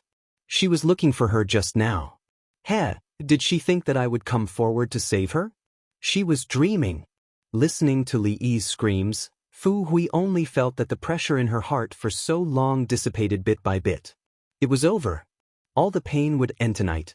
After tonight, would this mountain village, where she was born and raised, become an uninhabited village? Fu Hui slowly leaned against the wall and lowered her head heavily. Drops of water fell from her eyes. She cried. She cried for this mountain village and for her home. But she did not regret it. If the sin was not destroyed, more families would be hurt, and more families would experience the pain of separation. The loudest scream was heard. Fu Hui was so shocked that she jerked her head up to look. She saw Li Yi, who used to be insufferably arrogant, with her hair disheveled and her body in a sorry state. Her right leg was strangely twisted. Yi Qian had really broken her leg. Fu Hui laughed. It was not a silent laugh, but a hearty laugh. Li, you also have this day, you also have this day. How did you break my classmate's legs? Today, I'll let you have a taste of your own medicine. Li Yi, who was in so much pain that she was about to faint, could no longer hear Fu Hui's laughter. She collapsed like a dead fish and allowed Yi Qian to tie her legs. Pain, it was too painful. It was so painful that she wished she could just die. Even if she didn't want to accept the truth, she had no choice but to do so. Even if she didn't believe that the girl in front of her was a police officer, she had to accept. The city girl who had been abducted was a police officer. It was really funny. She had always thought that she had successfully lured Yi Qian, but in fact, she had directly jumped into someone else's trap and was feeling complacent. Li didn't struggle. It was too painful. It was so painful that she didn't have the strength to struggle. When her hands and feet were all tied up, Li Yi knew that she had lost because of her carelessness. She had lost completely. If she didn't escape tonight, it would be equivalent to losing her entire life. Chapter 1514. No, she couldn't lose. If she lost, she would lose everything. She had to find a way to escape. There had to be a way to escape. Li Yi, whose face was distorted from the pain, began to plan in her heart. She had to leave. In order to leave, she had to endure the pain. Stay at home and turn off the lights. Don't let anyone in. Yi Qian finished his work and didn't even look at Li Yi. His body was slightly heavy as he reminded Fu Hui, "Remember, Fu Hui. Don't let anyone in. Don't go near your parents." When they captured her parents just now, there was obvious reluctance in her eyes. This was a very normal emotion. Her parents were captured right in front of her, so there would be some emotional fluctuations in her heart. Fu Hui wiped away her tears and didn't look at Li Yi. She nodded gently and replied solemnly, "Don't worry, I'll guard the house well. You have to be careful. Don't get bitten by the dogs." Although her hands and feet were bound and she couldn't speak, Li Yi, who could hear, understood who Chen Jiafu suspected of being the mole. She didn't expect it to be Fu Hui, who they had never suspected. Fu Hui was introverted, taciturn, and didn't have much of a presence in the village. All day long, one would be pecked by the goose. It was his own carelessness and overconfidence. But now wasn't the time to settle the score. She had to escape first, and then she would settle the score with this little bish. She thought she had treated her family well, but she was betrayed. It was hard to swallow the anger in her heart. She couldn't just sit and wait for death. As long as Yi Qian left, she had to negotiate with the little bitch and persuade her to let her go. Also, this little bitch was in the room just now, but she didn't come to help her. Good. Wait. When she escaped, the first person she couldn't forgive would be the little bitch. Li Yi, whose eyes were full of hatred, glared fiercely at Fu Hui. Little bitch. When she came back from school, she should have cut her tongue out. Li Yi, if you do evil, you will die. Don't blame others. You can only blame yourself. Fu Hui spoke. The hatred in her eyes was no less than Li Yi's. Even her voice was full of hatred. In order to satisfy your greed, you sacrificed my whole family. Li Yi, do you think I don't hate you? I have to thank you for taking a leave of absence for me. Otherwise, I would still be in the dark. She usually did not speak, but when she opened her mouth, her voice was filled with sharp hatred. Li could not help but tremble. Would this little bitch kill him? My classmate, a girl who loved to talk, laugh, and dance. After she was coaxed out by you, she never came back. Everyone thought that you sponsored her to study abroad, but in fact, Fu Hui's emotions fluctuated greatly. She walked in front of Li Yi, and the light in her eyes was like a knife. She almost wanted to kill the other party. Actually, you crippled her legs for not giving in and locked her in the basement. He even told the people around him that he was raising a dog to vent when he was in a bad mood. Li, you're really amazing. You can even raise people like dogs. If I can, I really want to raise you like a dog. Fu Hui almost used all of her strength to coax him out. Yi Qian, who was about to leave, suddenly raised his head when he heard this. His gaze instantly turned towards Li. Treating people like dogs, Li Yi, you're so arrogant. This matter was not in the information that the Noble Kingdom's police investigated. Li Yi's shoulders trembled from the roar. These things were actually known. Then could she still use Fu Hui, this little bitch, to escape? It seemed impossible. Chapter 1515. At 36 years old, Li Yi, who had always dressed fashionably, seemed to have aged 10 years in an instant. Her face was ashen. Realizing that she had no hope of escaping, Li Yi, who had fallen to the ground, raised her head and stared at Fu Hui. She mumbled, "If you have the guts, kill me. Kill me. If you kill me, none of you will be able to escape. Heaven's net has a long arm, but nothing escapes. People like you will be punished by the law. So why do we have to do it? I'm afraid of dirtying my hands." Yi Qian's gaze swept over like cold water and he said, "Ignore her. Calm your emotions. Think about what you were thinking at that time. Stick to your principles and don't be easily swayed by your emotions." He was worried that Fu Hui would be too emotional and make a mistake in principle at a critical moment, which would cause her to break the law. Fu Hui, who had screamed out all her pain, wiped her tears and nodded heavily as she panted slightly to show that she understood and would not do anything that would harm herself. Yi Qian could not help but smile at her nod. This girl was very resilient and principled. As long as she agreed to something, she would definitely not disappoint. She glanced at Li Yi with a faint smile. Her eyes were clear, as if she had seen through her thoughts. She wanted to drag a few people down with her before she died. What a whimsical idea. Yi Qian led Li Yi to Fu Hui's house, and Xia Jinyuan and the other two sneaked into the village. They needed to first control the surrounding individual villagers and tear open an opening for the Guilin police to enter the village. At the entrance of the village, Pigeon and T6 found the bungalow built by the Qin Jiafu brothers. They had to deal with the 4 wolf heads first. The whole process was very short. When Yi Qian finished dealing with Li Yi and came out, the barking of the dogs in the village gradually subsided. The flashing flashlights also went out one by one, and the village gradually quieted down again. "Just drag them away," someone said softly. At the same time, he was carrying a villager who had fainted. "Leave them all to the police. We won't interfere." It was Xia Jinyuan's voice. The white crane nodded. Like a ferocious beast, it picked up a villager in its hands and walked briskly over the fields overgrown with weeds. It brought the man and quickly handed him over to the Guilin police. The Guilin police had already surrounded the mountain village. They were only waiting for the main culprit, Qin Jiafu, to be arrested. Then, they would immediately break in and arrest all the villagers. With a clear goal in mind, Yiqian once again touched the century-old maple tree.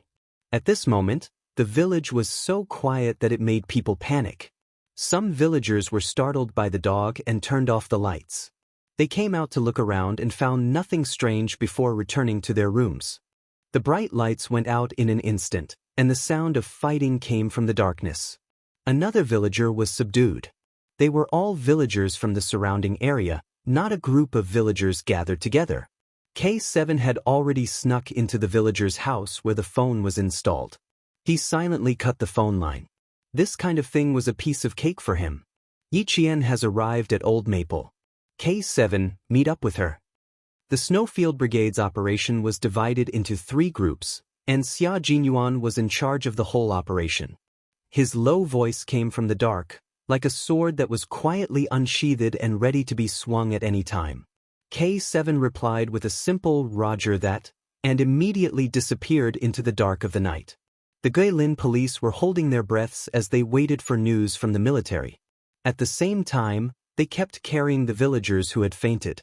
After carrying more than 10 of them back, one of the police officers asked the captain beside him with sweat on his forehead, "Captain, who did the military send to help us?" Chapter 15:16. It was too scary, there wasn't a single sound along the way. "I'm not too sure, I heard it was a soldier from a special force." The captain with the Type 92 pistol in his hand stared at the front where he couldn't see anything clearly. He was waiting for the police to bring back the remains of his fallen brothers. The military special forces put the remains of their brothers into their backpacks and met with another action team. They solemnly handed over their backpacks and then let the police brothers bring back their brothers. The souls of heroes returned to their hometown, resting in their hometown. In a cave about 5 kilometers away from the small village, a few figures stood up and walked around from time to time. These were 4 Western faces, all from a newspaper in a Western country. "God, I don't want to wait any longer. It's too cold here, I've had enough." A woman said impatiently, "No, I don't want to wait any longer, I want to wait any longer, it's still the same." She picked up the backpack by her feet, turned on the flashlight used for walking at night, and insisted on going over. A Western man with a beard blocked her and unhappily reprimanded, "Mary, calm down. You're a reporter, don't you have any patience?" "No, I'm very patient, but you see, oh, I can't wait any longer because we've already waited for 3 days. Damn it, if I knew, I would have stayed in the capital and not followed you to a mountain with no people." The female reporter Mary didn't get any valuable news, her patience had already run out, she didn't want to wait any longer. Damn it, they said that there would be military and police people killing civilians with guns. Oh God, how could she be so naive to believe it? This was a country that strictly controlled guns and ammunition, a country that absolutely didn't allow military and police to point guns at civilians. How could she believe it? Mary's personality was quite stubborn. When she said she wanted to leave, the other 3 people couldn't stop her. She came out of the cave and stepped on the withered grass, rushing to the foot of the mountain alone. She wasn't afraid of getting lost, nor was she afraid of encountering any ferocious beasts. Mary walked very fast towards the direction she came from 3 days ago. She had no intention of stopping. Damn it. Calling her was definitely a wrong decision. A man picked up his backpack. "We have to catch up with her. There's still no news after 3 days. I don't think there will be any news." Gunshots couldn't be heard from a distance of 5 kilometers, but if one walked to the top of the mountain, they would definitely hear gunshots coming from the bottom of the mountain. Bang, bang, bang. 3 consecutive gunshots rang out, causing the 4 Western reporters to become alert. Mary immediately exclaimed, "Oh my God, I think I heard gunshots." It was indeed the sound of gunfire. Chen Jiafu's brothers were shooting randomly as they fled towards the mountains. The village was in chaos. A large number of police officers entered the village. They could be seen entering and exiting every household. The villagers of every household had their hands behind their backs and were detained by the police. The villagers who were arrested all cursed loudly. The younger and stronger ones were still fighting with the police in the house, trying to escape, but to no avail. Even if they ran to the door, they were blocked by the police who were guarding outside. "Put the handcuffs on and behave yourself." Take them all away. All promotional materials will be destroyed. Chapter 1517. Although the village was in chaos, it was only the sound of people talking. But when Qin Jiafu's two brothers fled up the mountain, the villagers in the small mountain village were shocked by their continuous gunfire. A few middle-aged men happened to climb over the wall, and when they heard the gunshots, they were so frightened that they fell off the wall. If they had not heard gunshots before, they would not have been so scared. It was precisely because they had heard gunshots and witnessed the power of bullets with their own eyes that they were scared. Before he could regain his footing, he was pressed to the ground by the police, who shouted, "Don't move." His voice was intimidating, like thunder exploding above his head. He didn't dare to move and obediently allowed himself to be arrested. "I won't run anymore, I won't run anymore. I'll come down, I'll come down." When a villager who had fled to the roof heard the gunshots, his knees went weak. He was no longer as vigorous and bold as before. He sat down on the blue tiles and did not dare to move for a long time. When the police officers climbed up, he did not resist and obediently allowed himself to be arrested. Gunshots. Those were gunshots just now. Since the police had already brought their guns over, why were they still running? No matter how fast they ran, could they be faster than bullets? One of the police officers who had been killed some time ago had run so fast, but in the end, he was still hit by a bullet. Recalling the fate of being hit by a bullet, the villagers who still wanted to escape became obedient. Gather all of them and escort them to custody. Handcuff their hands and feet. The brigade leader in charge of the entire operation gave the order. The entire small mountain village was brightly lit, and there were even high-powered searchlights shining down from the top of the mountain like a small sun, illuminating the entire mountain village like it was daytime.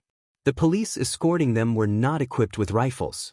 They only had handguns for self-defense, and they only had 2 live rounds. In fact, they were all Type 84 pistols with blank cartridges. They would only raise their guns and fire in self-defense if they encountered extremely vicious villagers who were carrying dangerous items. They're really coming over. 3 men and a woman, a total of 4 people. They're sneaking around and I can tell they're up to no good. Based on the trajectory of the signal source and the other party's walking path, the T6 combatant, who was secretly following them, pressed down on his earpiece and whispered, "They're fully equipped with camera equipment. Should we do some damage?" When no one answered him for a long time, the T6 combatant chuckled to himself and did not say anything else. "Then let's do some damage." He didn't reply because he didn't have much time. The pigeons and cranes surrounded Qin Jiafu, and Xia Jinyuan, K7, and Yi Qian purposely forced Qin Jiafu's brother and brother to run into the mountains. The Great Hall had given the order to let the Chen brothers go, so they had to think of a way to make them think that they had really escaped. There are still 2 pistols missing. All teams, please do your best to search. The village police officer's voice was deep and filled with anger as he shouted, "Find him even if you have to dig 3 feet into the ground." The 2 missing pistols were the guns of the deceased police officers. They were all live ammunition. If they were leaked into society, the consequences would be unimaginable. Yi Qian, who was already equipped with an earpiece, took out a dagger and dug out a bullet that had been shot into a tree. The bullet was still a little hot. Other than the smell of gunpowder, there was also the smell of burnt trees. He put the bullets he dug out from the tree trunk into his pocket and whispered, found that the suspects fired a Type 84 handgun bullet. It matches the bullets of the handgun that the deceased police officer lost. The 2 suspects each have a Type 84 handgun. They can go, but they have to leave the guns behind.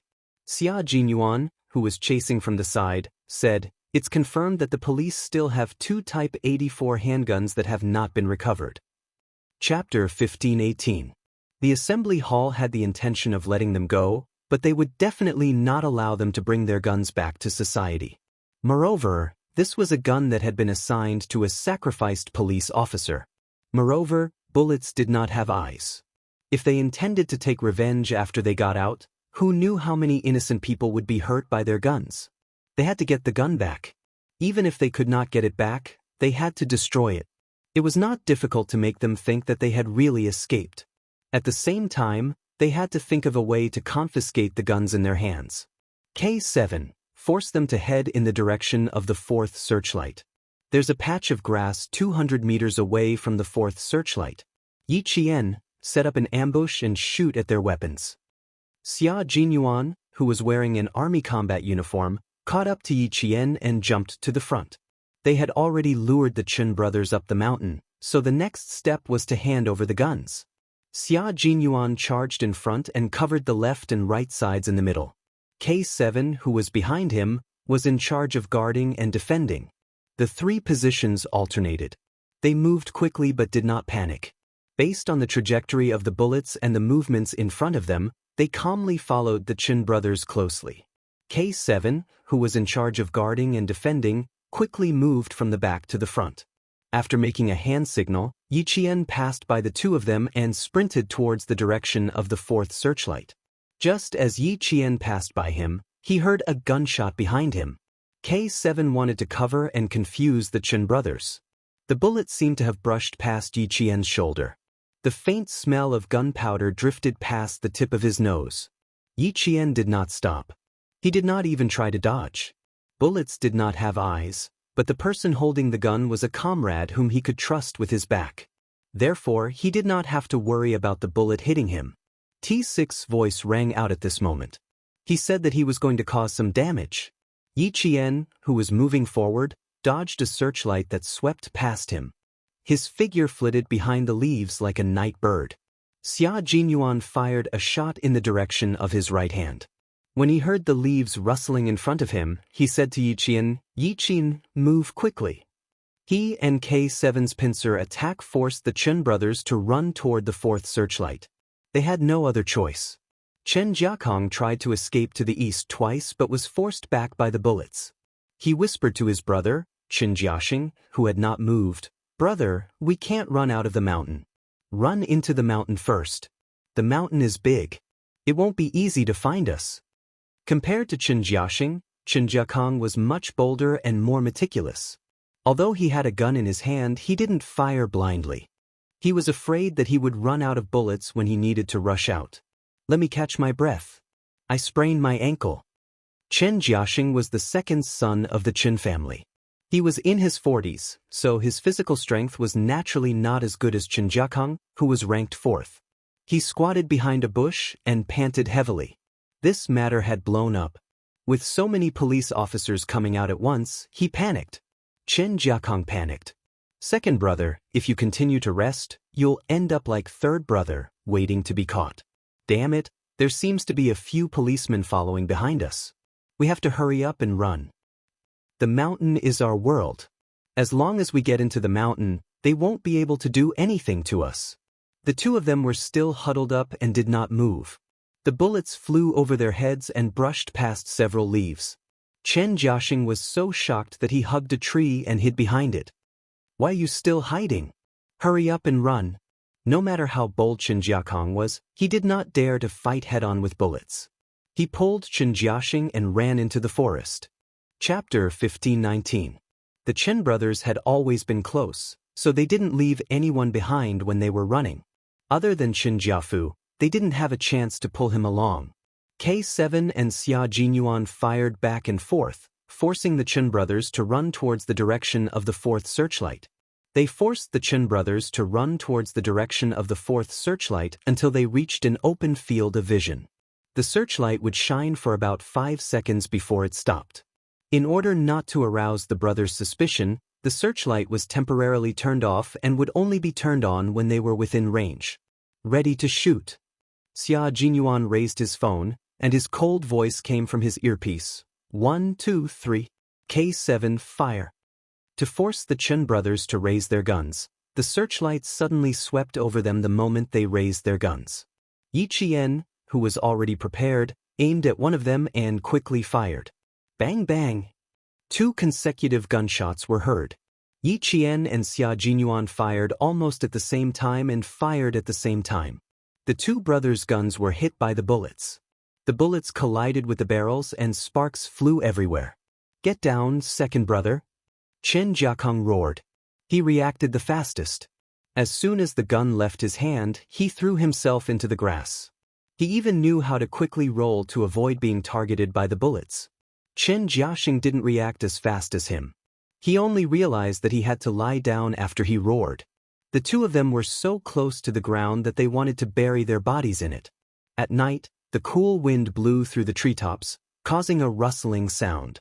The wind carried with it faint smoke as it blew past their noses and disappeared without a trace. Time seemed to pass very slowly. Chen Jiakong didn't know how long he had been lying on the ground. When he quietly moved his legs, it felt like hours had passed. Fifth brother, it seems like there's no movement. Chen Jiaxing's trembling voice came from the grass. Did they all leave? Chen Jiakong didn't reply. It was shown on TV that it was best to lie down longer after the bullets were fired so that the enemy would think that they had run far away. Moving his numb legs, Chen Jiakong quietly raised his head and looked around cautiously. It seemed like they all left. Second brother, let's go. Without further ado, Chen Jiakong immediately stood up and ran into the mountains. The two figures disappeared from sight. Xia Jinyuan hugged the tree with both hands and slid down. T6, it's your turn. They've already run into the mountains. Find a way to lure the 3 men and 1 woman to the Chen brothers. Okay, give me half an hour, T6 replied.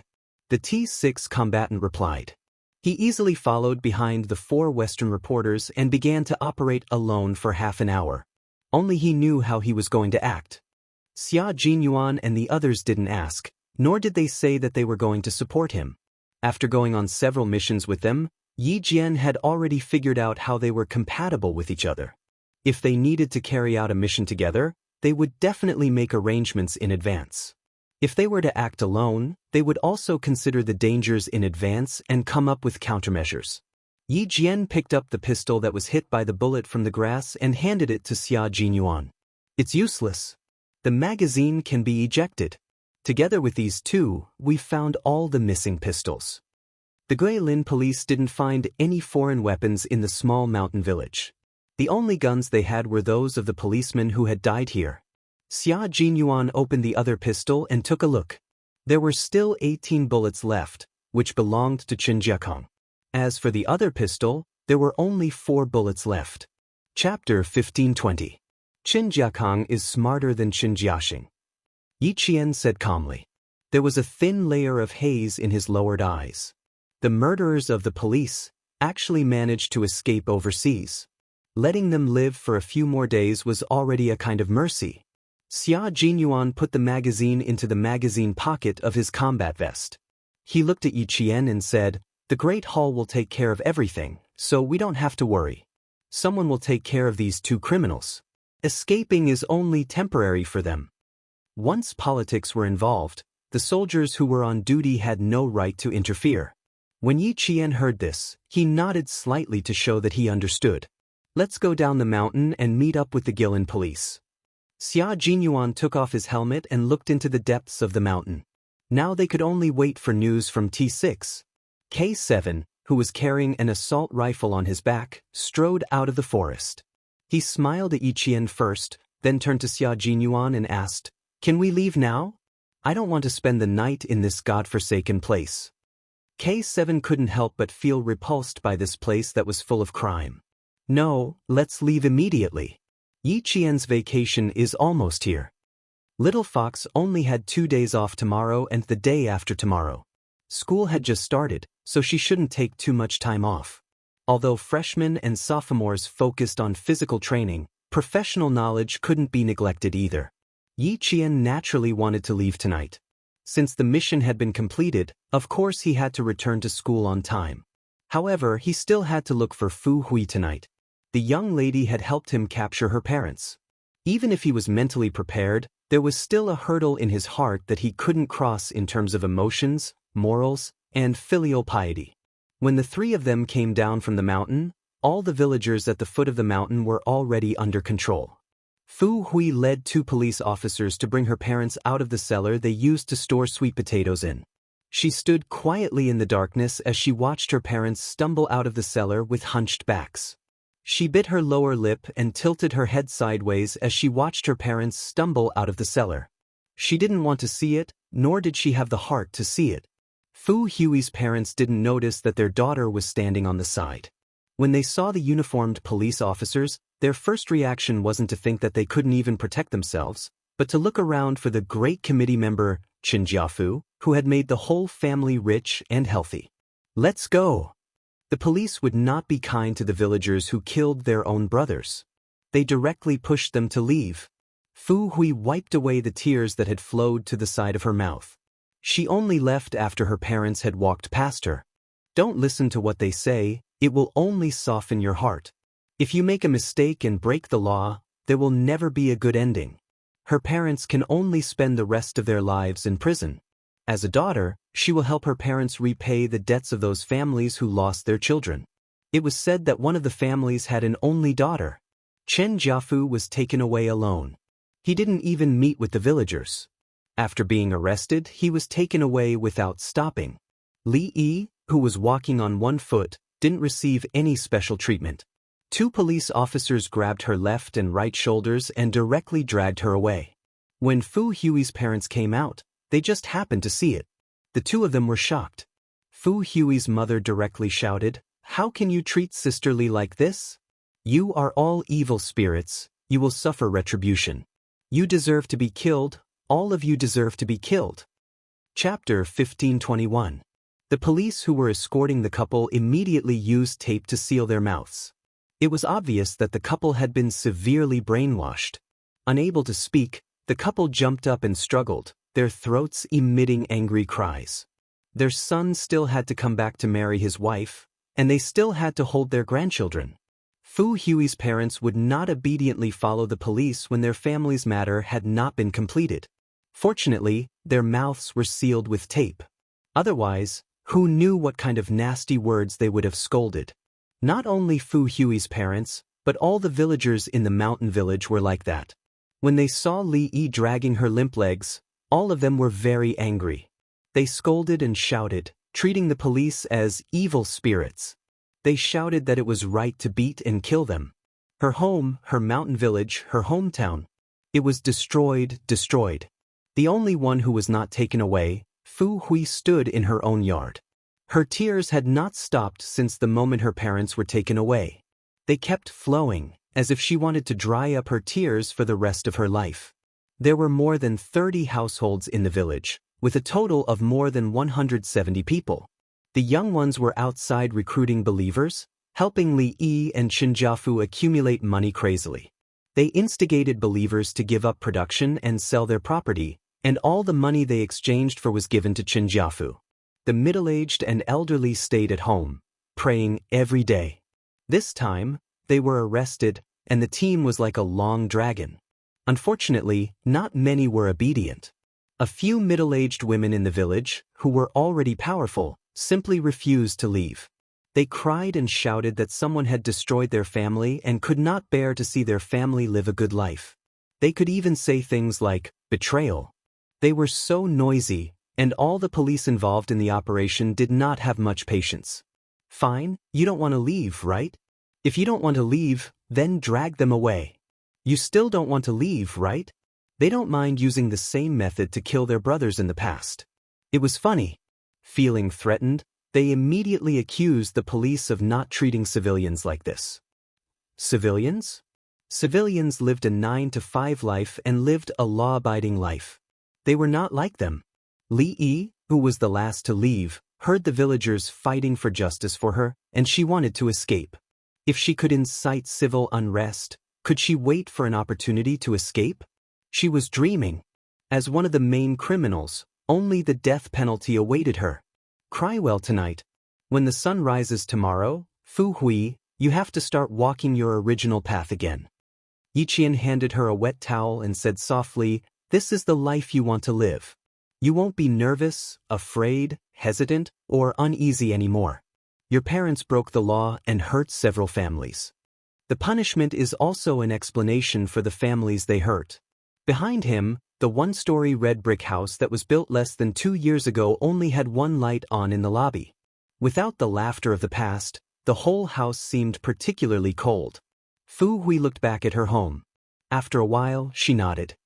"I still have a lot of things to do. I have to pull myself together. Thank you, Yiqian. Thank you for helping me." "No, We should be the ones thanking you. Yiqian gazed deeply at the strong girl. There are still countless families who would like to thank you.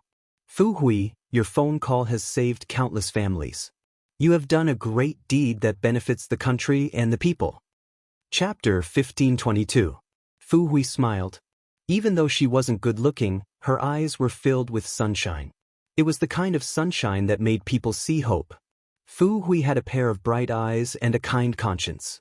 A girl like her was really, really beautiful. I'll send you off with the Guilin police.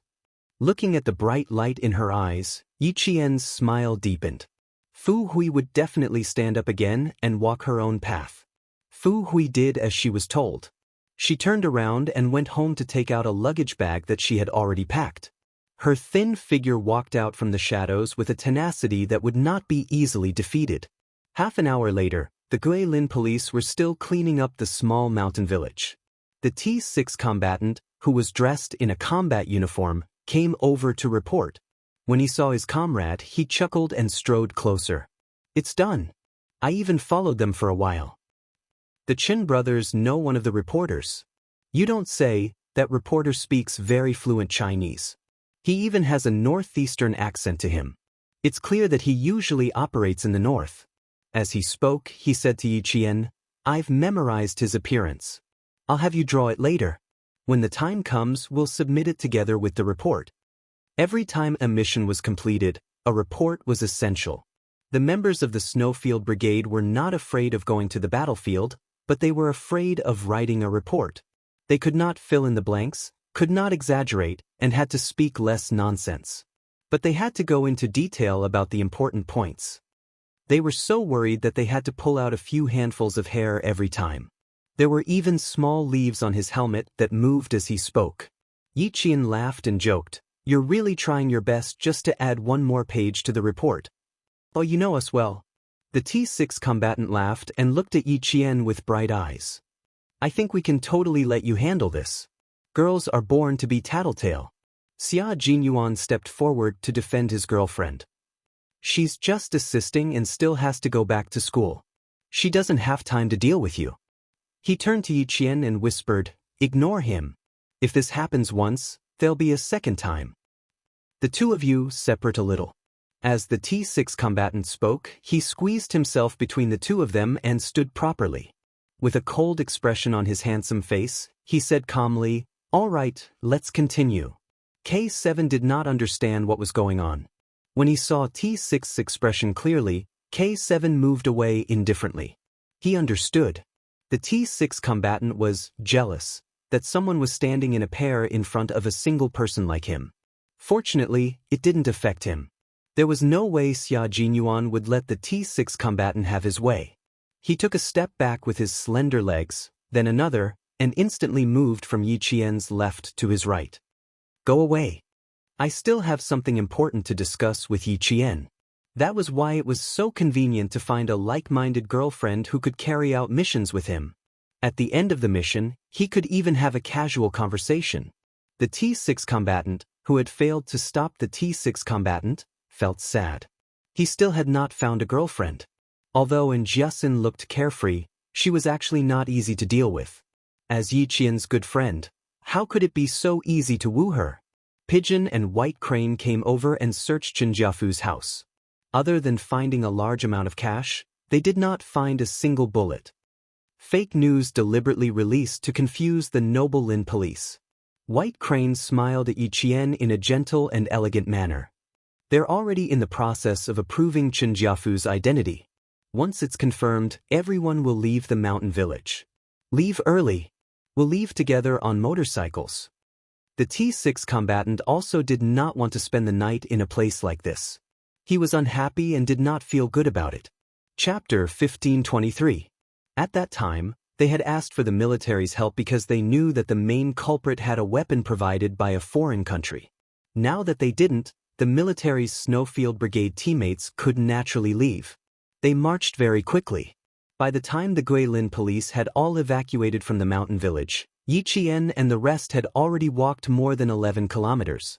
However, they were still 30 kilometers away from the place where they hid their motorcycles. A normal person would need 5 to 6 hours to walk, but they would need 4 hours. They would arrive at their destination at 3 in the morning. The Guilin police also needed to walk, but their speed was not fast enough. In addition, the villagers were not cooperative and deliberately stopped along the way. It would take them 7 to 8 hours to walk dozens of kilometers. Li Yi was dragged along the entire time. The police knew her identity, so they wouldn't let her have a good time. The mountain road was not easy to walk on. Li Yi was dragged all the way until she screamed and almost fainted from the pain. In the end, she screamed until her voice was hoarse, but the police didn't sympathize with her. Fu Hui, the village girl who accompanied them, had already told them countless things about Li Yi. Every time she said something, the eyes of the unyielding police turned red. Abuse, humiliation, imprisonment, hanging and beating, feeding dog food, eating rotten rice. These were all used by Li Yi to deal with the girls who had been abducted. Some of the girls didn't make it and left just like that. Some of the girls were tortured and finally died in pain. Some of the girls had diseases that couldn't be treated and were still suffering. There were also girls who were forced by Li Yi to hit the wall. It was tragic. Li Yi knew that she didn't have long to live. Previously, when she heard Fu Hui talk about her, she still had the strength to be angry. Now, she didn't dare to think about what was waiting for her. Li Yi, who looked defeated, no longer had any hope. When she knew that Chen Jiafu was also arrested, Li Yi instantly withered. Later, during the preliminary trial, she would answer whatever the police asked. Death penalty, it must be the death penalty. Not even a reprieve. Soon, Li Yi's crimes were collected and organized. A 36-page document was sent to the Director General. The Director General was furious. He slammed the table and stood up. You're not allowed to apply for a defense lawyer. No visitors are allowed. Detain her alone and interrogate her alone. This was only the preliminary trial. This was only the preliminary trial. If he probed deeper, he would unearth even more things. At this time, Yi Qian had already returned to the military academy. Tomorrow, she would have to return to the classroom and become a military academy student who was still receiving education and training. Captain Xia, I can go in alone. For the third time, Yi Qian reached out to take the luggage from Xia Jinyuan. He said helplessly, I have classes tomorrow, so I have to return to school before 6 o'clock p.m. You can't let me be late, right? Yi Qian was sitting in a suburban park about 5 kilometers away from the University of Science and Technology of China. It was already 4:30 in the afternoon. Xia Jinyuan refused to let go. Seeing his girlfriend rush back to school without any reluctance, the young major felt a little sad. It's still early. We'll take a taxi at 5 and arrive at the school gate at 5:30. There's still half an hour to go back to the dormitory. Faced with his meticulous planning, Yi Qian didn't know whether to laugh or cry for a moment. With a smile in his dark eyes, he looked at the major who obviously had a motive. He raised his eyebrows and asked calmly, Tell me, what do you want me to do? Smart. The major, who couldn't bear to see his girlfriend leave, smiled elegantly. Then, he bent down and his handsome face slowly came closer. Kiss me for 3 minutes and leave immediately. Kiss for 3 minutes. Chapter 1524. Yi Qian really didn't understand how he could be so frank about these intimate words. That's right, he was frank. He said he wanted to kiss her for 3 minutes, so he meant it. He told her very clearly what his intentions were. He told her seriously, clearly, and directly. Just like Xia Jinyuan, he would make a move when it was time. He would never wait. It was the holidays, so there were many tourists in the southern suburb park. There were many children flying kites on the lawn in front of the park. The adults were sitting in groups of 3 or 5, playing cards, chatting, and some were lying in the shade to bask in the sun. She looked around and was about to say something when Major Xia, who was tall and slender, smiled slowly. I've wanted to do something since last night, but I only said it tonight. Little fox, it took me a lot of courage to say it. Do you have the heart to reject me?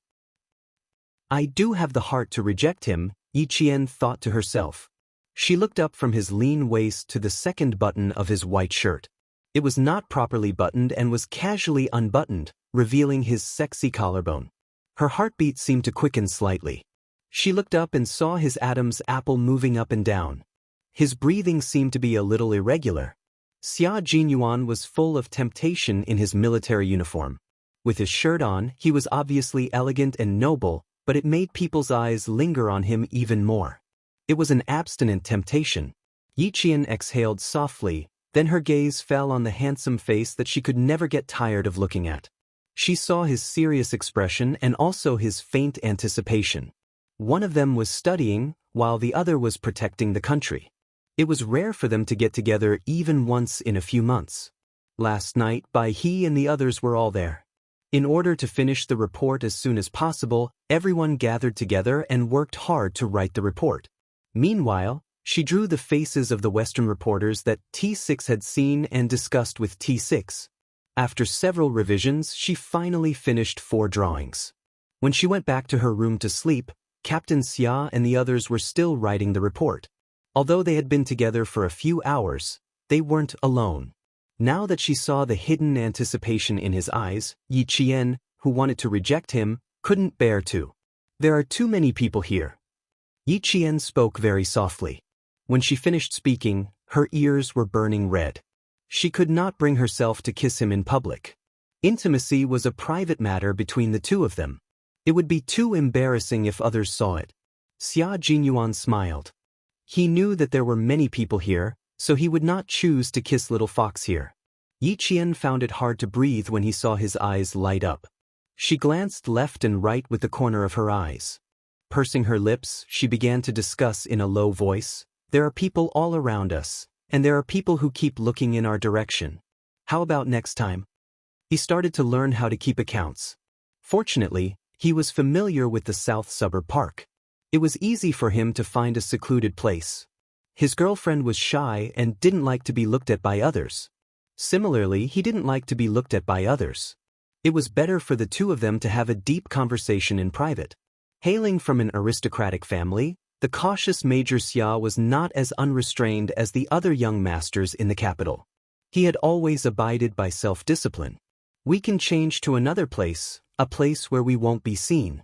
Major Xia, who had thought about it the entire night, would not let go of his girlfriend so easily. 3 minutes was too little. Yi Qian was stunned. She felt that he had already made arrangements and was just waiting for her to agree. He was already holding her hand tightly, as if he was afraid that she would go back on her word. Chapter 1525. Yi Qian didn't know whether to laugh or cry. "Captain Xia, you must have planned this from the start." Ever since he was 14 years old, Yi Qian had been competing with him in a battle of wits and courage. He realized that it was too difficult to win against him. "They pestered me too much last night. I tried to get up several times last night, but the T6 combatant blocked me. At that time, I really wanted to knock him out and lock him in the bathroom." Speaking of last night's incident, Major Xia was still gritting his teeth. His life was gloomy because he didn't have a good relationship with his comrades. Why did the T6 combatant block him? It was all because he didn't have a girlfriend. He said that he wanted his beloved comrade to accompany him through the long night. Captain Xia had a deep relationship with his comrade. Although he said those harsh words, there was a slight smile on his handsome face. It was obvious that he wasn't really angry. They walked from the bottom of the grassy slope all the way to the top, then went around the camphor forest. Major Xia, who was familiar with the path, brought his girlfriend to a slope where there was no one around. His slender fingers couldn't help but caress her fair and slender hand. He lowered his dark eyes and gazed deeply at her. "There's no one here." Thump, thump, thump. Yi Qian's heart raced even faster. Even his heart was trembling. He slowly raised his head and met a pair of deep, dark eyes. There was a deep meaning in those eyes that made his heart burn and panic. 3 minutes. You'll keep track of the time. The second more is no less, okay? He slowly closed the distance between them, which was originally an arm's length. Looking at him, Yi Qian was thrown into his arms by his strength. She could feel his strong heartbeat. It was his heartbeat, a heartbeat that made her feel exceptionally at ease. His hand that was holding her changed into an embrace around her waist.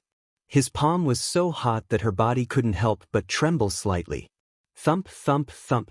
His heart was also beating very fast, each beat vibrating her eardrums.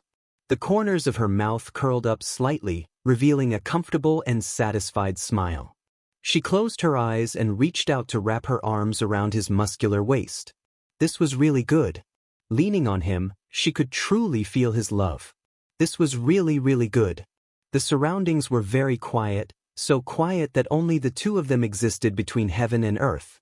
Yi Qian couldn't help but let out a sigh of contentment. She gently rubbed her cheek against his chest. After finding the most comfortable position, she didn't want to move. Let's stay like this until the end of time. It's kissing time. Raise your head. A gentle voice came from above.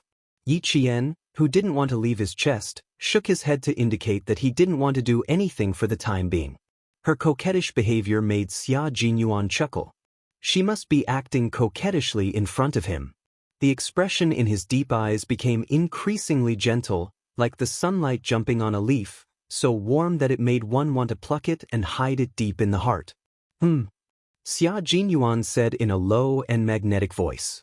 He tightened his arms around his girlfriend who was acting coquettishly. You don't want to? Are you going back on your word? He hugged her very tightly, so tightly that her upper body seemed to be rubbed into his embrace. Yi Qian continued to shake his head and pursed his lips into a smile. Regret? She just wanted to tease him for a bit. Her continuous actions not only made him feel coquettish, but also a little flirtatious. Major Xia, who had always been calm in his embrace, felt a little restless at this moment. She kept snuggling into his embrace. Sighing softly, Major Xia, who had already begun to react, moved closer to Yi Jian's ear. His voice was low and soft, yet sexy and hoarse. When you graduate from university, you have to be a professional firefighter. Chapter 1526. Yi Qian didn't quite understand what he was saying. She lifted her head from his embrace and blinked. How did this have anything to do with a professional firefighter? What an innocent little fox. She didn't know anything, but she was always able to seduce him. Not knowing anything was the real definition of seduction. His handsome chin rubbed against her ear. His breath carried his unique coolness as it sprayed by her ear. Then, he said something that sounded like an adult. Yi Qian was stunned. Stunned, she was stunned for a few seconds. Yes, this time his girlfriend understood. His thin lips curved upwards. His warm lips brushed against her earlobe. He wanted to say more, but Yi Qian's body trembled in his embrace. She withdrew her hands from his waist as if she had been electrocuted. How would she know that this was called seduction? She hadn't noticed it at first, but now that he reminded her, Yi Qian finally felt the change in him. Just like the last time when they rolled in the bushes, she clearly knew that his body had reacted. However, she was still in high school at that time, so she believed that he wouldn't do anything else. But now, she was older. She was 18 years old and considered an adult. What if? Yi Qian, who had never experienced such things in her 2 lifetimes, panicked. In the past, he had said things that made her blush. Although he did mean it, he had said it tactfully and vaguely. As long as she didn't expose him, she would be fine. But today, he had said it so blatantly. He had even said the word, hard. Yi Qian felt that she was burning from the bottom of her feet all the way to her face. It burned until she suddenly opened her mouth. When she came back to her senses, Yi Qian realized that she had already bitten down on his chest. She had bitten down on the exact spot. This time, she couldn't clear her name even if she jumped into the Yellow River. How could she have bitten down on the exact spot on his chest? So impatient? No, you're deliberately seducing me. I have to stay calm. He spoke softly with a smile, but the pair of hands around her slender waist was like a heated iron pincer. They burned Yi Qian's skin until it was boiling hot. It was easy to say, but the spot on his chest had never been used by the opposite sex. The stimulation it received was extraordinary. It's time to let go, little fox. He had received a lot of training to resist temptation, but it had never worked in front of her. His body always reacted honestly, and he had no way to control it at all. As for the self-control that he was so proud of, it was not worth mentioning. At this moment, his body had already sincerely expressed how poor his self-control was. Fortunately, he was still able to restrain himself from further actions. Yi Qian quickly turned his head away, not daring to look anymore. What should she do? She really wanted to run. Even if she wanted to escape, she would have to see if Xia Jinyuan would allow it. With the right time, the right place, and the right people, how could he let her escape? Xia Jinyuan, who had seen through her thoughts, did not give his girlfriend a chance. He moved his hands away from her slender and soft waist and slowly held her face. His slender fingers gently stroked her face. When he lowered his head, he could smell a fragrance that calmed him down. That was the pleasant fragrance coming from the little fox's body. It could evoke a man's most primal possessiveness. Yi Qian had already closed her eyes and felt the warmth of his fingers. After years of training, his rough fingers caressed her, causing her eyelashes to tremble slightly. She closed her eyes just like that and allowed him to caress her. Her beautiful face only showed her complete trust in him. She was not afraid that he would have any bad intentions, nor was she worried that she would be hurt. She trusted him wholeheartedly just like that. Chapter 1527. Xia Jinyuan's heart melted. This was his most beloved lover, his closest comrade. His dark eyes were half closed, and the tip of his handsome nose gently rubbed against hers. He couldn't help but take a deep breath. Yi Qian, his soft murmur was enough to express his deep affection for her. It was so gentle that Yi Qian felt as if she had fallen into a thick cotton ball. It was so soft that she couldn't help but stand on her tiptoes to welcome his kiss. Her cheeks were hot, but her heart was filled with joy. Kissing made people dizzy and made it difficult to breathe.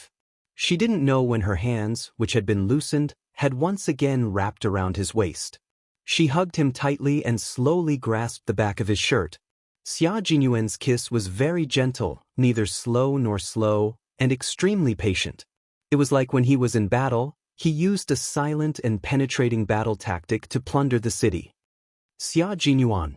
Yi Jian, who was trembling from the kiss, clutched his shirt tightly and leaned into his arms as if she was about to collapse. She let him lead her and felt the charm of the kiss. It was fragrant, intoxicating, and difficult to control. 3 minutes of kissing was a little long, but it satisfied Xia Jinyuan's little desire and relieved the discomfort in his body. Once the two of them, who were always separated, got intimate, it was like lava erupting from a volcano. Xia Jinyuan's hands tightened around her waist, deeply and deeply enjoying their time together. Yi Qian responded to him.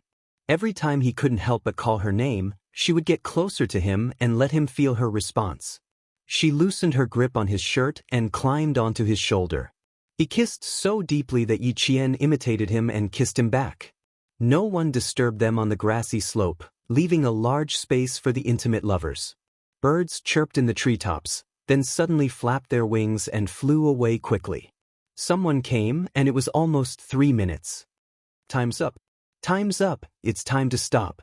Yi Qian, whose tongue was still in his mouth, reminded him in a muffled voice. She had no choice. She was fully immersed in the kiss, so she knew how long the 3 minutes had passed. Xia Jinyuan wondered if he was still not good enough to kiss his girlfriend. His girlfriend actually had the leisure to count the time. He had to admit that he was a little shocked. Xia Jinyuan, who was comforted, suppressed the restlessness that had invaded his eyes. His bright and dazzling black eyes stared at Yi Jian, who still had her eyes closed.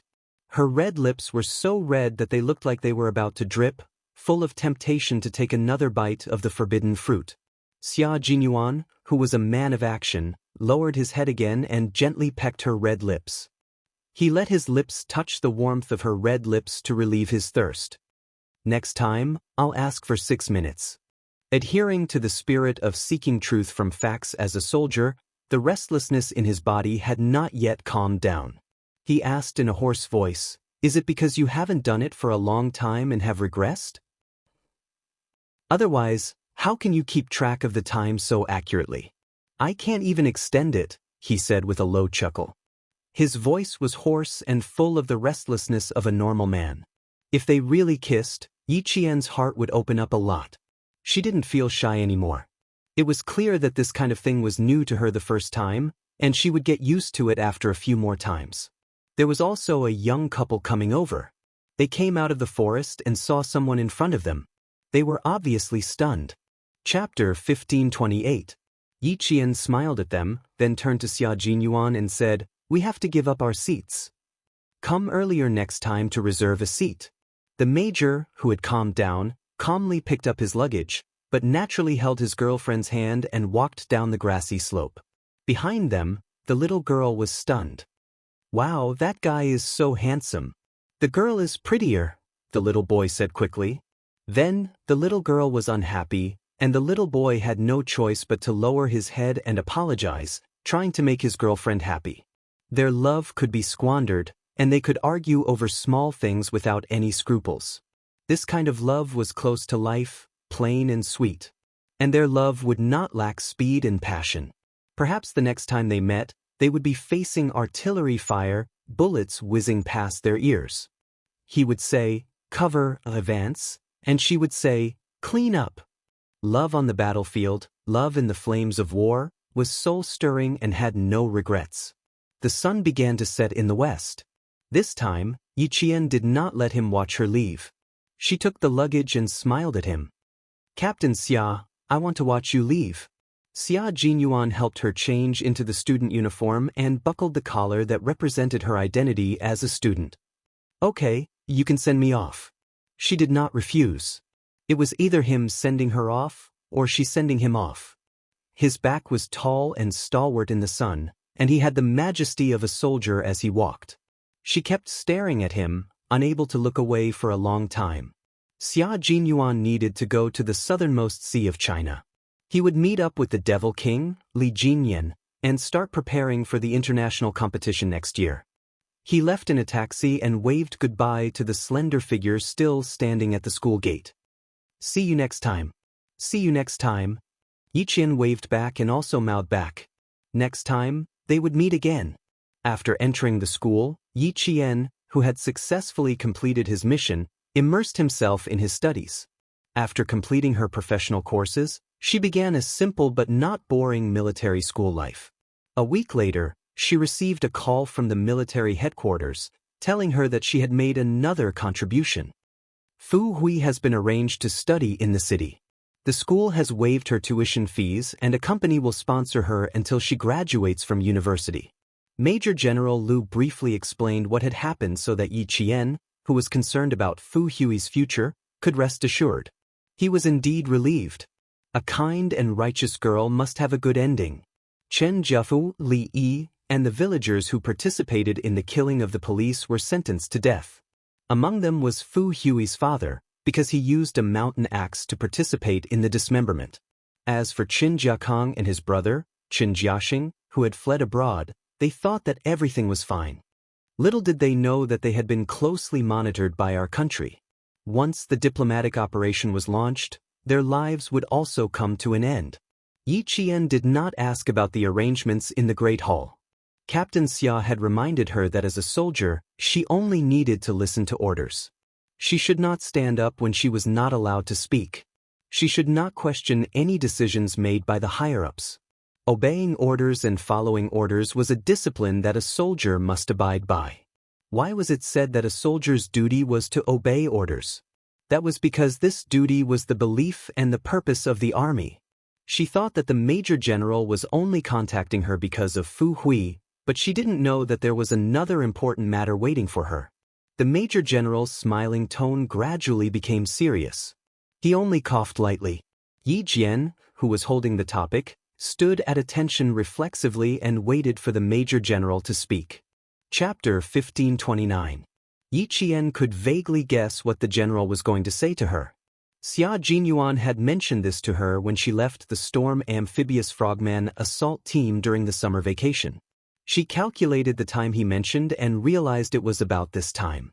Next year, there will be a competition between our country and the Western countries. This will be the first time our country will send special forces to participate in the competition. Yi Qian, you will be one of the female special forces soldiers and fight for the glory of our country alongside the male soldiers. The Major General was indeed talking about this matter. His words confirmed that Yi Qian would definitely participate in the competition. Her name was on the list and would not be changed. The Major General had a lot of confidence in Yi Qian. Otherwise, he would not let a military academy student participate in such an important competition. Do you have the confidence to fight for the glory of our country? To return victorious? Faced with the Major General's question, Yi Qian stood upright like a pine tree in the snow. She slowly replied word by word, "I will not disappoint you. I admire your fearless personality. Next, Yi Qian, you will work harder than the male soldiers and you will have to sacrifice more." The Major General laughed heartily.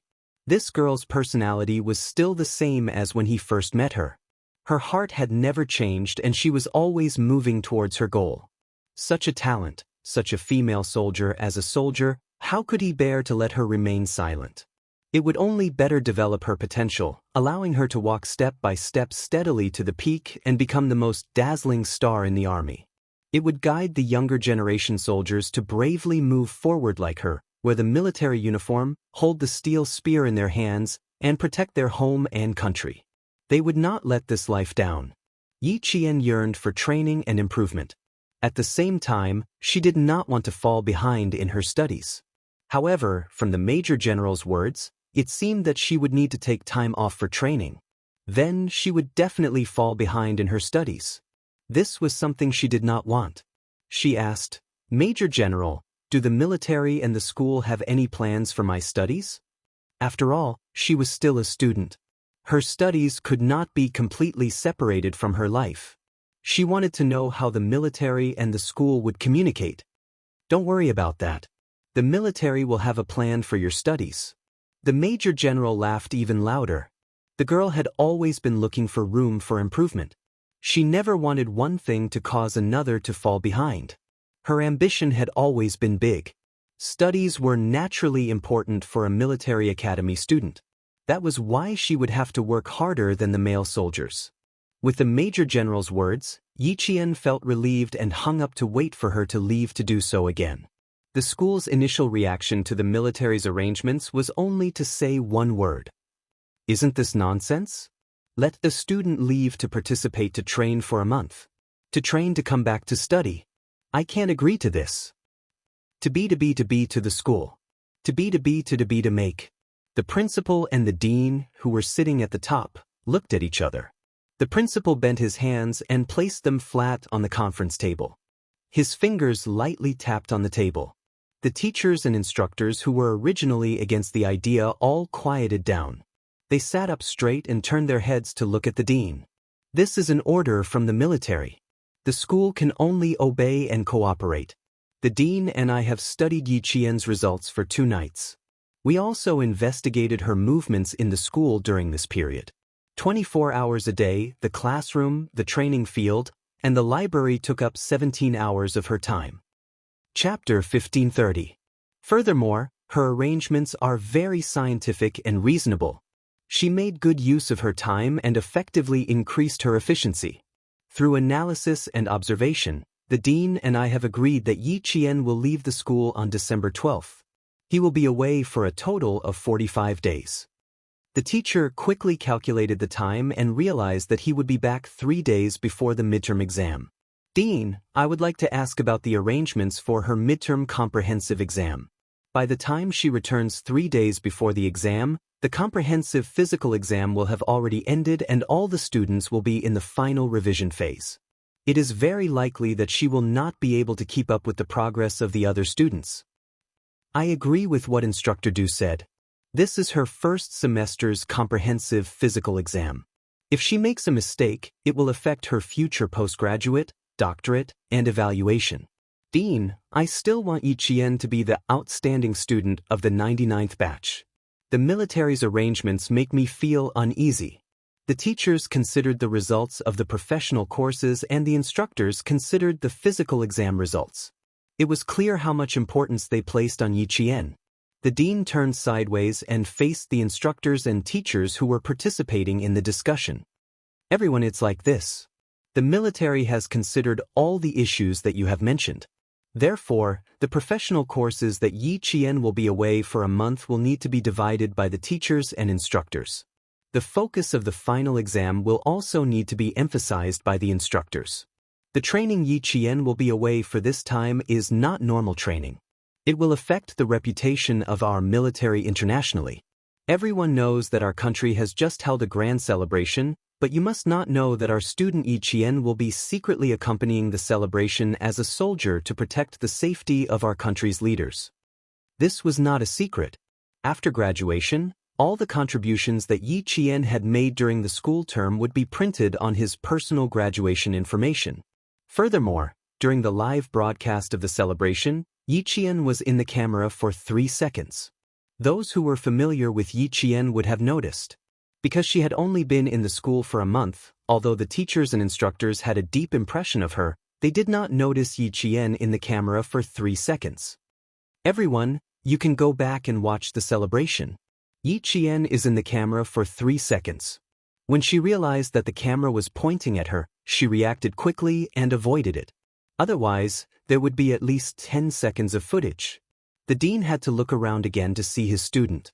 When they found out that their students had been sent to protect the country's leaders as soon as they entered the school, the clerical teachers and instructors were quite surprised. They had all watched the grand celebration, but they did not see Yi Qian. He had to take a look tonight. As teachers, instructors, how could they not know about such an important matter? Wasn't this a little too low-key? Taking in the expressions of everyone present, the dean smiled and continued, in other words, our student Yi Qian is valued by the leaders and the military. They need the school's cooperation to allow her to leave the school to complete this important training. As for why he left the school for training, I'm sorry, but this is confidential. Neither the principal nor I know. However, the military has already considered all of your concerns and has come up with a countermeasure. In other words, Yi Qian's departure from school for training will not affect her professional classes and physical training. Whatever the students learn in school, Yi Qian will learn the same thing even if she leaves school for training. It will not affect her studies. It was just that it would be very difficult for the individual. However, as a soldier, one could not be afraid of hardship and fatigue. No matter how difficult it was, one had to overcome it. Hardship was nothing. In the end, the only one who would benefit would always be oneself. Chapter 1531. The teachers and instructors all fell silent. After that, one of the instructors in charge of the students' physical fitness said with a sigh, Military Academy students have 3 major nightmares: housekeeping, formation, and physical fitness. Every freshman will be tortured for at least 2 months. And from the looks of it, Yi Qian is no different from an old soldier. Let's take folding blankets as an example. Even now, freshmen can't fold a square block of tofu to a standard. The corners don't even have a shape. On Yi Qian's first day at school, she was the only one in the class who met the standards for housekeeping. The housekeeping team was very surprised, so they took a tape measure. Good Lord, 65 centimeters in length and width, 15 centimeters in height, not an inch more and not an inch less. That's the exact number. The surface of the blanket was so flat that, in the words of her classmates, a drop of water would make the water slide down. The blankets freshly received by freshmen were so new that they still had the smell of storage. It was soft and smooth to the touch and definitely comfortable to cover. But to fold a blanket like this into a standard block of tofu was difficult. Everyone sitting in the meeting room knew that every year when new students entered the school, the first problem they had to overcome was folding their blankets. Even those students whose family members were in the military or whose parents were soldiers had to go through this experience when they entered the school. There were also some who could fold it well after a few days, but Yi Qian, who folded it so neatly the moment she entered school, was still rare. Even if they were mostly boys. A single housekeeping incident was enough to make people remember Yi Qian. Although Yi Qian is a freshman, her housekeeping and formation are exemplary. During training, if I'm not around, she can become an assistant instructor and guide students who don't meet the standards. Since the military has already made arrangements, I believe that she won't have any problems with the comprehensive physical fitness test. The instructor in charge of the physical fitness test was no longer worried. The teacher in charge of the specialized course said, Student Yi Qian has always been very hardworking. As long as she has free time, even if it's only half an hour, she will study hard. I've observed her studies for half a month, and I've also seen her study schedule. During the summer, the school wakes up at 5:30, while she wakes up at 4:50, and spends half an hour studying different languages.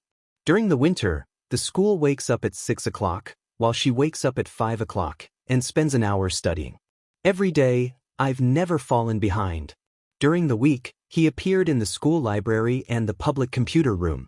His waking time and bedtime were the same as usual. There was no difference at all. Not only was he talented and intelligent, but he was also very hardworking. Even though his overall grades were above the rest of the year, he had never once slacked off on himself. Day after day, there had never been a change in his perseverance. For such students, even if they hadn't graduated yet, they could already see a bright future ahead of them. As expected, they were all chosen to secretly protect the country's leaders during the celebration. The teachers and instructors in the conference room didn't even have the chance to accompany the country's leaders. Smart, hardworking, and knowledgeable. The corner of the teacher's mouth curled up into a slight smile. Such a student was hard to come by. After discussing this matter, there were no more doubts.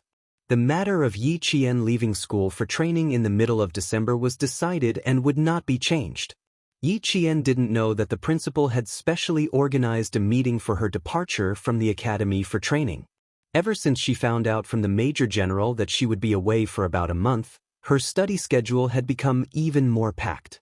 It was so tight that it was hard for the girls in the same dorm to see her. Chapter 1532. There were only 3 girls in the class, so the whole class would know if anyone made any noise. Yi Qian was one of the top students in the class, so if she made any unusual movements, the whole class would know even faster. Freshman training was more important than studying, so every student took the time to rest after a day of training. Some students with weaker physiques, who hadn't gotten used to the high-intensity training, would doze off during class. Under these circumstances, Yi Qian, as a girl, was still able to study every day, listen carefully in class, and never doze off. From September to October, she had already conquered the whole class. Now, she was even working a night shift. Last night, all the students in the class participated in a 5 kilometers run. After the run, they were all exhausted. They returned to school at 7 p.m. and dragged their legs into the dormitory. They didn't even have the energy to shower, so they directly laid on their beds to rest. But Yi Qian didn't. After showering, she said goodbye to He Jing and Su Wen, then went into the library to study. After the 5 kilometers run in the morning, she could still study until midnight. The next morning, He Jing held her forehead and said to the boys in the class, "She's so strong-willed, we can only look up to her. You and Su Wen have worked hard." The boy, Qian Yanjun, looked at her with heartache and said, "Living with her, the psychological pressure is huge. The scariest thing wasn't that someone was better than you, but that someone better than you worked harder than you." He Jing nodded heavily, grabbed the books on the desk, and said through gritted teeth, "I have to work hard, look at Yi Qian every day, and then motivate myself." As a military school student with great ambitions, how could she be inferior to her? "You girls are so fierce, how can we boys endure it?" Qian Yanjun also grabbed the books on the desk, his eyes wide open, digesting the professional knowledge he had learned. After reading for less than 5 minutes, Qian Yanjun couldn't help but close his eyes. So tired, so sleepy, he wanted to lie on the desk and sleep for a while. It was too difficult. Yesterday's 5 kilometers run hadn't allowed him to recover his stamina, and today's morning exercise, he just wanted to sit in the classroom and have a good sleep. A few minutes ago, Qian Yanjun was still talking about how he wanted to rise up. Now, his head was dizzy. He turned to look at He Jing. Good Lord, she had already fallen asleep on the table. There were 45 students in the class, and all of them had once been top students. However, entering a military academy where training was even more arduous than studying, the strain on their bodies was so great that it was very difficult for them to balance their studies with their training. He Jing and Qian Yanjun were the epitome of the entire class. The high-intensity and high-load training every day made it difficult for these straight-A students to focus on their studies. Furthermore, if you were not good at military affairs, internal affairs, or formation in the military academy, the negative impact would often be greater than the negative impact of not being able to study well. Therefore, even if the students knew that they were not able to balance their studies well, they were not worried. After all, as long as you didn't fail your subjects or take makeup exams, no one would find trouble with you. After a long time, the focus naturally shifted towards military affairs, internal affairs, formation, and physical fitness. However, Yiqian didn't. In class, she listened attentively, took notes, and after training, she combined study and rest into one. She let study become rest and rest become study. She never missed a single class. She always knew what her dream was, and had always worked hard to achieve it. The hard work she was going through now was all for the sake of becoming an outstanding Special Forces soldier like Xia Jinyuan. So what if she had to work a little harder now? Chapter 1533. Yiqian was never confused or discouraged. She kept her original heart and kept moving forward steadily. She was a simple but extraordinary girl. After October, it was November.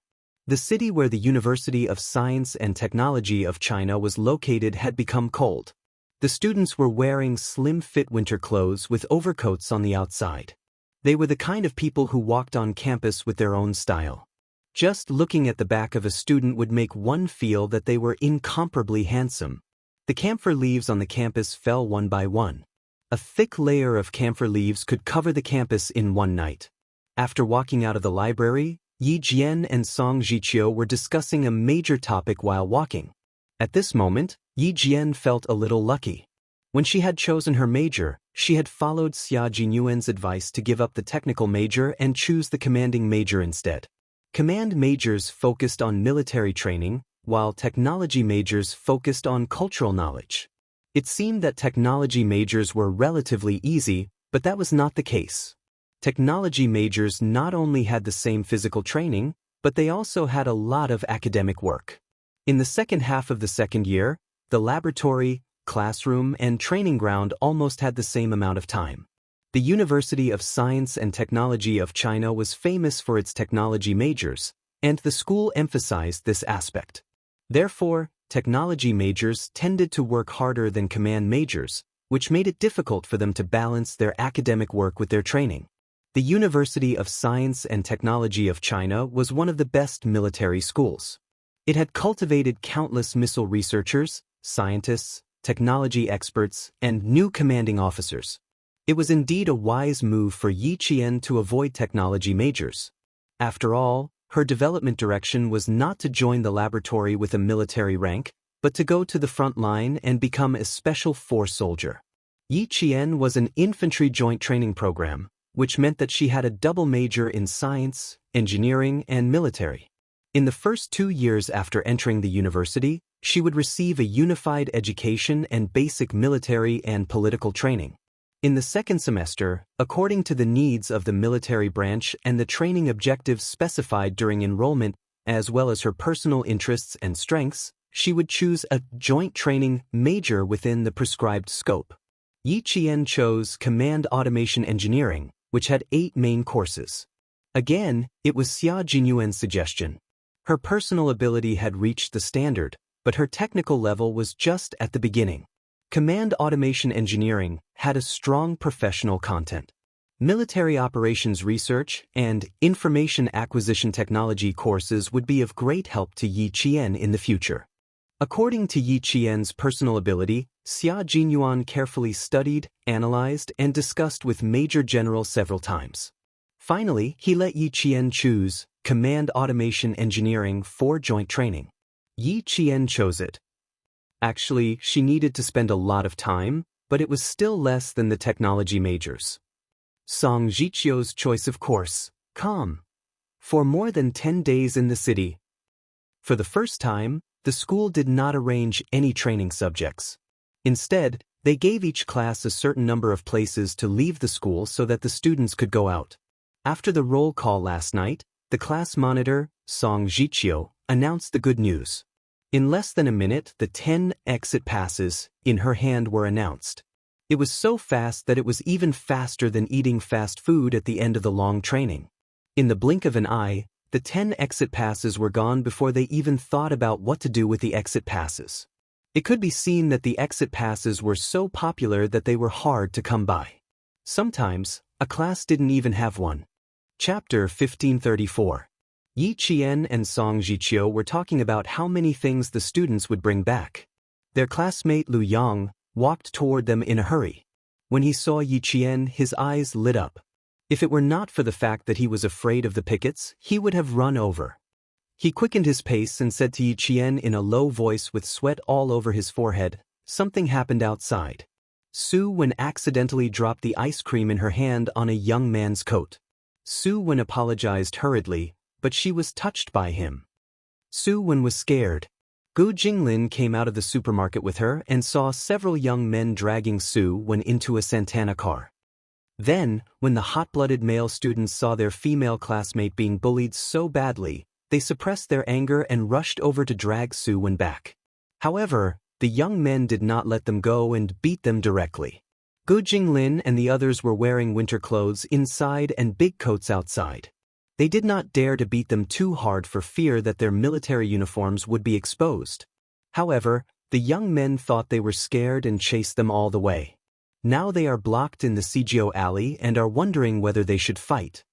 Yi Qian's face became cold. There are 10 people in total. Su Wen and He Jing are 2 girls and 8 boys. Are they all together? If the 10 of them fight together, they will have a chance to win. However, they are separated. So they are wondering whether they should fight or not. Lu Yang said anxiously, "If they are really beaten, they will definitely fight back. If the young men come to the school and make trouble, we students will be at a disadvantage." After being molested and almost being dragged into a car by the young men, if they really fought back, it would be self-defense. The problem now was that they did not have enough people. Song Jiqiu said immediately, "We can't alert the school. Let's go out and have a look first." After saying that, he looked at Yi Qian up and down. Suddenly, he said with interest, "My cousin said you are very good at fighting. You defeated 10 people easily. As your classmate, I don't know if I can have the honor to see your heroic appearance today." The top students wouldn't have said these words in the past. To them, fighting was a distant matter. In their 12 years of education, only bad students would fight. Good students were always well-behaved and obedient. It looked like the military academies were the same as the military headquarters. They were both places that could incite the bloodlust of anyone. They, who were so weak that they could not even wring a bucket of water, had actually started to play with violence today, and played it so naturally too. The environment changed people. Every day's training stimulated the belligerence, competitiveness in the young people. Usually, they were strictly disciplined and were not allowed to take half a step out of the minefield. However, once there was an explosive point, the scholar would turn into a beast, and the hands holding the pen would turn into fists for fighting. Although they had resorted to violence, they were still rational and had not lost their minds. They knew that with just the 4 of them, there was no way they could win, so they could only ask their classmates for help. And the person asking for help could not be anyone else. It had to be Yi Qian, because only Yi Qian could get an exit permit from the instructor. Lu Yang was stunned. When Yi Qian and Song Jiqiu walked to the teacher's office together, he came to himself and followed them. "Comrades, do you mean to go and fight together? How can we do that? If the school knows about this, all of us will be punished." Calm down, you must calm down. We can report the actual situation to the teacher and let the teacher deal with it. Isn't it better? It was a typical way of dealing with the situation. Chapter 1535. Song Jiqiu patted the good student's shoulder and said, "Comrade, we've been in the school for more than 40 days. Don't you feel suffocated? Don't you need to go out to vent your anger? Now there is a good reason for you to go out to vent your anger. Do you have the heart to refuse?" That was right. The 3 of them went out to pick up their comrade. If the other side refused to let them go and forced them to defend themselves, they had no choice but to take action. Their reason was upright enough. Moreover, they were bold enough to drag the female students of the military school into the car. Obviously, their motives were not pure. They dared to rob people in the hall, which was extremely bad. In order to protect their comrade, they had no choice but to take action. How could the school punish them? Lu Yang was interested. He even proposed to take more students who were good at fighting to the other side. Okay, there are already 10 people outside. Including the 3 of us, it's enough. If we take more people with us, we'll go out to have a gang fight. It's a fundamental change. Song Jiqiu explained. It could be seen that this was a good student who was brave and resourceful. He had fought many times before, but he was always wise enough to protect himself. Lu Yang was enlightened. Although they were going out to have a gang fight, they should let the school know that their intention was to solve it peacefully. Since Yi Qian went out, the instructor only asked a few questions about the reason for going out. Yi Qian did not hide anything and told the whole story. The instructor then gave the 3 exit permits to Yi Qian and said, "If you have any problems, solve them outside. Don't leave any traces behind." They were so arrogant. They wanted to have sex with the female students of the military school and drag them into the car. If they did not show some toughness and let these young people know the consequences, they would really think that they were so powerful that they could do whatever they wanted. Lu Yang looked at the 3 exit permits, which were impossible to get in normal times, and his eyes almost popped out. Damn it. It was so easy. This is called the art of speaking. You can catch the main point. Learn more in the future. Song Jiqiu also learned something from Yi Jian. Yi Jian grasped the key points first and explained the matter with a rather serious expression and tone. Then she changed into an anxious and unsteady tone to express her purpose of coming here. At the same time, she did not forget to tell the instructor that she would handle the matter properly. It had to be said that Yi Qian was intelligent. Even his words were full of wisdom. The 3 of them could leave the school as soon as they had the leave slip. However, in order to prevent their identities from being exposed, the 3 of them returned to the dormitory as quickly as possible and changed into casual clothes. 5 minutes later, they left the school together. Cgo Alley was a famous food street in the city. In the past, there were several exits. However, due to the city's renovation in October this year, Cgo Alley was listed as a key renovation project. The food street was temporarily closed, and there was only one exit. Gu Jinglin, Su Wen, and the other 3 students, who were unfamiliar with the city, rushed in, only to find that the road was blocked. Motherfucker, search carefully. I don't believe you can ascend to the heavens. Outside the engineering support frame, several young gangsters walked over with steel pipes in their hands. They were yelling in an extremely arrogant manner.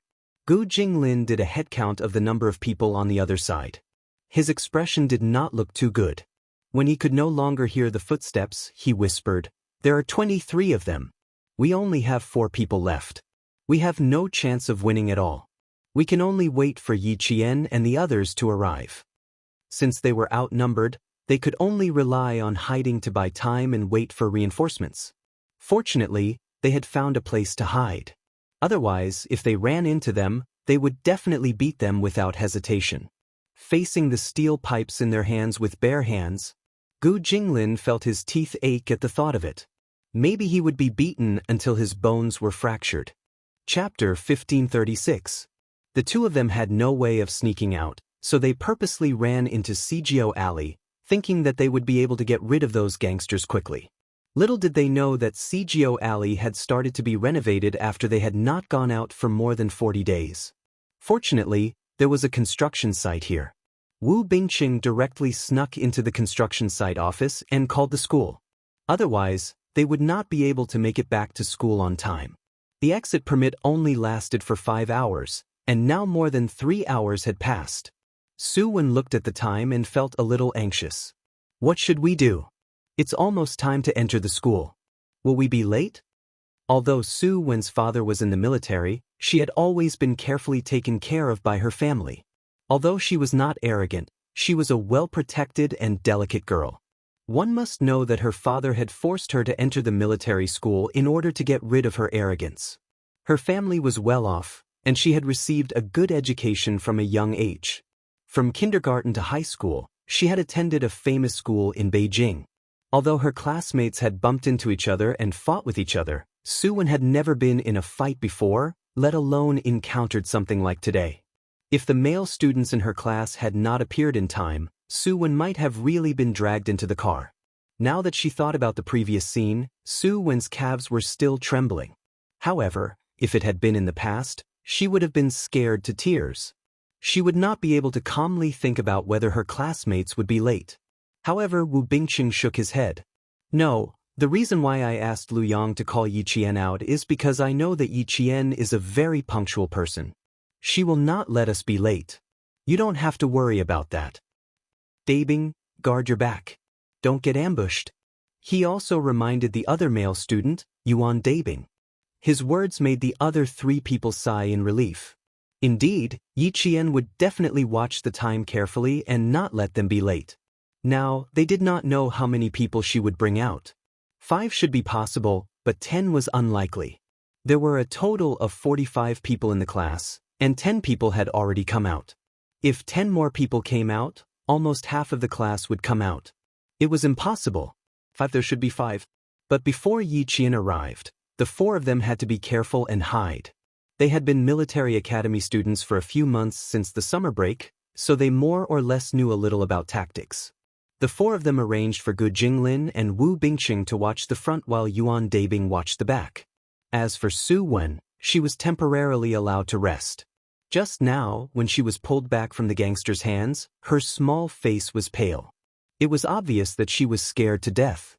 Outside, more than 20 hooligans were holding steel pipes and intentionally banging on the ground in the alleyway, making ping ping ping ping sounds everywhere. The arrogant words coming out of their mouths never stopped.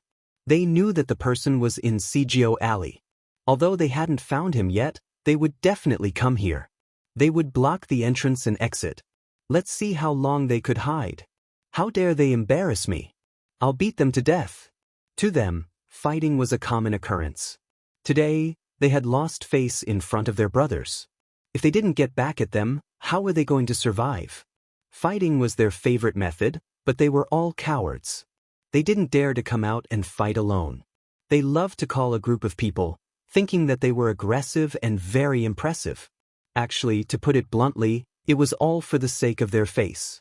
Gu Jinglin and the others pulled Su Wen and ran, making the hooligans think that the other party was easy to bully. Being slapped in the face by someone easy to bully was even more embarrassing. If they didn't get back at them, they wouldn't be able to raise their heads.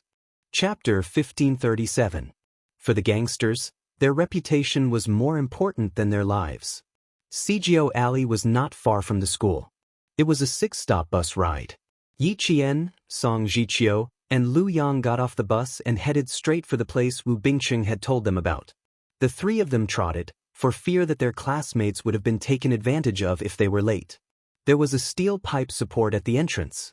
Several workers wearing construction helmets were squatting by the side, smoking and chatting. They did not care about the sound of ping ping pang pang coming from inside. It was normal for construction sites to make such sounds.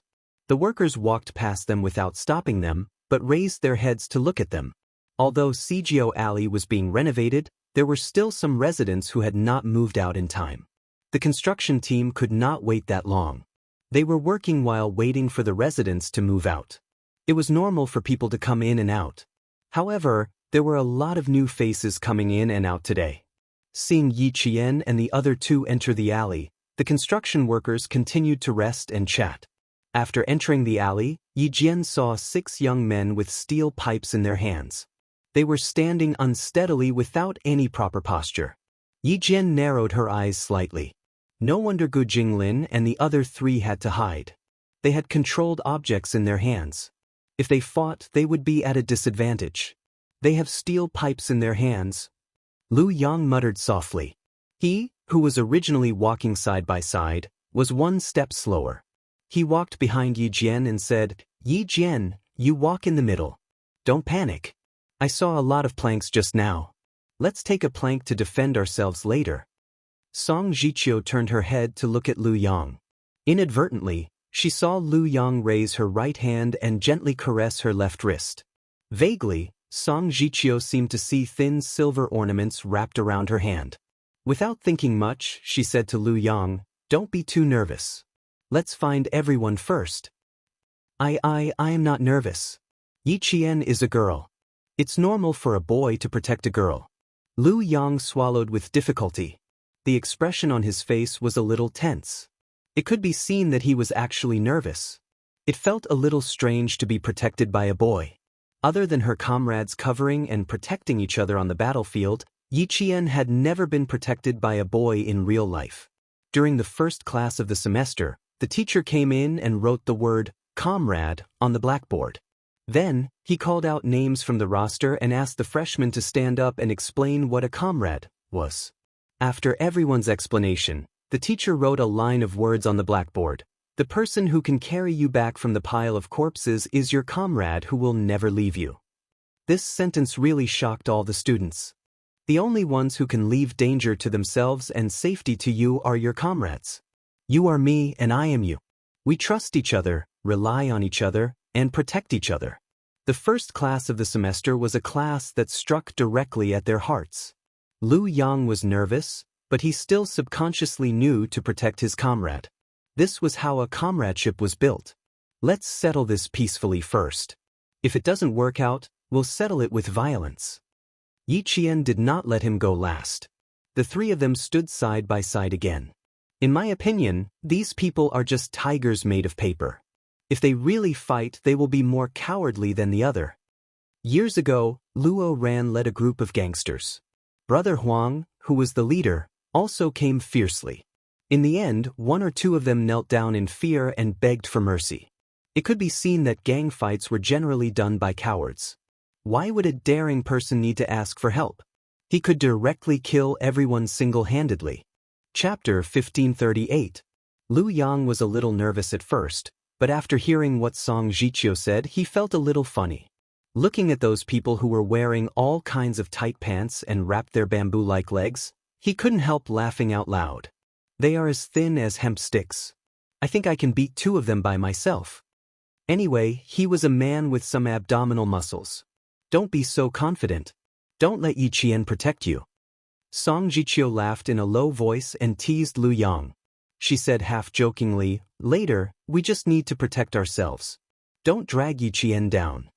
His cousin had said that she could beat 10 people by herself. He didn't doubt it. Looking at her indifferent expression and her slightly raised eyes, there was a hint of disdain in them. She didn't take these young people seriously at all. It could be seen that she was very confident. Yi Qian asked him with a smile, "How many can you beat?" 3. 3 is enough. 5 is not enough. Song Jiqiu put her arm around Lu Yang's shoulder, raised her eyebrows, and said with a smile, "We should have a chance of winning." Yi Qian's smile deepened. "You can deal with 3, Lu Yang can deal with 1, and Gu Jinglin and the others can join the fight. The chance of winning is still quite big." Before the fight started, they had divided the tasks. This was called a battle with a plan. The 6 young people guarding the door were talking with steel pipes in their hands. When they saw someone coming in, they couldn't help but raise their heads to look over. With a little bit of fierceness in their eyes, they stared straight at Yi Qian, who was walking in the middle. "Excuse me." "Thank you." Yi Qian stood in front of them with a faint smile and bowed first. The young man in the middle stared at Yi Qian a little obscenely. He spat out the betel nut residue in his mouth and walked up to him with a smile. "Beauty, where are you going? Do you need us to give you a ride?" Looking at him, I really want to beat him up. Lu Yang and Song Jiqiu stepped forward at the same time and stared at the young man who spoke. Song Jiqiu said in the local dialect, "Please make way." "Thank you." She bowed again. Someone shouted from inside, "Fuck, did you guys manage to defend it? Did anyone come out?" "No, our brothers are guarding it." The young man who had blocked Yi Qian and the other 2 came back. The moment he opened his mouth, the smell of betel nut in his mouth was so strong that it made one nauseous. "Brother Hui, there's another great beauty outside. Do you want to come out and take a look?" Laughter came from inside. "Looks like Brother Huey's luck with women is not bad today. Brother Hui, do you want to go outside and take a look? Leave the inside to the brothers. As long as they haven't escaped, we'll definitely find them for you." "Fuck, don't talk nonsense with me. Find those who dare to not give me face first." He definitely didn't run out. "Keep a close eye on him. Look for him in the unlocked house. Damn it, if I find him, I'll beat him up. Beat them to death." There were not many residents going in and out. The young man who was talking inside became more and more arrogant, as if he was the biggest boss in the whole world. He was the young man who Su Wen had accidentally dropped the ice cream on his coat. He was tall and strong with a crew cut. There were 5 or 6 earrings in one ear and a string of flamboyant silver jewelry around his neck. He was chewing betel nut in his mouth and walked energetically as if there were lice on his body. The other 20 or so young men were basically dressed in the same way. There were silver jewelry around their necks. Some wore black jackets and some wore denim shirts. Their pants were either loose jeans or tights. There was a silver chain hanging from the side of their belts. Their clothes, appearance, and speech were completely different from those of Yi Qian and the others. Chapter 1539. When the young man who was blocking Yi Jian outside heard the voices inside, he laughed heartily and said, "Huizi, don't regret it if you don't come out. The beauty will be snatched away by me later." Even his laughter was annoying.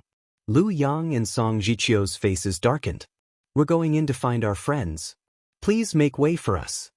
Yi Qian didn't look angry at all. He had a faint smile on his beautiful face, like a lotus blooming with dew in summer. When he smiled, the petals made people want to pick them up and smell their fragrance. The young men's eyes were fixed on her. She was a real beauty.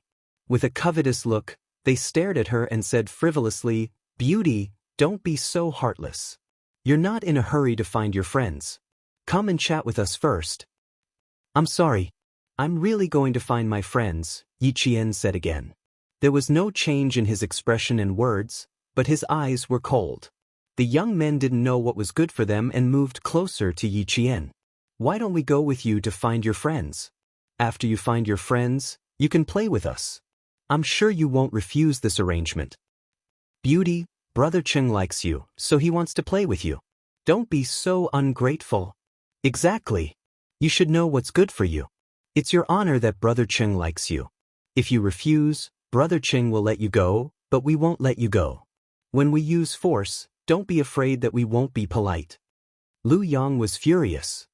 "Hey, don't go too far. Boy, how can you talk like that?" 2 young men in black tights jumped out immediately. In order to show off, they patted their hands with the steel pipes in their hands. "If you don't want to be beaten, you'd better get out of here." Song Jichio pulled Lu Yang back. "Don't be impulsive. Follow Yi Qian." Until now, Yi Qian was very calm. It seemed that he had other plans. Moreover, she felt that Yi Qian seemed to be gentle on purpose. He should be like her, who would be polite first and then use force. Thinking of the key point, Song Jichio whispered to Lu Yang. Yi Qian told the teacher that she would be reasonable first. Now, she was being reasonable. After we've reasoned with them, we'll find Su Wen and the others before we make other plans.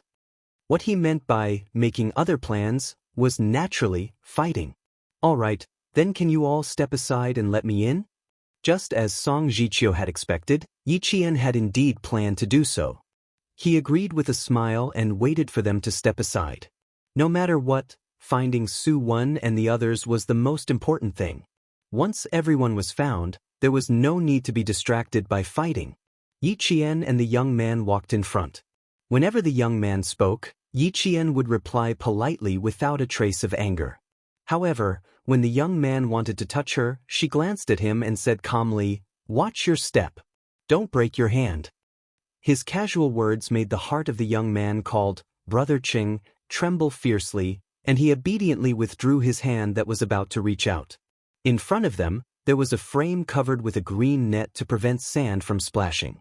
Before Yi Qian walked over, Gu Jinglin, who was guarding inside, had already seen her. Coming, Yi Qian is here. He even brought people here." He counted quickly and said happily, "Awesome, there are 9 people here. Almost half of the students in our class are here." Chapter 1540. He didn't take a good look at who they were. After counting the number of people, he turned around and talked to the students behind him. When Yi Qian and the others came closer, he realized that he didn't know anyone other than Yi Qian, Song Jichio, and Lu Yang. Moreover, they were dressed like the gangsters who were chasing after them. No way. Gu Jinglin's heart sank. The 4 of them hadn't gotten away yet, and they had dragged Yi Qian and the others down with them. It's over. Yi Qian and the others still have 6 people behind them. We haven't gotten away yet, and now we've dragged her down with us. Gu Jinglin stared outside and quietly said to the students behind him, "Brothers, when we get out later, I'll leave my back to you. No matter how hard they fight, we can't be separated." They were all smart and knew what to do with just a little reminder. Wu Bingqing said, "We'll stand back to back in a circle. If one of them throws a steel pipe at us first, just reach out and grab it. You must be fast, accurate, and ruthless. Grab it and use it as a self-defense weapon." Fighting against 23 steel pipes with my bare hands, it's a bit hard to grab this one. Yuan Dabing bent over and said carefully, "My back is also in your hands later. Don't let them hit the back of my head." Yi Qian got closer and closer to them. Finally, he stood in front of the support and said to the young man, "My friend is resting here. Do you want to go in and take a look?" Damn it, they're with them. The young man finally realized that he had been fooled. His cheeky smile turned into anger. They've got guts. How dare they trick my brother Cheng? After that, he shouted toward the alley, "Huizi, call the brothers over. The people you found are all hiding here. They've got guts. They even called for help to deal with us." Then, the sound of hurried footsteps could be heard in the alley. More than 10 gangsters rushed toward the support. Gu Jinglin was the first to come out of the support. He said to Yi Qian, "We've caused a bit of trouble. I'm sorry, Yi Qian." "It's nothing." Yi Qian shook his head with a smile and asked Su Wen, who came out later, "Su Wen, are you okay?" Su Wen stood beside Yi Qian and said, "She's fine, she's fine. She had a big scare earlier, but she's fine now. She's fine." She moved closer to Yi Qian and said uneasily, "Gu Jinglin and the others said that if we can't win, we should run out and call for help. Do you think anyone will come in to help us?" "I won't." Yi Qian couldn't help but laugh. They all have steel pipes in their hands. Normal people wouldn't dare to provoke them. They would only stay far away to avoid getting involved and injuring themselves. This was human nature. Su Wen's face was a little pale. The group of people who were looking for them were walking towards them with steel pipes in their hands. Su Wen was so scared that his shoulders shrunk. But he didn't hide. He stood beside Yi Qian and gulped. He said without backing down, "Then we can only fight them head-on." Gu Jinglin said that we should form a circle, back to back. Whoever hits us with a steel pipe, we'll snatch it from them first. Military school students were strong when they met strong opponents. What's more, they were up against a group of scum.